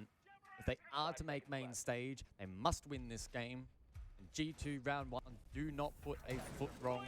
They bring the 0, gain good info, positions cleared, not afraid to fall off plant late in the face of an opportunity for Bliss to deny it. Speaking of, yeah, I don't know. Love the attacker. I feel like from G2. I mentioned that Grim when obviously. I feel like they're a very egotistic team because the thing is, they have reason to have ego. They literally they know, you know. Do you get what I mean? They have a reason to have ego because they actually. What's the phrase I'm looking for? Disadvantage now for Bliss, and again G2 already sort of highlighting how they put them. of an attack they will go on Oregon. I'm so tired. This is G2's map pick. Basically, they're obviously for Siege is more important than Riches. Yeah, but the thing is, they are actually as good as they say they are. They know they're as good as they say they are. Like, you know. For that reason, I think that's why they're so egotistical, because they're allowed to. And we'll stop that drone momentarily. Yeah, when you think about Bliss and their competition locally, and probably even the opposition they've had so far in this bracket in particular, Wolves and Fury aren't. And I'm sorry, but as well, if they lost to Bliss, they would get shat on. They would get tormented for it for ages. Here in the second round. Down below, like, how the fuck did you lose that shit? Like, how? Go about G2, yeah. Saying, like, if G2 would accept amount of money to lose to Bliss. 4-4 with SSG. Yeah, I got it. Everyone looks so serious. Caught on an island, I said that repel would be key for G2. But he's nice. Doki, he doesn't miss. And now G2 have the advantage once more. Yeah, and showing the difference here, G2, I mean, that push there from Doki, he could have opted to try and make his way in towards Attic and then eventually push in towards Pit. Instead, just holds the sightline. Had a very good cross. And eventually, patience pays off. Down to just Oda and Fisher Guy taking on Alamount, Uno, and Doki. Talk about what feels like a very difficult task. Love the angle here from Fisher in towards games. G2 are very much aware of this, but they can't stop him. Fisher up close. Another one as well outside of the rappel, and he's strong with a shotgun in hand. From Fisher Guy, the rappel in now for Uno and the Ying. The Candelas go out effective, allows him to get in towards sight. Does have the kit. Can fake it. He doesn't even need to. The swing, but it's Oda who gets the headshot onto Uno. Despite the very fast start to the round for G2, eventually... Personally, I could be bought easily. I'd rather care about retirement than Siege, but that's probably also why I didn't go pro. That's what I mean. I feel like G2... Oh my god. The constant pressure there. Thank you for the gifted sub to Red, who gets me from Pocket Chat, please, for Dutchie! Also a player down after Brendo was isolated very early on inside of Kitchen. I feel like G2 have such an ego, they wouldn't throw for any amount of money. Package 4 round 2. Freebie for Benja. Also a freebie there for Uno. Wow, look at that, Red. Now you got a sub badge. You got a sub. Num num num num num num num. Wards away the pressure. Top num num num. Oh my god, little Rage! 1, 2, 3, 4. Thank you so much for the raid. I still need to follow you back. Apologies. Right, I've followed you back now. I have followed you back officially now. But how are you doing today, little Rage? How was your stream, my darling? And not dead just yet. Thank you so much for the follow. Welcome on in. I hope you're having a wonderful Wednesday, my darling. Let's get you a little... Oh, thank you, Dutch. I was about to do it. Thank you, babe. Doing well, thank you. It was good. Thank you. That's amazing to hear, my darling. What did you stream today? Making straight his way towards blue. Never mind. Ops against it. Is that Minecraft I'm hearing? Guys, I've got a spider behind me. I've got no food. I've got everything coming for me. This is not a good time. Rocket League! Oh! Pretty easily. And you as well. Yeah, okay, I get you. Oda wins that battle though, over towards the hallway. Doki falls early. No Flores. Rocket League, definitely, yeah. Obviously going for that room clear up above. Again, I haven't heard of that game in so long. Understanding we can't probably just rush site immediately. That's job done now for Bliss. You've got As invitational games, they're going alright. They're going alright. We've just been more waiting for this game. Yeah, I've been brain dead for like the past 4 hours. I've now woken up because it's G2. Critically as well, alive now for Keeper. Mum was blown up by a creeper. That's going to absorb a lot of the attention of G2. I'm a Minecraft creeper. All I do is boom, boom, boom. I can't stop singing this bloody tune, tune, tune. To speak of. It's a hardcore game. I have died so many times. Oh my god. From Uno. The Blitz can create space. I only play Minecraft in creative. Are limited. Blue stack double. No, don't remind me. Blame Dutch. Dutch showed me that song, and now it's always in my head. As well. Good up to go for a rotate laundry. Or backstairs, especially if it's going to be a blue hit. Where's Uno? Kit in hand. Virtue over towards security, opening up that hatch, can drop down into freezer. That was... No, like, I did get into Minecraft. Dutch opened a Minecraft server, and I was like, I just want to build shit. And I built a castle. I even went on YouTube and learned how to make shit. And like, he generally thought I snuck someone into the server and built it for me to say that someone else, like, I built it. I was like, no, it's all, I built it. It's all me. I did this. He was like, I'm so proud of you. I was like, yay, I did something. I went on YouTube and learned things. This is a nice angle from Oda. I was proper trying to impress you. I'm just trying to proper impress you. That's Sage. He's in blue though. What I was more proud of. I was more proud of. He has to just rush straight through this smoke. My little castle, and then I put the end. Yeah, I loved my castle. Then oh no, yeah, all my hidden toilets, yeah. My hidden toilets. So basically, in a server, there's so many like these. I made a toilet that had like a working sink and everything. I literally made like I went on YouTube to learn how to make secret doors. Yeah, nah, right. White, they've been paid. White, they've been paid. I'm sorry to tell you this. I think I'm wrong. I think they've actually been paid. I'm sorry. But no, I made secret toilets. So there was like secret doors, everything. And I'll be like, right, and try and find my toilet. Yeah, it was this little task to try and find my toilets and everything. Isolate player or two and give yourself the advantage on the attack. So the roam I'm also a total lost builder. I get into a world, build a house, and then end of the world again. I want to play modern Minecraft. Play modern Minecraft. You got your server in, yeah? Being favored, he pulls up clutch for his team, and then the rest of those on site doing their job nicely as well. Start the world, takes full week to find the right spot, start building. But then that's the thing, like Minecraft comes and goes. Like I've noticed a lot with like the people that I hang out with, is that games come in phases, because we had Minecraft for a while, then it was Apex, then it was DBD, and then it went back to Siege, then Minecraft came back for a bit, especially at these international tournaments so far. And then it was fuck Siege, like it's absolutely disgusting to play. Considering we now go to the yeah, no, we go through phases. Kid storms that unlock, then of course base Always has the way, yeah, exactly. For the side of Bliss. The tertiary site now for G2 becomes the thing is, right, I've noticed Minecraft will make a comeback, someone will become a big Minecraft streamer, allegations will come out, Minecraft dies, rinse and repeat. Maybe Oda towards Big Tower as well, not too sure. Hard to see from here. Brendo with a bit of pressure over towards security, Alamut in towards Big Tower. And droning it out as well. And yeah, I think Oda's actually just tucked in towards Attic. Obviously trying to make sure that that hatch position is in control of Once you're a weekend, it gets boring as hell. I would say, like, if you're in a server with friends, it's different. Hi Foxy, how you doing? Sage as well, quiet performer. Just chipping away. He gets the opening kill. Benja as well, low, slain. And if Bliss want to make a statement in this match, winning the tertiary site on defense is one hell of a way to do it. I'm doing great. How about you? I'm doing well, thank you. How did your stream go last night? Make their way a little bit direct. G2 not opting for that top clear above, not looking to overload that Addy position. How do you not win that? Sage had utility in hand, and Doki still can't win it on the swing. Down to Virtue and Alamut. And the 2-on-5, 90 seconds left. Again, still opting for this more pressure on site. Attack from G2, clearly falling apart though.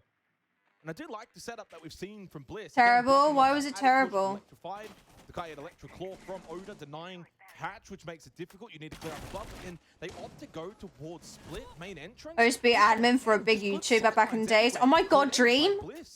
And they've made it really difficult for G2. And as things stands, why? I think they've been paid, man. Brendo. Why? I honestly think they've been paid off. It's either they've been paid off, hard to say it's winnable, or they've literally got the, you know what I said about W7M? I'm a champ and we're going against goals. Oh my god, it's going to be GG, if you get what I mean.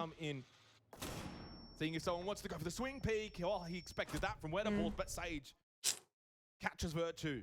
And Bliss. Yeah, I think I don't trust this. Mentally locked in. I honestly think they've been paid. I'm sorry, but if I was Bliss, I would be fucking dancing. If I'm literally winning against G2, I would be fucking ecstatic. But they're like, yeah, it's fine. G2've been paid. Nah, I'm not taking this. Get to them a little bit. Very early days here.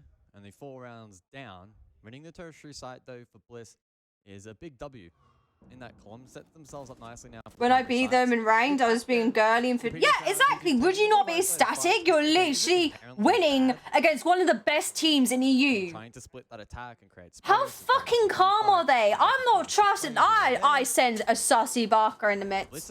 I'm not trusting this. There's no fucking way. And their awareness has certainly either G2 got too cocky and going, this is going to be GG easy, and just going, let's just rush. I can't be arsed. It's just going to be a quick game. Or they've been paid off.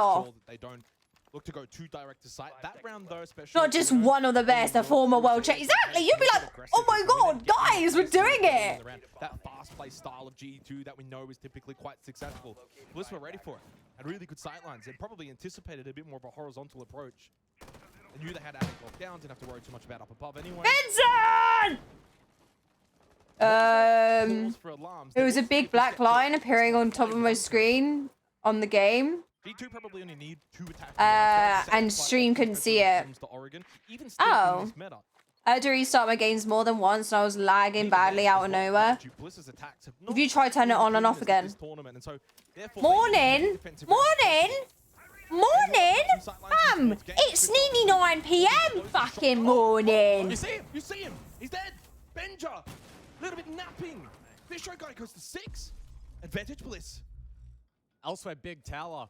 Alamau head-to-head with Oda. They've been paid. The vigil had been spotted before on the scanner, but G2 couldn't quite capitalize upon that information. How much? How much? How much do you bet they've been paid? How much? On the breach. Uno as well. Taken How much is the win? Really quite phenomenal. They're so scared and in the zone that they aren't reacting. Nah, they've been paid. Nah, I ain't taking it. They're here Nah. to play, and they are not going to be pushed over easily. I ain't taking it. And it's at this point I restart everything and pretty sure I'm fixed so much to stream that I was just losing people watching. Yeah, I kind of lurked and then I fell asleep because it was like 2 AM. I went bed.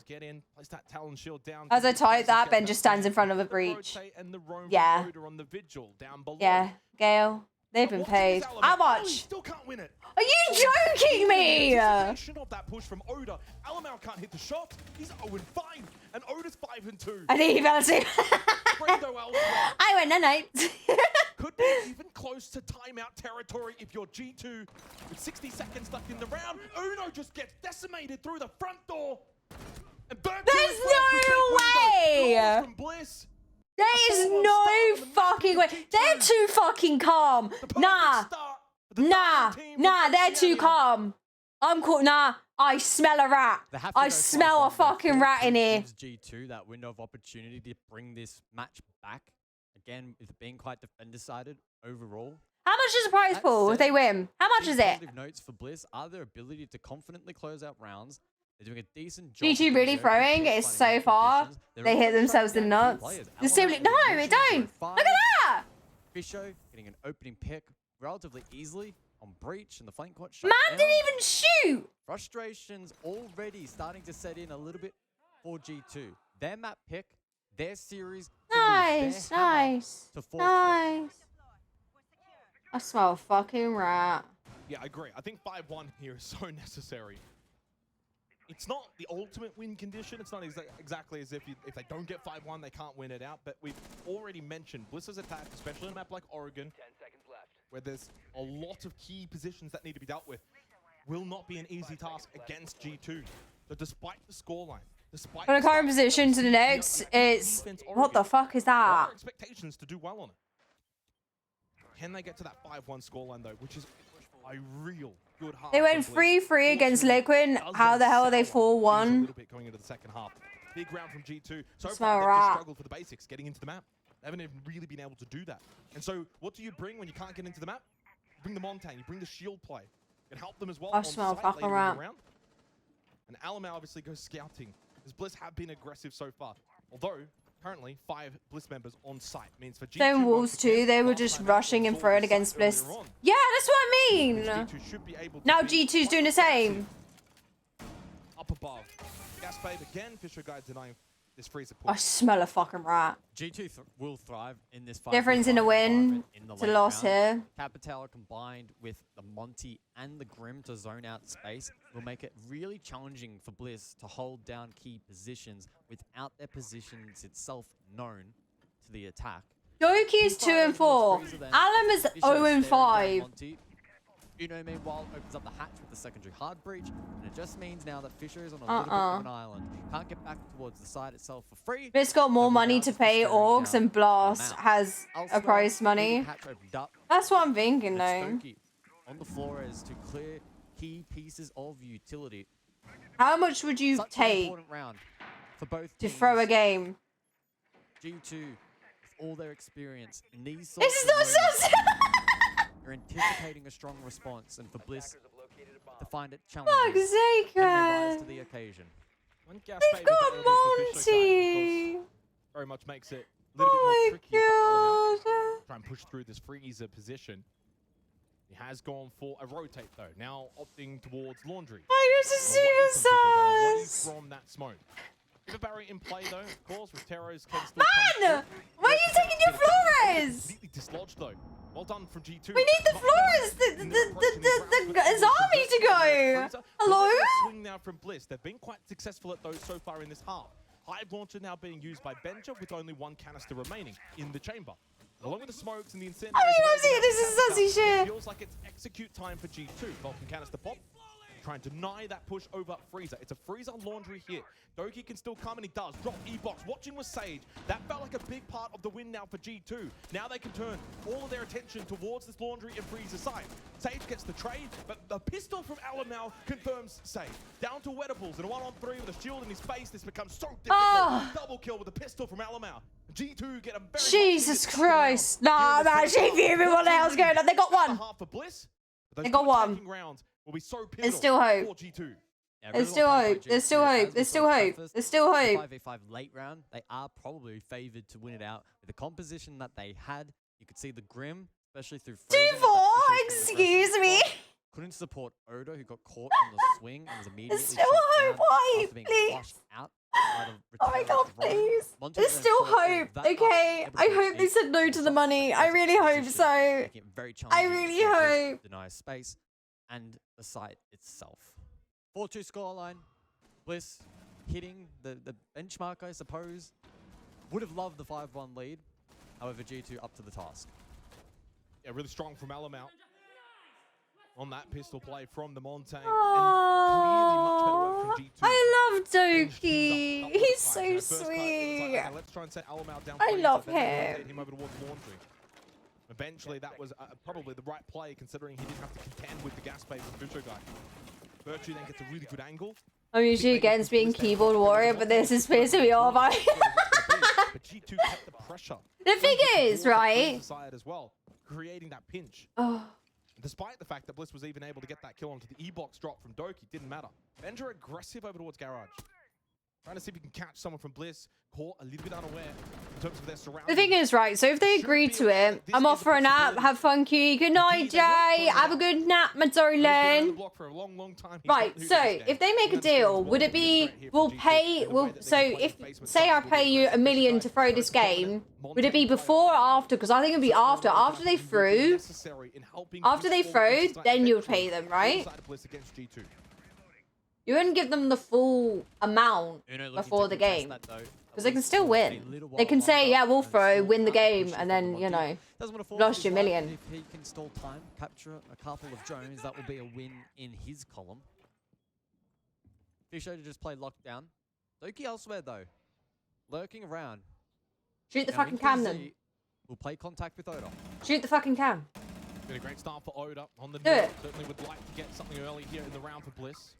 Nice work from Uno, just disrupting Fisher guy on the Montagne, making sure he can't get that full backstairs control. Alamau aggressive over towards Blue. I gotta go. Have a good night, Pebble. Bye, Blender. Have a good evening. Aggressiveness of G2, but that Retero from Brendo gets through, so that shield does get taken down. That was kind of hindered that blue bunker hold now for G2 defensively. It worked from the Flores in Brendo. Still has 2 more Reteros in play, and that was also a second gas babe thrown by the side of Alamau. He only has 1 more remaining. Benja now spots oh my god. The repeat, and you know what? He doesn't need to. He can kind of fall back over towards security. And Alamau eventually lost his life. I imagine the re-aggress towards Blue Bunker without that shield, and he gets punished by Wedables. Benja now trying to find his way back towards site. Mindful that the rotation may be cut off, but eventually makes it to top stairs. Was droned out, confirmed. Oda might look to lurk now on the Nook as Uno responds through blue. Not sure. I'm assuming Uno just got super aggressive there. Only 1 drone left, by the way, for Bliss. So in terms of site information, not a whole lot of it, but they do have the Montagne that they can play off of. Brendo to play them behind Fisher guy. 40 seconds remaining. Benja on the other side of Pillar on that ward, and if there's any flashes that come through, of course, he can deal with that. Gave himself open momentarily. Brendo couldn't find the head. Loses his brother elsewhere, and nice. To fall to Virtue. Fisher guy continues to pull forward. Can he get the pistol in play? He goes for it, but it falls short. Brendo by himself on backstairs, and G2's defenses look pretty strong. Nice headshot from Brendo, but this becomes a very difficult task. 20 seconds left in a 1 versus 2. The kit close by. The flashes to go out. No more Warden in play. He doesn't go for the kit. Instead, he's opting for the kills. Needs to find them very quickly. At this point, you have to run and gun. Good shit, Doki. Good shit. And G2 now making the mark here. I know what the legal case of match fixing in esports would be. This is still an uphill battle. Stark contrast in terms of attack there. Bliss not entering over to a small tower. That allowed the likes of Benja to roam around quite freely. We saw it from Doki as well inside of Z. A fine and a ban? Yeah, I think it would be. Most of the map outside of What happened to IBP and CS players got banned from set period or gets fined and has a ban on playing for a set time. Information, apply a little bit more pressure. Bliss then forced into more of a linear push, really rotating around the Montang itself, back stairs, bit of blue pressure as well, which unfortunately was squandered as well by Uno.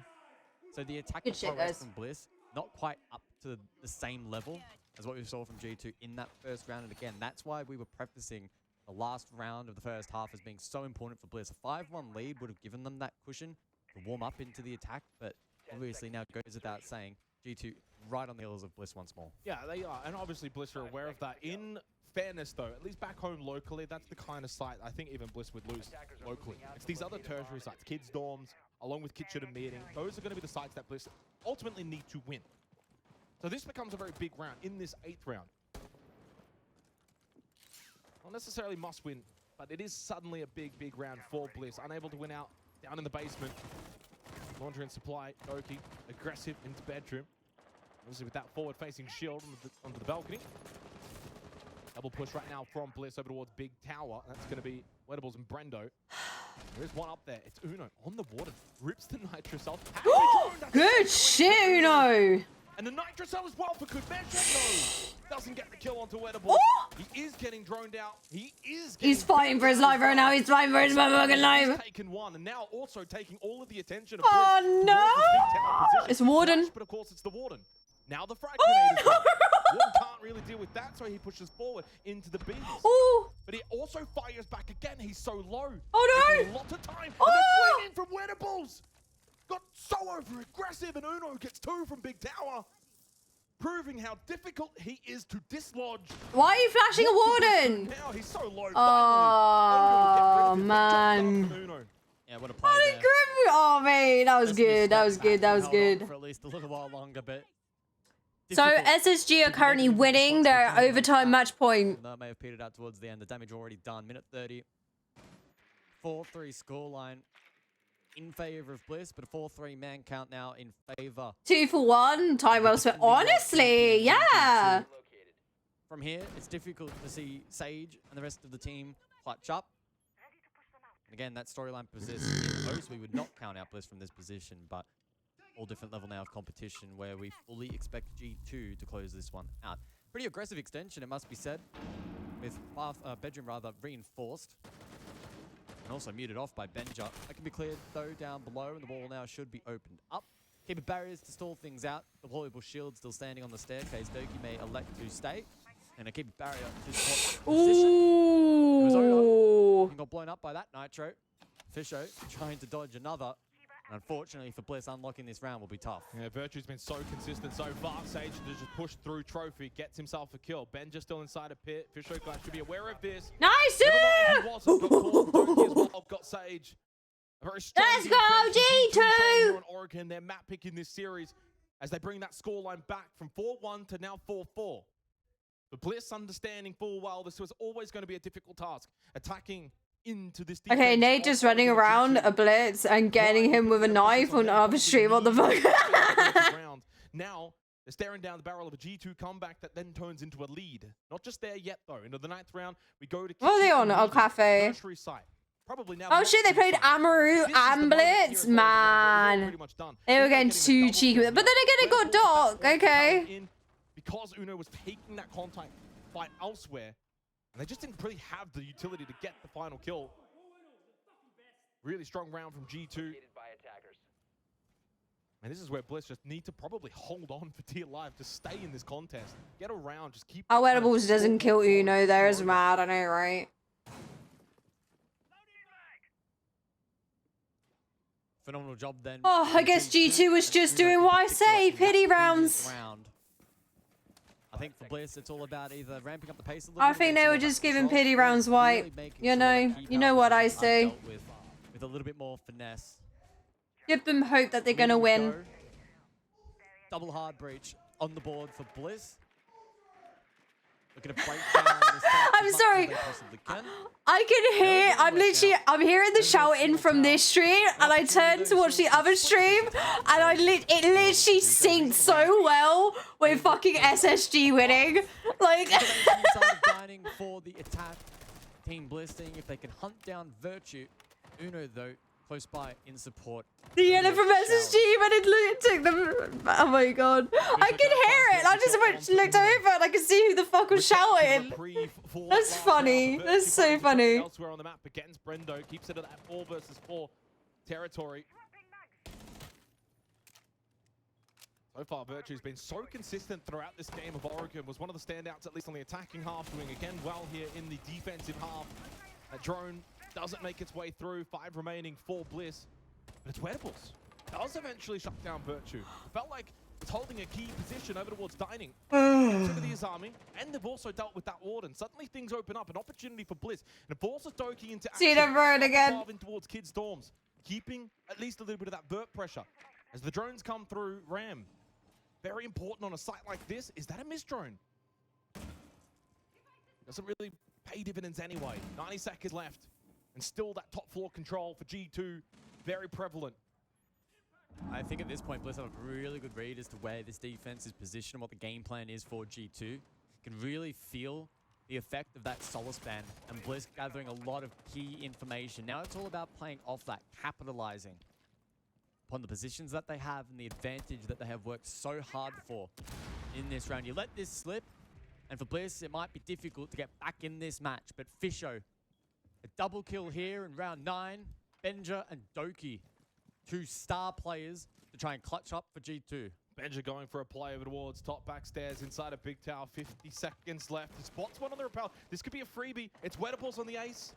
Just here for the drops. Good to hear, Jaeger. Good to hear. He's got no idea. Free kill for Benja. Information though provided for Bliss. They now know exactly where one of the 2 players is remaining. Gumine stepped on for Fisho in towards site. Doki coming in from classroom though. Benja up towards attic, and it's already Good shit.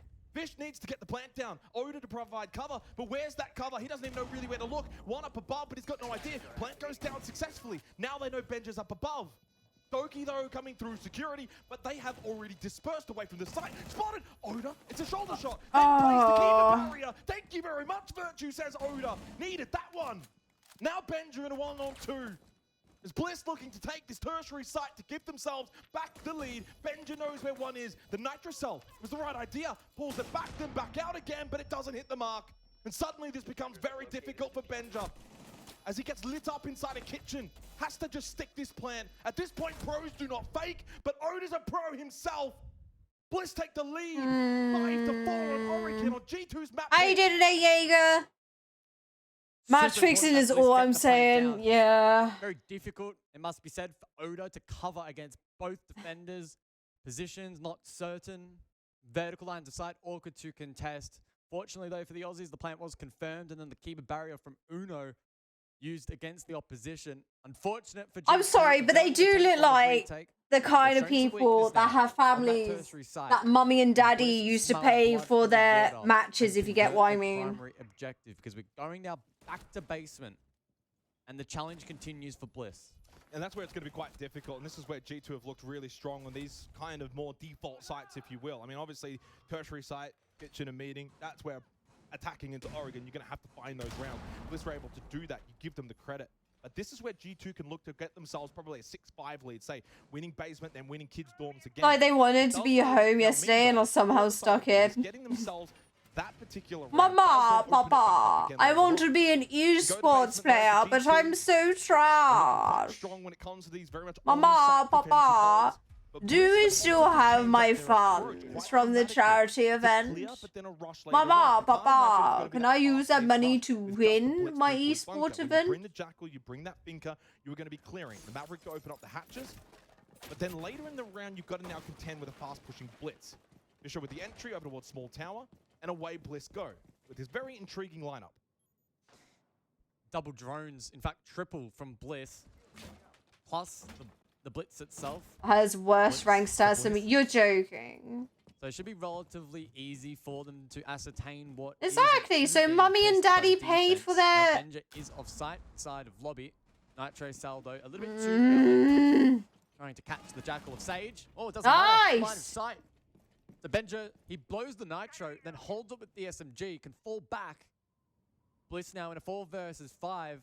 A tough objective made even more challenging.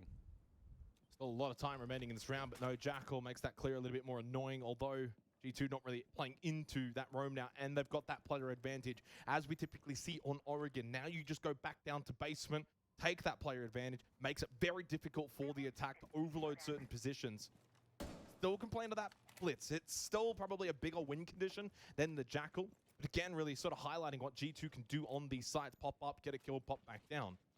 Makes it really annoying. The Fisher guy's going a bit quick here. Good backstairs control, little peek down over towards that pillar. Loki holding around that angle on the Azami. Fisher guy gets his own drone out now, and Brendo looking to clear out this position in terms of that top-facing Kiba barrier. Takes a peek on that Vinker. Has 3 Adrenal Surges. Again, can really make this rush happen. He loses his life, and it will be a little bit more annoying for Bliss. E-box droned out. 3 drones is all that remains for Bliss. Again, really good. Nitrosol from Uno, though, right onto the face of Fisher guy. The shield can't do anything to stop that. Flashes from Bliss. Do they go off of that? No. Hold their positions. But suddenly now they are staring down the barrel of a 10th round defeat. Very strong defensive hold from G2. Not really making any Nice. kind of mistake. Again, basement is theirs. Fish guy is a 1 KD, ranked 2.0 champ, and a 0.9 KD, ranked Uno has 1. been incredible throughout this match 1.0 so far. champ. Several moments I'm where simply he's not really buying stepped this. up and found a kill or found some space or held a part of the map. That has been a huge condition for G2 in getting that round across the line. Nitro there to dismiss the blitz, huge. If Fisher is able to get control there and facilitate the push back stairs into blue for default, again, could have really changed the complexion of the round. But unfortunately for Bliss, and it's been a story for them throughout this tournament, sometimes they can find it so challenging to shut down just one key player, and that unravels them, especially on attack. So Mingarang calls attack in response. 60 seconds for the boys. Shit now, 1.9. We are going back to Cheater. 5 rounds for G2 clearly have now got the momentum in this match. Despite the fact that the scoreline is 5-5, of course, Bliss got out to a significant 4-1 lead. Although defense on Oregon is a big reason for that. As the timeout does come to a close now for Bliss, back into the server. Again, it's these aggressive plays from G2 on the defense, though. They're pushing up backstairs. They're peeking blue bunker. So they're making it very difficult for Bliss to even get in towards the site because of their aggression. Really well played from G2. And so far, again, they're very much in the driver's seat here to close this one out. Kids Dorms, after this kitchen meeting again, you would imagine, could opt to switch it over to dining. But nevertheless, they are in pole position. So it's up to Bliss now. 2 sites, 2 tertiary sites, no more basement, at least for regulation, to try and salvage this map. Of course, it is, though, G2's map pick, but Bliss started off really, really hot. So into round 11, top floor. Defensively, nothing standing out as being hugely unusual. Jaeger is in play though, so a decent amount of catch to try and help fortify, keep our positions. 5 seconds to insertion. That would have been a good counter to the Grim, for instance. Another piece of utility, although the Grim now has been swapped off. The Ying is in play. I feel like we've probably seen a lack of Ying, at least compared to what I expected on a map like So a big condition for Bliss, especially if they want to play around it, will be to take down. Well, they don't have hard bridge, and they can't get through attic now. That's just been reared off. So they could go big window here. It's not necessary. Well, I mean, they could. Certainly makes it a little bit more annoying. They are droning it, though. Yeah, I mean, outside of that, outside of this one little position in terms of that attic wall, you don't really need it anywhere else, but it also means you can't hit games. Yeah. No secondary brought by Fisher guy for the record in terms of that Capitao, so that's maybe, I don't know if it was a misequipment play. It certainly should have brought at least one hard breach here. It could come back to bite Bliss, or for whatever reason, it could work out. We've seen funny things happen so far at this event.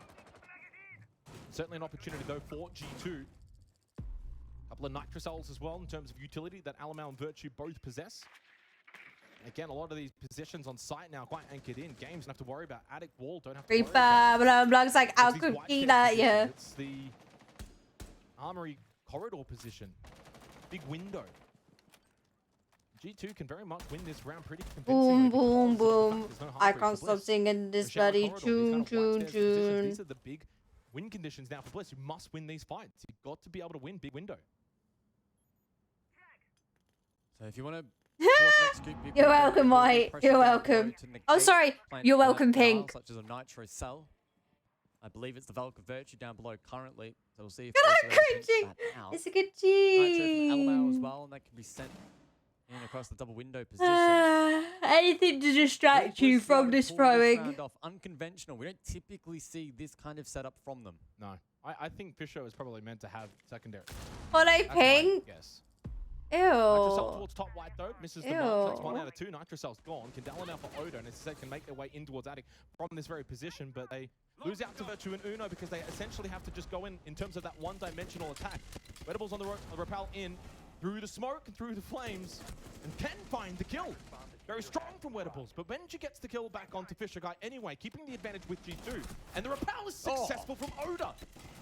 But the trades continue for G2. Get the numbers on My God! They didn't have that many avenues that they needed to worry Okay, about. I thought they threw that. Battle over towards white stairs. Virtue can then play. Oh my God! The rest have to come through the rappels. He has a good position, can't get cleared out, and G2 will punish Bliss. Match point for G2 here on Oregon. 6-5 as they take the lead for the first time here on this map. Fantastic work there from G2, despite a couple of nice rappels in towards the objective from Bliss, which were able to turn the tide a bit. Power position still held.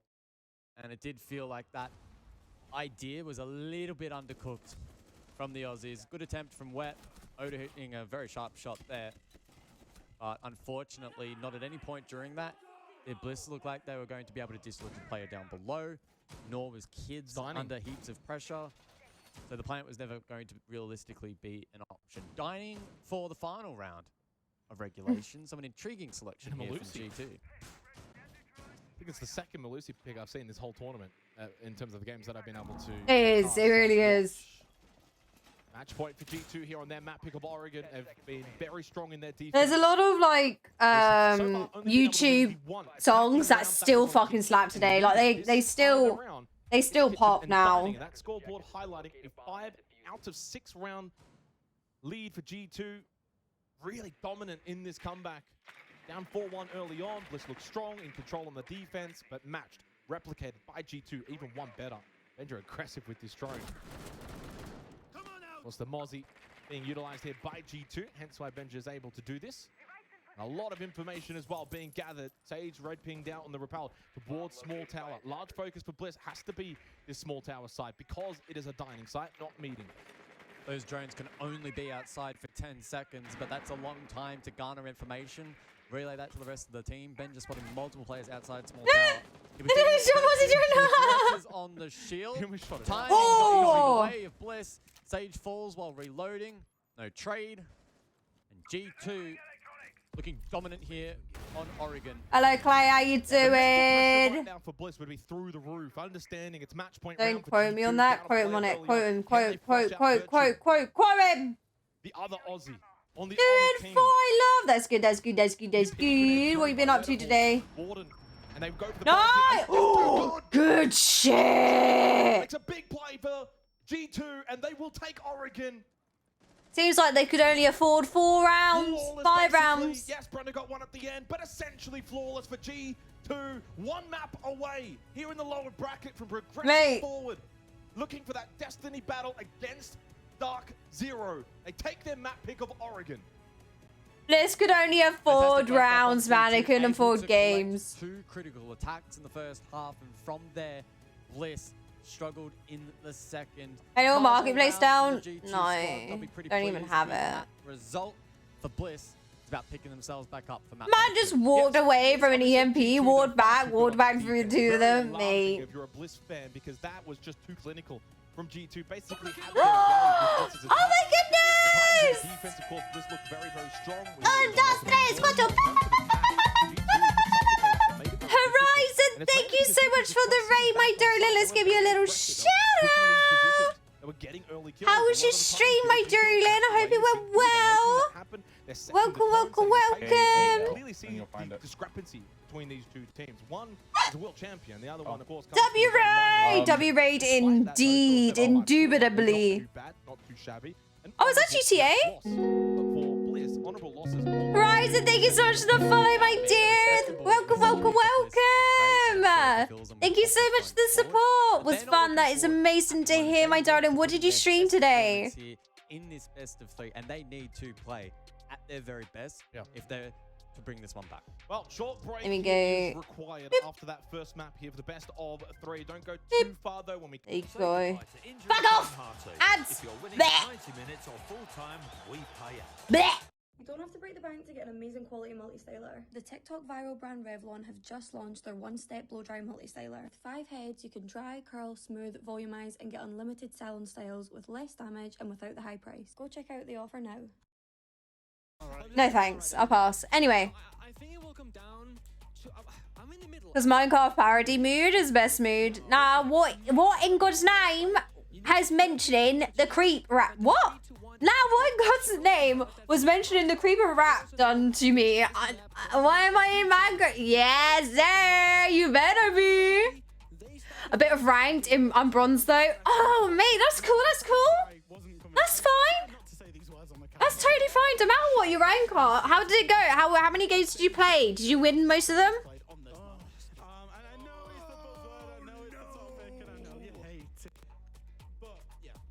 Well, I had to change your hair. Mate, I just dry. I don't even do my fucking. I think last time I did my hair, Dutch came round, and it was literally because my hair was so annoying me. I straightened my hair. I took him out. I was like, I've got to straighten my hair. It's really annoying me. But I don't do my hair. My hair is in a messy bun. That is it. Or a ponytail. Because I'm too broke to go get a haircut. This is the 21st map that W7M has played so far in this event. Far away, a full series ahead of the next closest. Now this is numbers coming into today's match. Obviously, we don't have the numbers for what happened with VPTC. We know the results over there. We're not going to spoil it for you. G2 and Bliss is going on the other stream at the moment as well. We're not going to spoil that either, but 21 maps is a crazy amount of Siege to play. And they've still got so much more to go if they want to make the grand final. Is there some fatigue that starts to kick in for this W7M team? It's certainly a change. Like, if you look at how teams play during... I've been on my Halo binge again recently, so my mood switches from Epic Space Battle to Jazz and Lorraine, and I can't handle it. You know, I was reading that. Fuck off Twitch. You know how we sound one day like people had favorite bands, and we have. Things will start off for Cafe. Okay, all right. So they were trying to spawn peak. They did a bit of damage to Hertz, but then they said, you know what, the gig is up. We're gonna get 2 kills. So this is like Cafe, right? Yeah, no, it's weird, isn't it? It's so weird. It'd be like, what was your favorite song when you were younger? And I'd be like, have you heard of Candy Mountain? What? Have you ever been to Candy Mountain? And they'd be like, no. Sean did not believe her. No. They were ready for it because, again, you did this so many times with your SSG on Cafe previously, you're gonna expect it again. Oh, mate, if we're talking about fucking game music, what was your favorite song when you were younger? Have you ever had a boss battle with a devil? No. You know, in the House of Hope, that song that stays with me. Immortal Lies Expire. I love that song. Now I need to listen to that. Fuck's sake. Why have you done this to me? What the fuck? Undertale. Oh, Undertale, mate. That shit. Oh my god. No. What is it?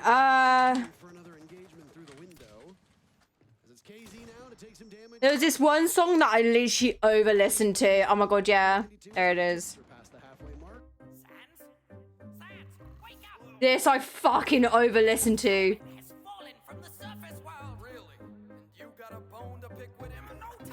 Jones. Oh, in particular. Hey. Here we go again.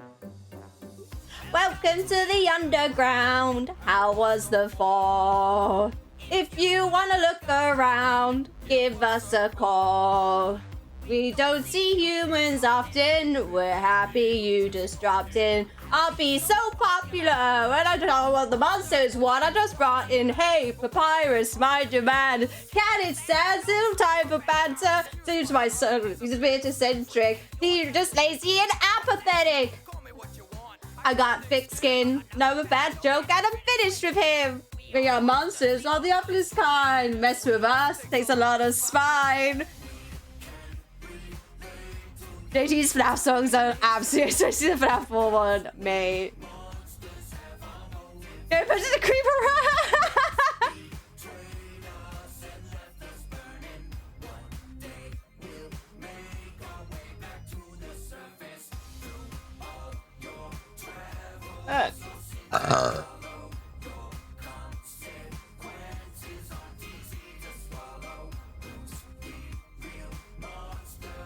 Now you should know you got this story down to the bone.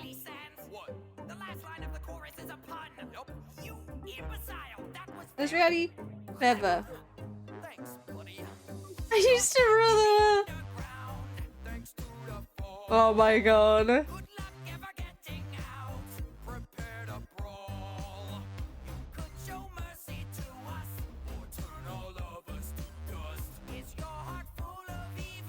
Or full of love.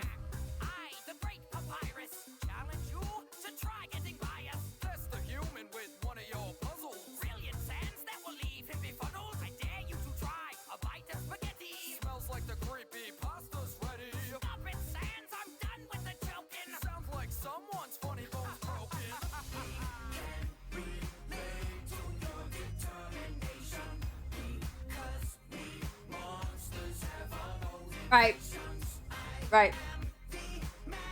So I'm post a link to an old good song. We got 3 minutes. We'll listen to one song.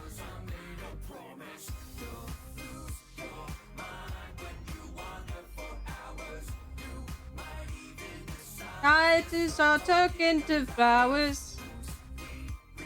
Monster, now you should know. You got this story down to the bone. The royal guard. There we go. I swear to God.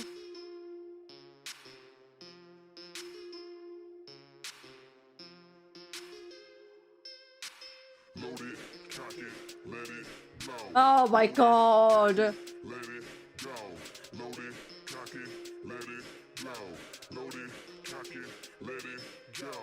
Get in where you fit in. This is not our decision. We going in and we killing. Better get in position. Listen, this is not a drill. This the real thing. Rainbow is here. This a real team 6 skater protocol. How are we supposed to fall? Blow the doors, run inside, clear the corners, hold the wall. Cover me, I'm going in. Look around and go right. Nation is depending on us. Put aside. The Timeful one is great too. I fucking remember this now. What the fuck?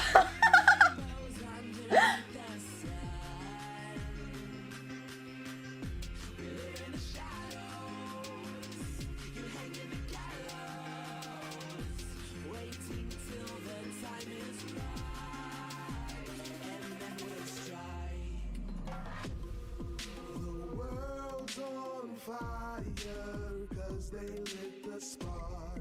When they go, we are rainbows in the dark. Now they fall, we are rainbows in the dark. So stand tall, we are rainbows in the dark.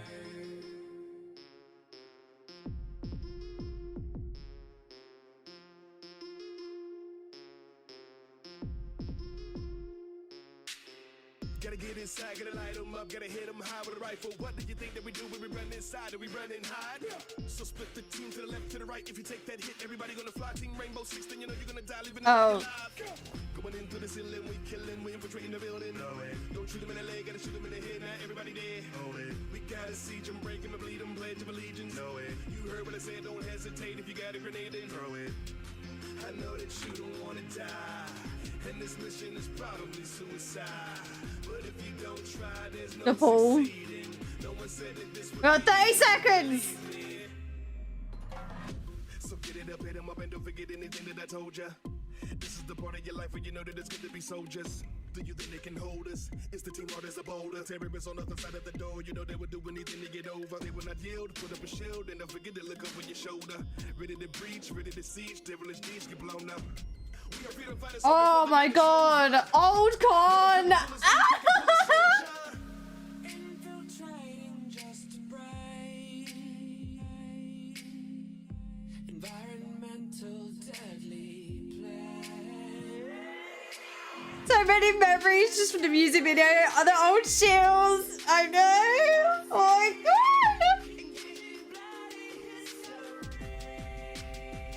Oh man.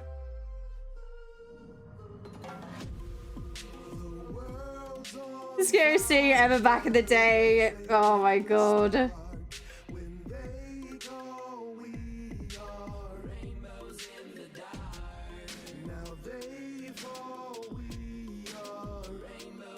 What I'll do this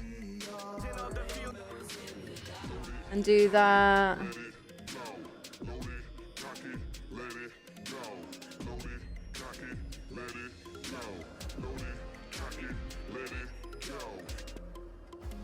Right, I got Kirito's song and I got Red's song ready for after this. There you go. Lovely, lovely, lovely. I got both your songs ready for after the game. Oh my god. For this team, because they're not naturally going to be good enough to beat G2. They need G2. G2! To play quite poor in certain areas, and for them to then go an even higher. Oh, we all share the same experiences. The world is so big, and yet we'll find each other. I don't know. Prime era gamer music, honestly. Overtime confirmed a match point, and suddenly changes the landscape. But and yet no bitches. Excuse me? Dining defense, where we saw the small I have bitches. He was insane. You're the best one, Dutch. That's why I kept you. Zero as well in first kills, 75% cost. I called fucking dibs on that bitch. Obviously, Bliss ended up losing. I see what you did there. Yeah. Yeah, Virtue with the standout game and did a really good job, small tail final round to close that out, despite the best efforts of Bliss to counter that particular hold for the dining site. Still some positive signs again for Bliss. Found his footing, he's found his way through, but I think we need to see the likes of Brendo, who have been incredible throughout this event, really step it up. Map 2, which should be more comfortable for Bliss. Chalet is a map that they love, and I think an opportunity for them to bounce back could occur. It's going to be a challenge, but I think it's possible. Yeah, very well could be. All right, Chalet we go. Strong map for Team Bliss, but the socials say it's still heavily in favor of G2, rightfully so. The defending champions looking very strong in their closeout on... Oh, look at that! SSG and W7M are on Chalet, and now Bliss and G2 are on Chalet. Isn't that amazing? Oh, they're on the side, are they? They will be defending first to begin here on Chalet, which is obviously a map that doesn't for attacking. Bye-bye, Capital. Oregon that we saw before. Capital gets banned out by G2, and most likely Bliss will respond with either Dokkaebi and or Ying. Obviously, we did see the Ying make it through last time. KK. That gets banned out from Bliss. What are you looking here? Oh. Just ban Cav and I saw the Brazilians out. Play and Echo play in response. It would be pretty atypical for Bliss. But we cast our minds back maybe to your first mistake. Oh no. Oh no. Going to look to sweep up and clear util. Fenrir as well will be bolstered if that escapes the ban phase as well. So won't be the case. But yeah, Bravo and Intriguing ban. Don't hate it. Capital as please well, no Bosch G. Oh. Attacking bans. Doki is a keyboard warrior confirmed. You have no idea what's coming. They found it very difficult to clear key power positions. I was talking to you a little bit off camera that I think that the dynamic does change a little bit more on Chalet, where those power positions are perhaps a little less important than they were in the past. Still a couple, mezzanine, top library stairs. That makes me sussy more. I'm sorry. Saying no boss G, please. I'm just a Bliss if they're feeling themselves here on I'm the just a second bit map, sassy and they can bring the about pace right. So away we go. Second map here for the lower bracket. Bliss. This is super keyboard warrior. Yeah. Invitational G2. You win this map. You book that day in the arena against Dark Zero. Here we go. G2 on the defense to begin, and we go straight to kitchen and dining to begin this round, to begin this second map. What can Bliss do on the attack? Well, they go straight for a 4-man attacker repick. Immediately change their approach into how they want to go into this round. But G2 over towards that mezzanine in terms of pressure and sightlines being opened up in towards library. Castle barricade as well in place, top library stairs, blocking off that position. Right now, the onus feels like it's got to be Bliss. Their map pick. I love it's friendly shit talking and fun between these guys, but when the SSG turn up, it feels like there's some actual get fucked to it. Yeah. Think as well with the Azamis. Well, the thing is, like, W7M have been fucking the same attitude. I feel like SSG are just given the same attitude they've been given to everyone else in the whole thing. Was on top of that if required, plus goes without saying the floor is for terrors as well. So I like the Is auto mad being auto? Yeah, it is. What they've seen in the prep phase from G. It is. And it will come down to ensuring that this clear is clean, they gain space off the back of it, and they apply pressure. Like normal. Pressure was the name of the game. Both teams on that first map, the Blizz. For the most part, they lacked it on attack. Straight in towards library, but those sightlines that I mentioned before opened up. Alamau takes advantage. Brendo loses his life. A player that you said probably to be looked to. 14 Blizz. Doki towards top library, and really good positional map control for G2 on the defense. Library stairs and control, piano, the hallway as well. Doki can get aggressive swings the window, and Sage is not ready for that. The aggression again. Look at this cocoon he's made. Now here as well into Chalet. Really good position here with a triple stack of keeper barriers. They get opened up. The air jab from Oda displacing Doki. Really good play. But he still hides behind that singular keeper barrier. I think another one got thrown as well, but another air jab.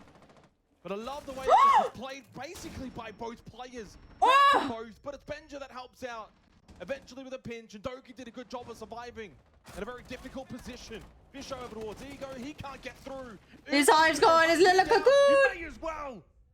Man. Strong start from G2 on Chalet. They mean business. See, I told you. Bliss couldn't afford more than 4 rounds. They were cooking over towards library stairs with the triple keeper barrier setup. Doki saying, let's relax with the Nomad in chat. You guys can't see it, but off screen. You saw the Azami catapulted back. Yeah. But there was still one barrier left standing. They couldn't clear it, and Bliss, try as they might, eventually farmed by Benjamin's support. A funny round to kick things off. I'm sure even Bliss will chuckle at that. Doki doing a phenomenal job in locking down that position. And that is a pump-up round for G2. 45% attacking win rate this map for Chalet. Comes to no 2 port. That's what I mean. Everywhere. This is the third best map. 1% off the second best map. You could basically say it's the second best map, if you will, for attacking, which does mean for Bliss, very much the onus is on them to do well here early on. And G2, what do? They get into their face. Again, we saw that back with Oregon in their defense and what they can do. So aggressive.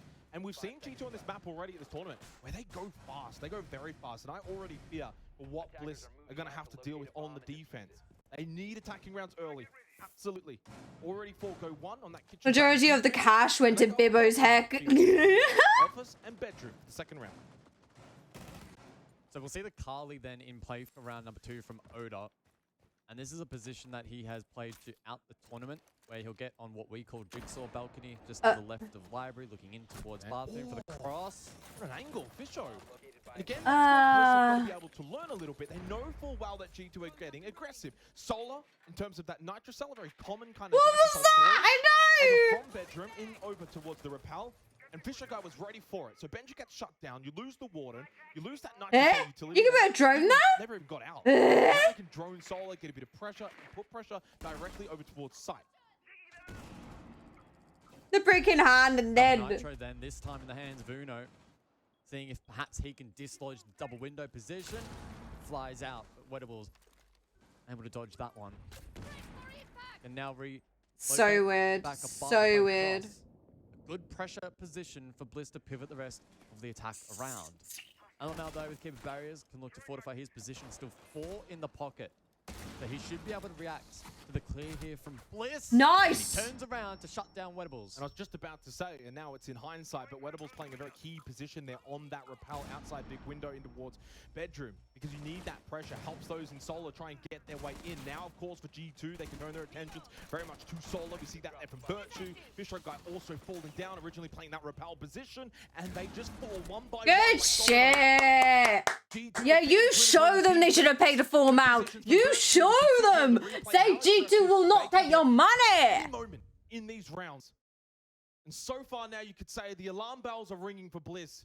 Their time at the 6 Invitational has been a pleasant one, but it might be coming to an abrupt end at the hands of G2 here in the lower bracket. This is what exactly. This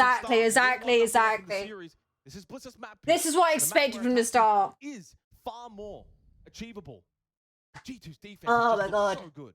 Attackers need to locate and defuse bombs. And it feels like we have seen this kind of storyline time and time again, where teams from minor regions, whether it be OS or perhaps the likes of Korea, Japan, APAC as a whole, Asia as well, where they'll come into a matchup like this as the underdog. They'll show promise map 1. Then the second map, it really unravels. How long does this go on for? What dragons do you want to play Dubida? Do themselves justice. First 2 rounds, phenomenal from G2. Don't put a foot wrong. Continue to aggress. And despite, at least in the second round, the initial burst of aggression with the Nitro and Solo, Bliss with a very linear attack, unable to clear. I like how Alamo is never rocking it. Mate, I've noticed this. There's always someone on the team that's not rocking the team logo. Round 3, see if they can unlock basement. This feels like close to must-win territory. Not just so much for the fact that they need to make it 1-2, but I think at this point, Bliss need a round. It feels like a lifetime ago when they got that round, Kid Storms, and then even prior to that, where they started so strong on Oregon, going up 4-1 on the defense. Can they find a way to break through what's been a very strong defense of G2, a very aggressive defense? You know, it's kind of, I feel like the opposite approach of like a Virtus Pro that we saw earlier on. VP were so strong on that anchor site defense. G2 go a little bit more aggressive. They push forward. They go to these windows. They go through these doorways. They like to swing. You see them get aggressive early on, just like that. Nitro Cell from Uno, 2 minutes 15 into the round. Another opening kill for G2. So they are making things happen. It's not a case of Bliss walking in and you know, fumbling and falling over themselves. It's just G2 are making their life. Gotta be honest, the funniest one would be constantly running the background of a team they face. Oh yeah, no, fucking who was it? Who was it? I pointed this out. Oh shit, I can't. I think it was FaZe. I think it was someone going against FaZe. And they had the FaZe background. I was like, oh my god. I remember saying it on stream as like, it's a traitor. There's a team traitor because they've got the background. I can't remember what team it was though. Sometime you mentioned it right as well. Back on I don't matter who. I remember pointing it out. I said, oh my god, they've got a traitor. They've got the enemy's team logo background. Minute 20 then. Might have been FaZe. Or Dark Zero. Benja though, inside of bar. He's saying point switch into Rogue background was MAE. Oh, we're seeing backgrounds. That's cringe. Just over 60 seconds remaining for what feels like an opportunity for Team Bliss. If G2 win this round, it's going to be a mental destroyment for Bliss. They're going to have to probably feel it at that point. Down 3-0. Certainly in a good position for this round. Over towards Big Raj. Wedables to open up some sightlines in towards wide. Fishrogue though, close to going out. The hands of that gas babe of Alamar, who still has 2 more. Another one thrown from this boiler position. Still in his pocket. I mean, despite you switching teams, like he's the air or he breathing. It is a requirement at this point, but Virtue slaying his own kin. Eventually, Alamar went for the run out of boiler. I still can't believe that team fucking said looking for new team players mid fucking group stage. That's fucking mean. That's horrible. Needs to play off of it immediately, but again, it's Virtue. How can you do this to your own kind? He's got no choice though, and Benja to finish it off at G2. Most Korean move ever. Spoi just waited for his contract to run out, so he gets full paycheck to bounce back to these star players that are stepping up in a high pressure situation. They have been here before. They know what it's like. Bliss fumbling into the unknown. As mentioned prior, heading into that round, 3 players still in donuts, whilst star players from their opposition continue to hold key parts of the map. And I alluded to it before that perhaps a map like Chalet, it would actually favor Team Bliss because arguably there's less of those positions to clear and they should be a little less impactful. I take that comment back because we're seeing it time and time again already. G2, 3 rounds in, key parts of the map, even parts of the map that typically aren't held, are on lockdown. Big play there from Virtue. Benja forced to cover. And Team Bliss, you can see that frustration beginning to set in. Yeah, and it's not just frustration, it's also the mental reality of the hurdle of very much approaching them, which is the daunting task of a massive comeback required against the defending champions. It's one thing to start well, and then G2 kind of claw their way back, and you're trying to offset that, but now you're finding yourself staring down the barrel of defeat. Staring down the barrel of that 30-hour trip back home. It's a daunting one. Can they find a way to get a couple of rounds here? A required now couple of rounds. Absolutely now must win these rounds. Now, mind you, of course, defense still does prevail even on this particular map, but not so much so that G2 should be going up 5-1. Not that kind of territory. Sage immediately on the rappel, opens up the castle barricade in towards bedroom. Again, it's kitchen and dining, this time around in the 4th round. Bliss had the advantage in that last round and still could not find a way to win it. As you mentioned, a couple of players on Donuts, Oda and Sage, 2 very critical players for Bliss. But right now, it's been the Virtue show. And G2, again, just looking for these offensive plays. Benja through Hatch with the Nitro Cell Rift as he try and get a play on the rappel. Virtue gets shut down, though, and Alamau as well knocked. Great start here for Bliss. This is the best chance they've had on this map. Must now win this round, but a lovely Nitro Cell from Benja down below. He'd been sitting there for some time, and at the very same time, Doki got a kill as well back onto Oda. It's a 3-on-2 though, with that kill from Sage. Doki pushing through Bathroom, catching off Sage towards Solar, and Doki still alive, ducking and weaving. In a 1-on-2, certainly still winnable for Doki from this position. In a 1-on-1 now, because of the EDD placed by Benja down below, Brendo to plant. This would be heartbreak if Doki's to win this round, and he certainly can. He forces Brendo off the plant, but he has the time to re-navigate. Doki, though, could go for the drop, and he does, and he could break the hearts of everywhere. What a play in a round from Doki. Ashen being real quiet on 07 with Dub. Ooh! Coming undone. Sensational from G2. They're here to defend the hammer, and Bliss, the blockade, pushed aside. It was a phenomenal start, a 5-3 advantage, but the retake up above by G2 meant that that plant could not go down. Just when it looked like Bliss finally might be able to get something on the board and keep the chances of the map alive. Heads now very much below water, and they need to find a life raft. Otherwise, this is going to unravel big time. It's already difficult enough as it is to sort of make your way back against any kind of opponent, whether local, whether interregional, or at this particular event of Six Invitational. The fact you're kind of try and do it against a G2 team, defending world champion, who are clearly playing some really solid Siege, it makes it so difficult. Tactical timeout called, and I can't even imagine to begin what they are. NA is near airport after all. Moving. Oh my Maybe god. it's simply just a circuit breaker to try and deny this momentum of G2 that they've already clearly established. Massive round from Doki. At that point, it was a 5-on-3. Got 2 kills pretty quickly. And obviously, really good work as well from Doki over towards Bathroom, and then eventually holding that vert was the difference maker. The fact that Brendo was playing from a below position, couldn't really do much more. But in fairness, he still had like 90 seconds in the round. He didn't have to go for that plan. He could have actually gone for a retake up above. Doesn't opt to do that, goes for the plant, and eventually then denied it. 4-0 to G2 on the defense on the map of Chalet, which is Bliss's map pick. And as good as Bliss have been at this tournament, and as many commendations as they will get from the wider community. Oh my god, 1-6. Oh my god, match point. The most minor of all regions in APAC, honorable losses do you not much. They don't do much for you. You don't get to the main stage off honorable losses.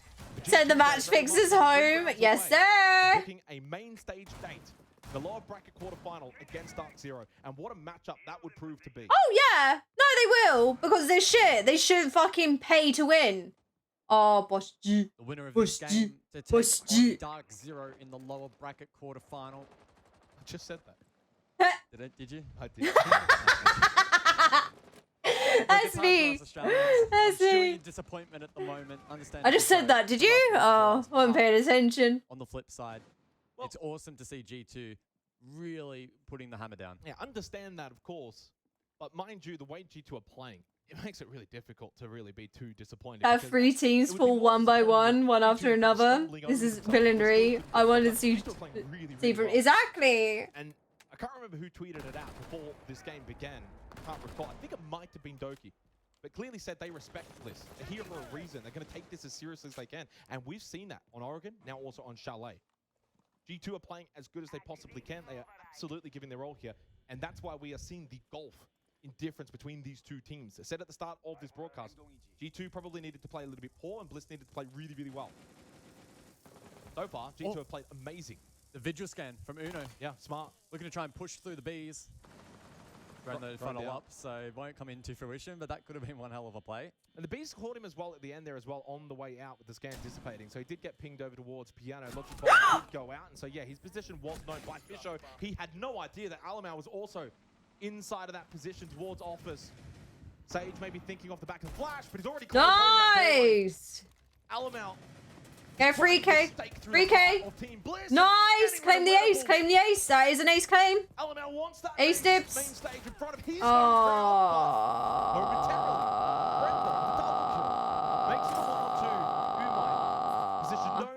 Piano in terms of Virtue and Benja. No fucking way. It's fine. It's winnable. Special here from the kid. MVP yesterday for Bliss against Wolves. Probably needs the biggest clutch of his career here to save the lineup was tragic. Against Benja with 40 seconds, a kit in hand and a prayer. As he makes his way good shit. It's Benja. The patience is so good. Work of Bliss. 5 rounds in a row. Bliss silenced. And that's off the back of a tactical timeout as well. And if they wanted to keep this map and the dream of SI alive, they probably needed at least 2 attacks. One, even if they get it now. SSG just won a round. Outclassed, outperformed. But this is the expected result. G2, hugely successful over in EU. Defending champions as well. The expectation is on them. Try and defend that hammer as best as possible. I love how over on the primary stream. W7M and Estes. I love how the cameraman is so aware of the Twitter drama because every time there's a round win, the cameraman zooms in on, I don't know their names yet, okay, just forgive me, but the 2 people that were in the video in the tweet, Ashton, yeah, that's one. There we go. Yeah, of course, prior to that, though, the other matchups would be Sonics versus... Yeah. The cameraman zooms in on them straight away, man. The cameraman knows about the tea. He's up with his tea, man. Big matches require big teams, and G2 is the biggest Yeah. champions. And on the verge, I'll learn slowly. I will learn slowly. I'm still new to this shit. The final APAC team, and doing so in significant style. 5-0. Final round of this half. Looking for a sweep. Oh no. It's the opening kill onto Doki. Doki, no! 4, but not the first time Bliss have had an opening kill. And so far, every time G2 have been able to bring it back and win the round. Alamau's position revealed off the back of the Hive launcher from Fisho. We're going to put this position at Next SI, you're going to be prone all the Englishmen. Doki! 2 minutes then. Oh! Bliss find anything. 1 HP! Yes! Virtue. You downed the bitch. You downed the bitch. You downed the bitch. Oh! In a 4 versus 4, but Fisho will find Uno.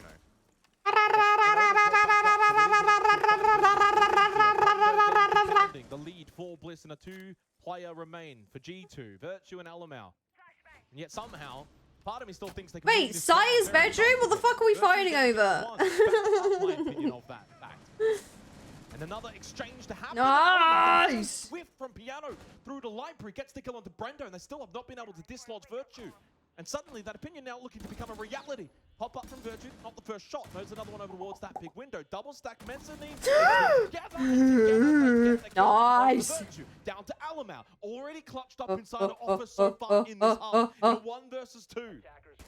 To keep the score alive here. No! Shut down, denied by Wettables. Sad. I'm sad. That saddened me. That depressed me. I have chronic depression now. Man. Why are you looking at me like that? I'm a G2 fan now. G2 esports. 5-1 half for G2 as they go into the attack now of Chalet. A very They got around. Pity round! Pity round! Pity round! Pity round! Pity round! The momentum of this match where they've been so good, not really making that many mistakes. I mean, obviously you give Bliss a little bit of credit there at the end of that last round of the half. Really good job to push in, get some good entry kills, open things up. Finally, a couple of those early contact engagements going their way. Feels like that hasn't really happened at all on Chalet. Yeah, they defused again. This time they did. Shit, how they won. Solitary round. Over to Bark Games to begin their defense now, of which they need to win 5+ rounds. SSG want to make that comeback. They do. It's a daunting ask. Angry little hobbits. And a very difficult one.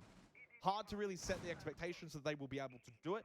If they can, would be one of the greater comebacks that we've seen from an Oceanic team. Would it be the biggest comeback in the history of esports? Probably not. It would be large. It would be quite large if that happens. G2 very much in the driver's seat. And the other thing as well, very quickly, G2's attacks on Chalet have been very quick. Very fast paced. Benja on the Blackbeard, kind of suggesting again, like they are more than happy to take these fights early for Doki on the wrong side of it. Straight over to that big window position inside the games. As I mentioned, they like to go fast in these rounds. I wouldn't even be surprised if Benja goes for a bolt to try and take on Bistro Guy. And he's going to meet the Blackbeard, but doesn't matter. Shield in the face or not, head is taken off. Good start here from Bliss. Understanding the mission here, which is to defend these fast-paced, pushed attacks from G2. 2 kills onto Benja and Doki, and straight in towards Library for Uno. Bliss have nothing to lose, nothing to hide, so they may as well play as aggressive as they feel comfortable in looking to try and persuade G2 into a different playstyle. Over time, perhaps they may look to just slow it down a little bit. See though how they try to fight their way back into the round, because it's hard to count them out. 3 versus 5, site hatch open. When we see G2 maybe at this point in time just say screw it. Let's aggress in towards the side, see if we can flush out this defense. Perhaps not the worst decision. I think the defense is still a little bit fleeting from Bliss, who are still scattered around the map. But G2 won't know that unless they gain information. Uno has spotted one behind the mirror window, I believe. Clearing that though, a whole different story. Yeah, yellow pinged out, just saw it there from our POV of Uno. So he could go for the drop. No one really playing below. So he can hit the drop kill. It just walls off that right side of the window, which has been broken, by the way. It's obviously can't see through, hence why we are seeing Fisher Guy holding that left side angle. Sage gets a kill onto Alamau, really now compounding the advantage that Bliss have in this 7th round. Virtue tries to just make his way in. Oh, nice. Good kill from Uno, but then trade on that mezzanine position of Wettables. Let's find a second round and a second in a row. Yeah, imagine playing F2, not Dima. Comeback territory just yet. Far too early for that. But it does need to be 1 round at a time mentally for Bliss. That's the way they're going to approach this. Forget the scoreline. An old wise head from the Oceanic region once said, it's 95% mental. And that's what it needs to be for Bliss in this moment. But Sharky skin! But Dima.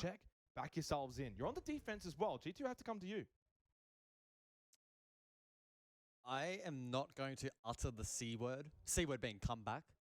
Until the scoreline is 5-5. He said come, guys. He said come. Did anyone hear that? Until it comes down to a 5v5. He said come. I simply think that G2 will have the prowess to just lock this out eventually.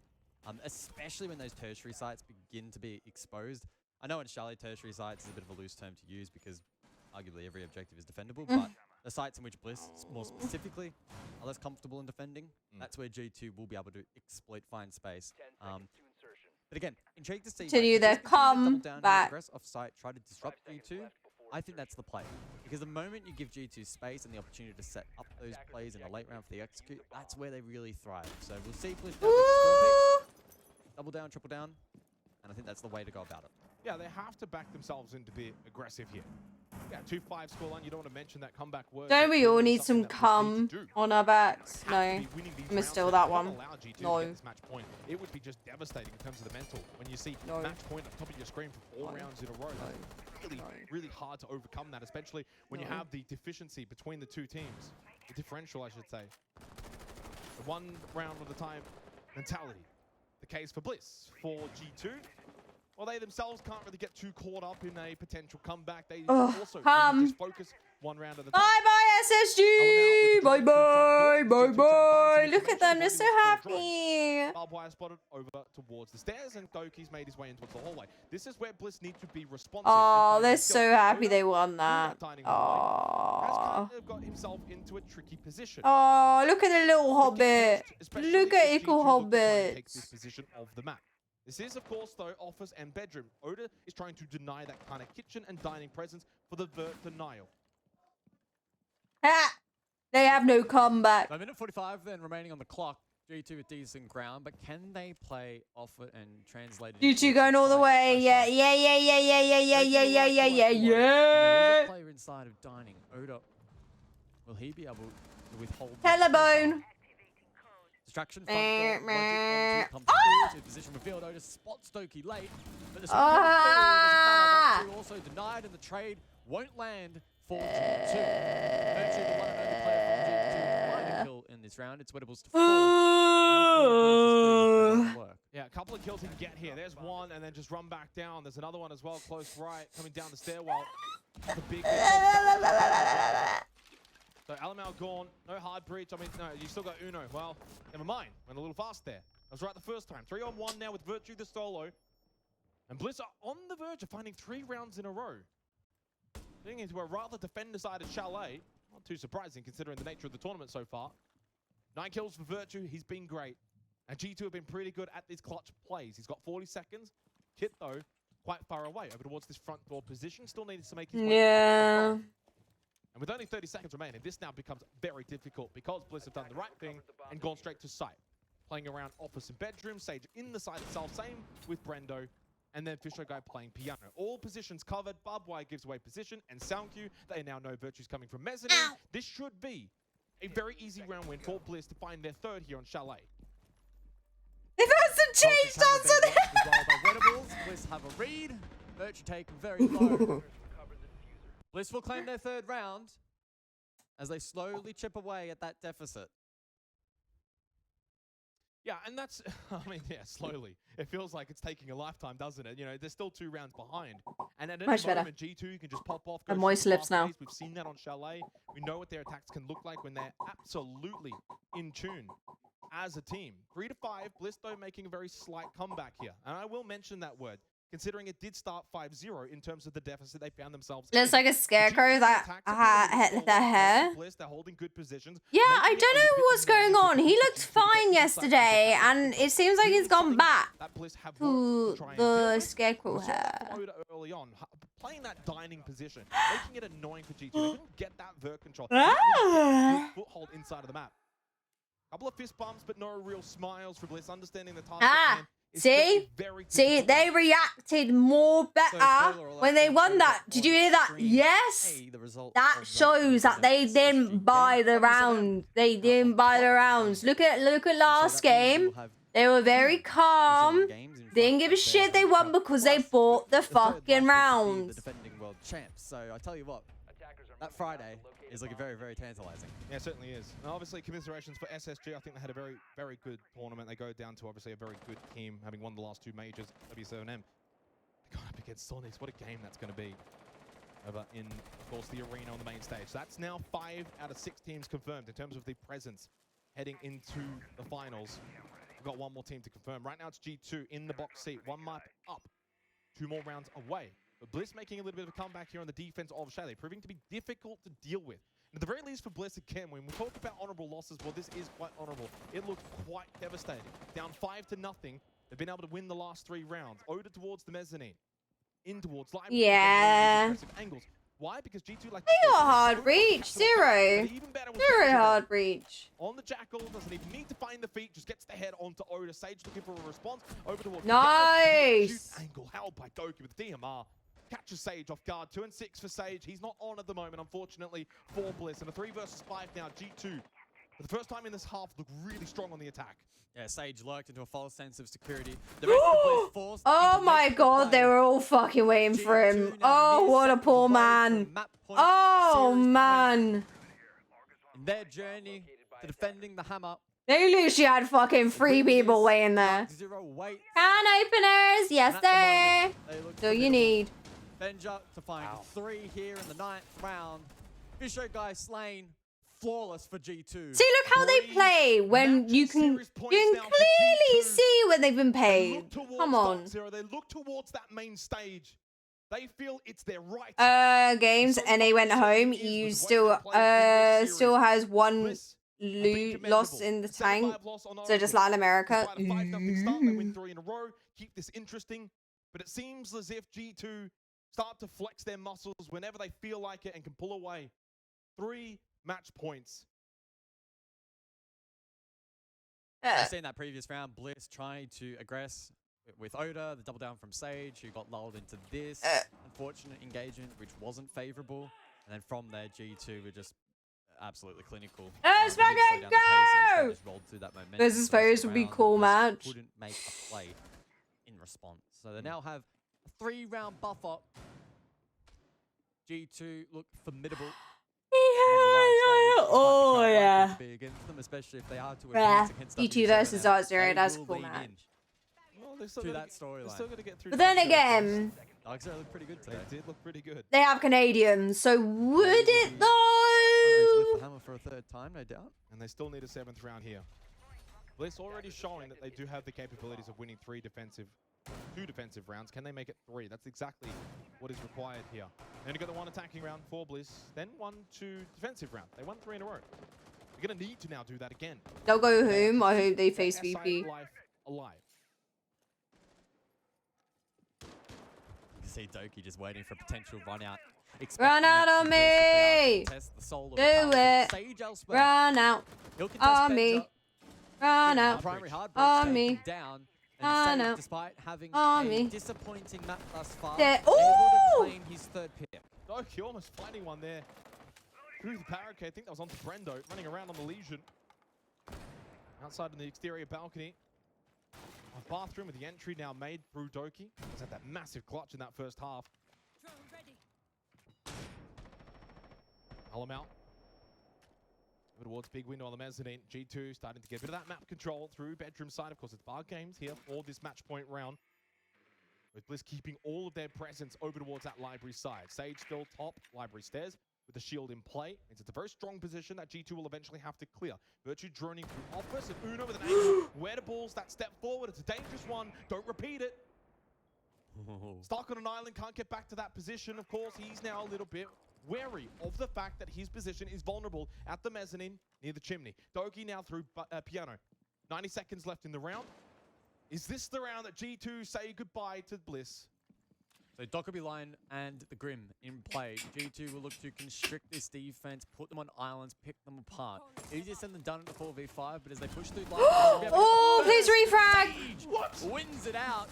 Virtue elsewhere does find Wedables, who's looking to aid and support this position. Sage rips the Nitro, but then falls back to the waiting arm to Fisho. Red Dot elsewhere taken low. Minute on the clock. And G2 in similar positions in the past have been able to bring these rounds back, but with Uno falling, this could be a Bliss round. Well, he's back up, he's slow. 50 seconds, then he can still do some work. No EE1Ds, but a flash in hand. We saw from Sage the overswing top library stairs. I thought he was going to lose his life because of it, but he got 1 and then he stayed alive. 4-on-3 advantage. 30 seconds though. Time the biggest factor here now for G2. Alamau to push through library stairs. Uno with the diffuser in hand does have the hatch opened up. No more hive launcher, canisters available, and Virtue goes for the drop. Full white, someone's going to be watching this drop. Fisho guy was able to get that kill from Bar. Virtue still got at least one onto Brendo, and his life is still alive. Surely they can't win out from this position. There's so little time. Alamal successfully makes his way down, wants to put the pressure in towards Bar, but he can't even make his way through the doorway because Sage switches on with a flank. Oh my Originally god. strong above on top library, went all the way down to basement, and then back up through library stairs. 3 in the round, and Bliss stay alive. Brendo able to drop the diffuser in the hands of Uno. So from that point onwards, the remaining members of Virtue and Alamal had to try and frag out the 2 versus 3, not put in those positions. Fisher did a really good job as well to not give away his life for free, able to find safety behind the bar, and Bliss able to just... Oh, he's got a cold. Oh, Lamb. Now it's 6-4. Oh, he got a cold. Mentioned the fact that if this comeback was He's to become a playing reality, Siege how with a significant it could cold. be. In that moment, Sage goes for the wide swing rather than holding the shield. I feel so It bad seems for aggressive him. because it naturally is, but is also then able to catch G2 off guard. They're more focused on the shield, not for him to be 5 meters away from it. And so therefore he wins out. And then a really good play to go to basement, go down towards blue, and then pop up late round. 4-6. Fortunately, the reality for Bliss, though, is they still cannot put a foot wrong. They cannot make any mistakes. They can't give opening kills to GT. They can't give pathways in. And these tertiary sites now become the real hurdle, the real litmus test for Bliss. It's bedroom, it's office, it's still 2 match points, 2 series points for G2.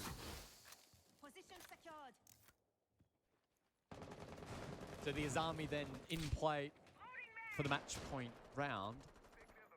That's a piece of utility that Benja will be tasked with clearing. Those Rotero drones on the Flores. I will say Bliss perhaps not leaning as heavily into the Bravo as I anticipated, but again, that might just be the default cameras. Valkyrie also is in play, so understandable. Bravo. We don't want those played out. Did you say Bravo? Oh, yeah, being banned out, but they're not bringing Maestro, they're not playing Echo. Oh, yeah, leaning into the Bravo ban. Get you. Virtue, though, gets the opening kill onto Sage, and that's the Warden too. Big kill. Virtue, very clearly the MVP in this series. From Oregon, now into Chalet. Red pings galore, the pressure mounting onto Weather's army. Starting to feel the pressure. Fisher massive kill onto Alamo. Nice! Odenkirk No! office, but they lose 2 for the 1. Planning. What the fuck? Needs to deny the plant off the yellow ping. The impact grenade won't do enough. The kill, no, does not come through. Plant down. Oh my god. It's so difficult now with the repel in play for G2. GG. They are now mere seconds away from pushing their way through. The GG from Alamal, and rightfully so for the defending champions. They get through Team Bliss. It didn't take too much, and they booked their gate in that lower bracket quarterfinal to the main stage. Go the defending champions, and we say goodbye to the final APAC team of this tournament. What a performance from G2. Able to steamroll their opposition. It was the expectation, and they fulfilled it. Done in 2 maps. Disappointing, of course, still for Team Bliss, who gave it their all and didn't give up until the final round. But G2, simply too good. Simply too good. The irony is the best player inside of the server through the 2 maps was an Australian, but it was on the side of G2. Virtue, the MVP, so consistent. For Team Bliss, you take away some honorable commendations. A very good tournament. Top 8 for At least it's not a long flight home. From the minor of most minor regions of APAC. But not good enough, of course, against G2, against the Juggernauts. The defending champions make their way to the main stage. It wouldn't be a main stage without the defending champions. W7M make it through, G2 make it through, and we get a top 6 that is tantalizing.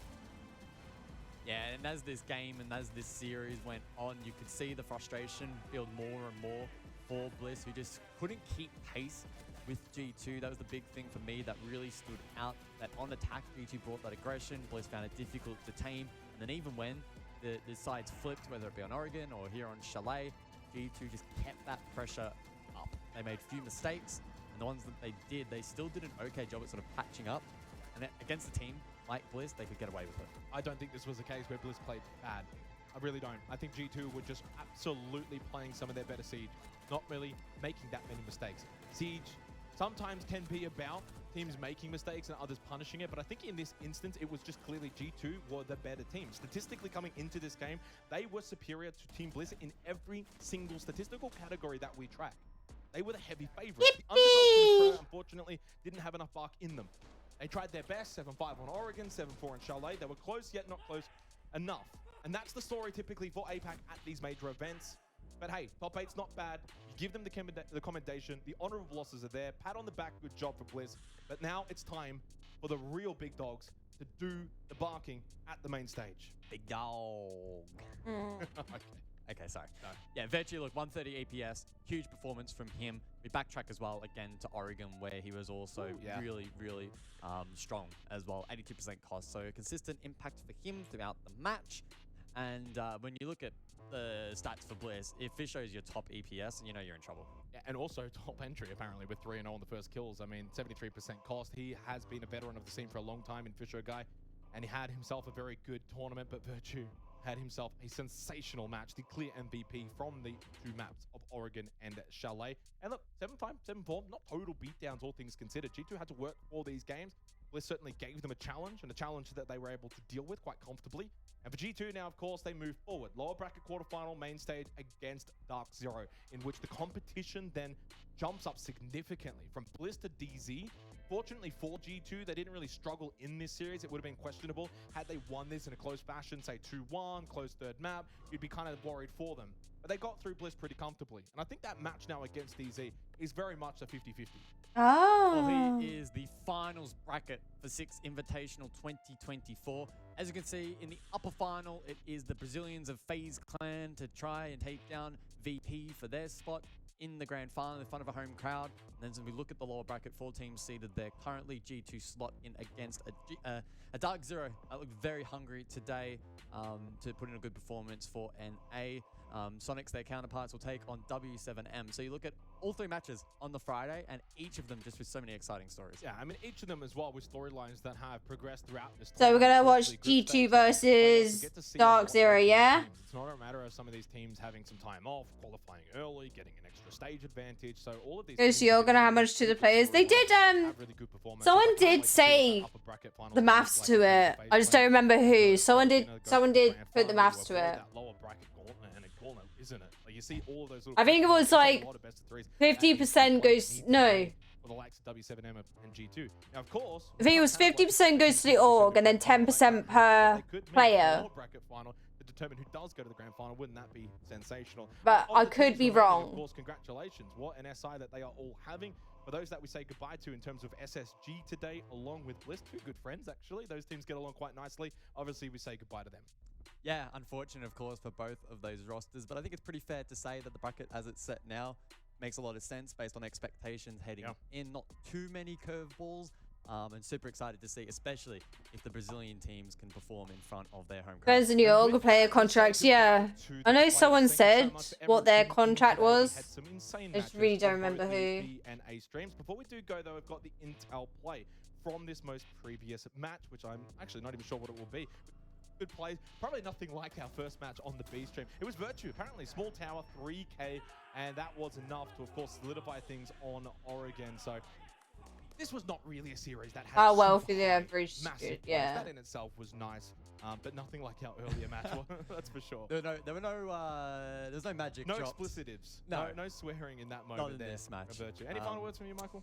No, pretty much what I said before, right? Super excited to see the Brazilian teams in front of their home crowd. What I remember was like Pengu said he got into esports because he had to help his mum pay some shit. I think it was like to help her pay for the rent or something, and I thought that was really fucking sweet. Where do I stop? Where do I end? I don't know. Storyline after storyline after storyline. You'll have to keep watching, of course, 6 Invitational, heading to the finals, heading to the main stage, to see how those storylines develop. For us here, though, of course, for the playoffs on the B stream again, thank you so much for watching, and we will see you in the main stage here for Sao Paulo, Brazil.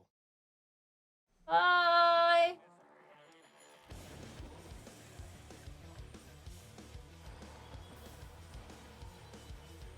No, his first win was playing his mum. That was the deal he and her made. Yeah, that's what I said. He joined esports to help pay his mum, help his mum pay rent. If your bet is winning at the 90-minute mark, we'll pay it out, no matter the final score.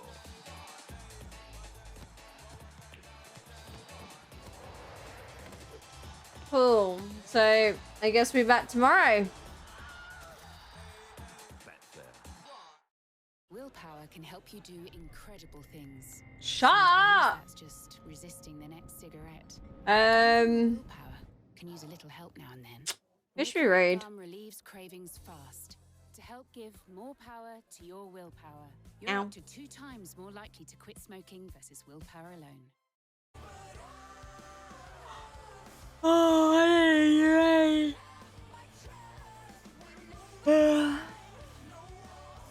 Don't raid, stay up, fuck off. Oh, since Mark's rarely live, we'll send you over to Mark, I think. He's very rarely live. Very rarely live. Right.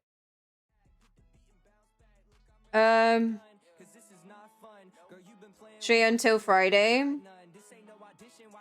Oh yeah, no, the party. Yeah. So wait, that means I don't have to stream watch party tomorrow. Oh, yippee! I mean, oh no, oh no, what a shame. Oh no. Yippee! I mean, oh no. I'm sad. Fuck off. Fuck off. Anyway. Oh man. I guess I'll see you guys on Friday. Yippee. Yippee. I'll see you guys on Friday. I'm going to send you over to Mark. What have we had today? Blender, thank you so much for the 1,300 biddies. Blank, thank you so much for the follow. Dutch, thank you so much for the gifted sub. Little Rage, thank you for the raid. Not Dead, thank you for the follow. Horizons, thank you for the raid and the follow. I shall see you all on Friday. Have a great start to your weekend, my darlings. Yippee! Bye-bye. Love you all. Say poggers. Bye.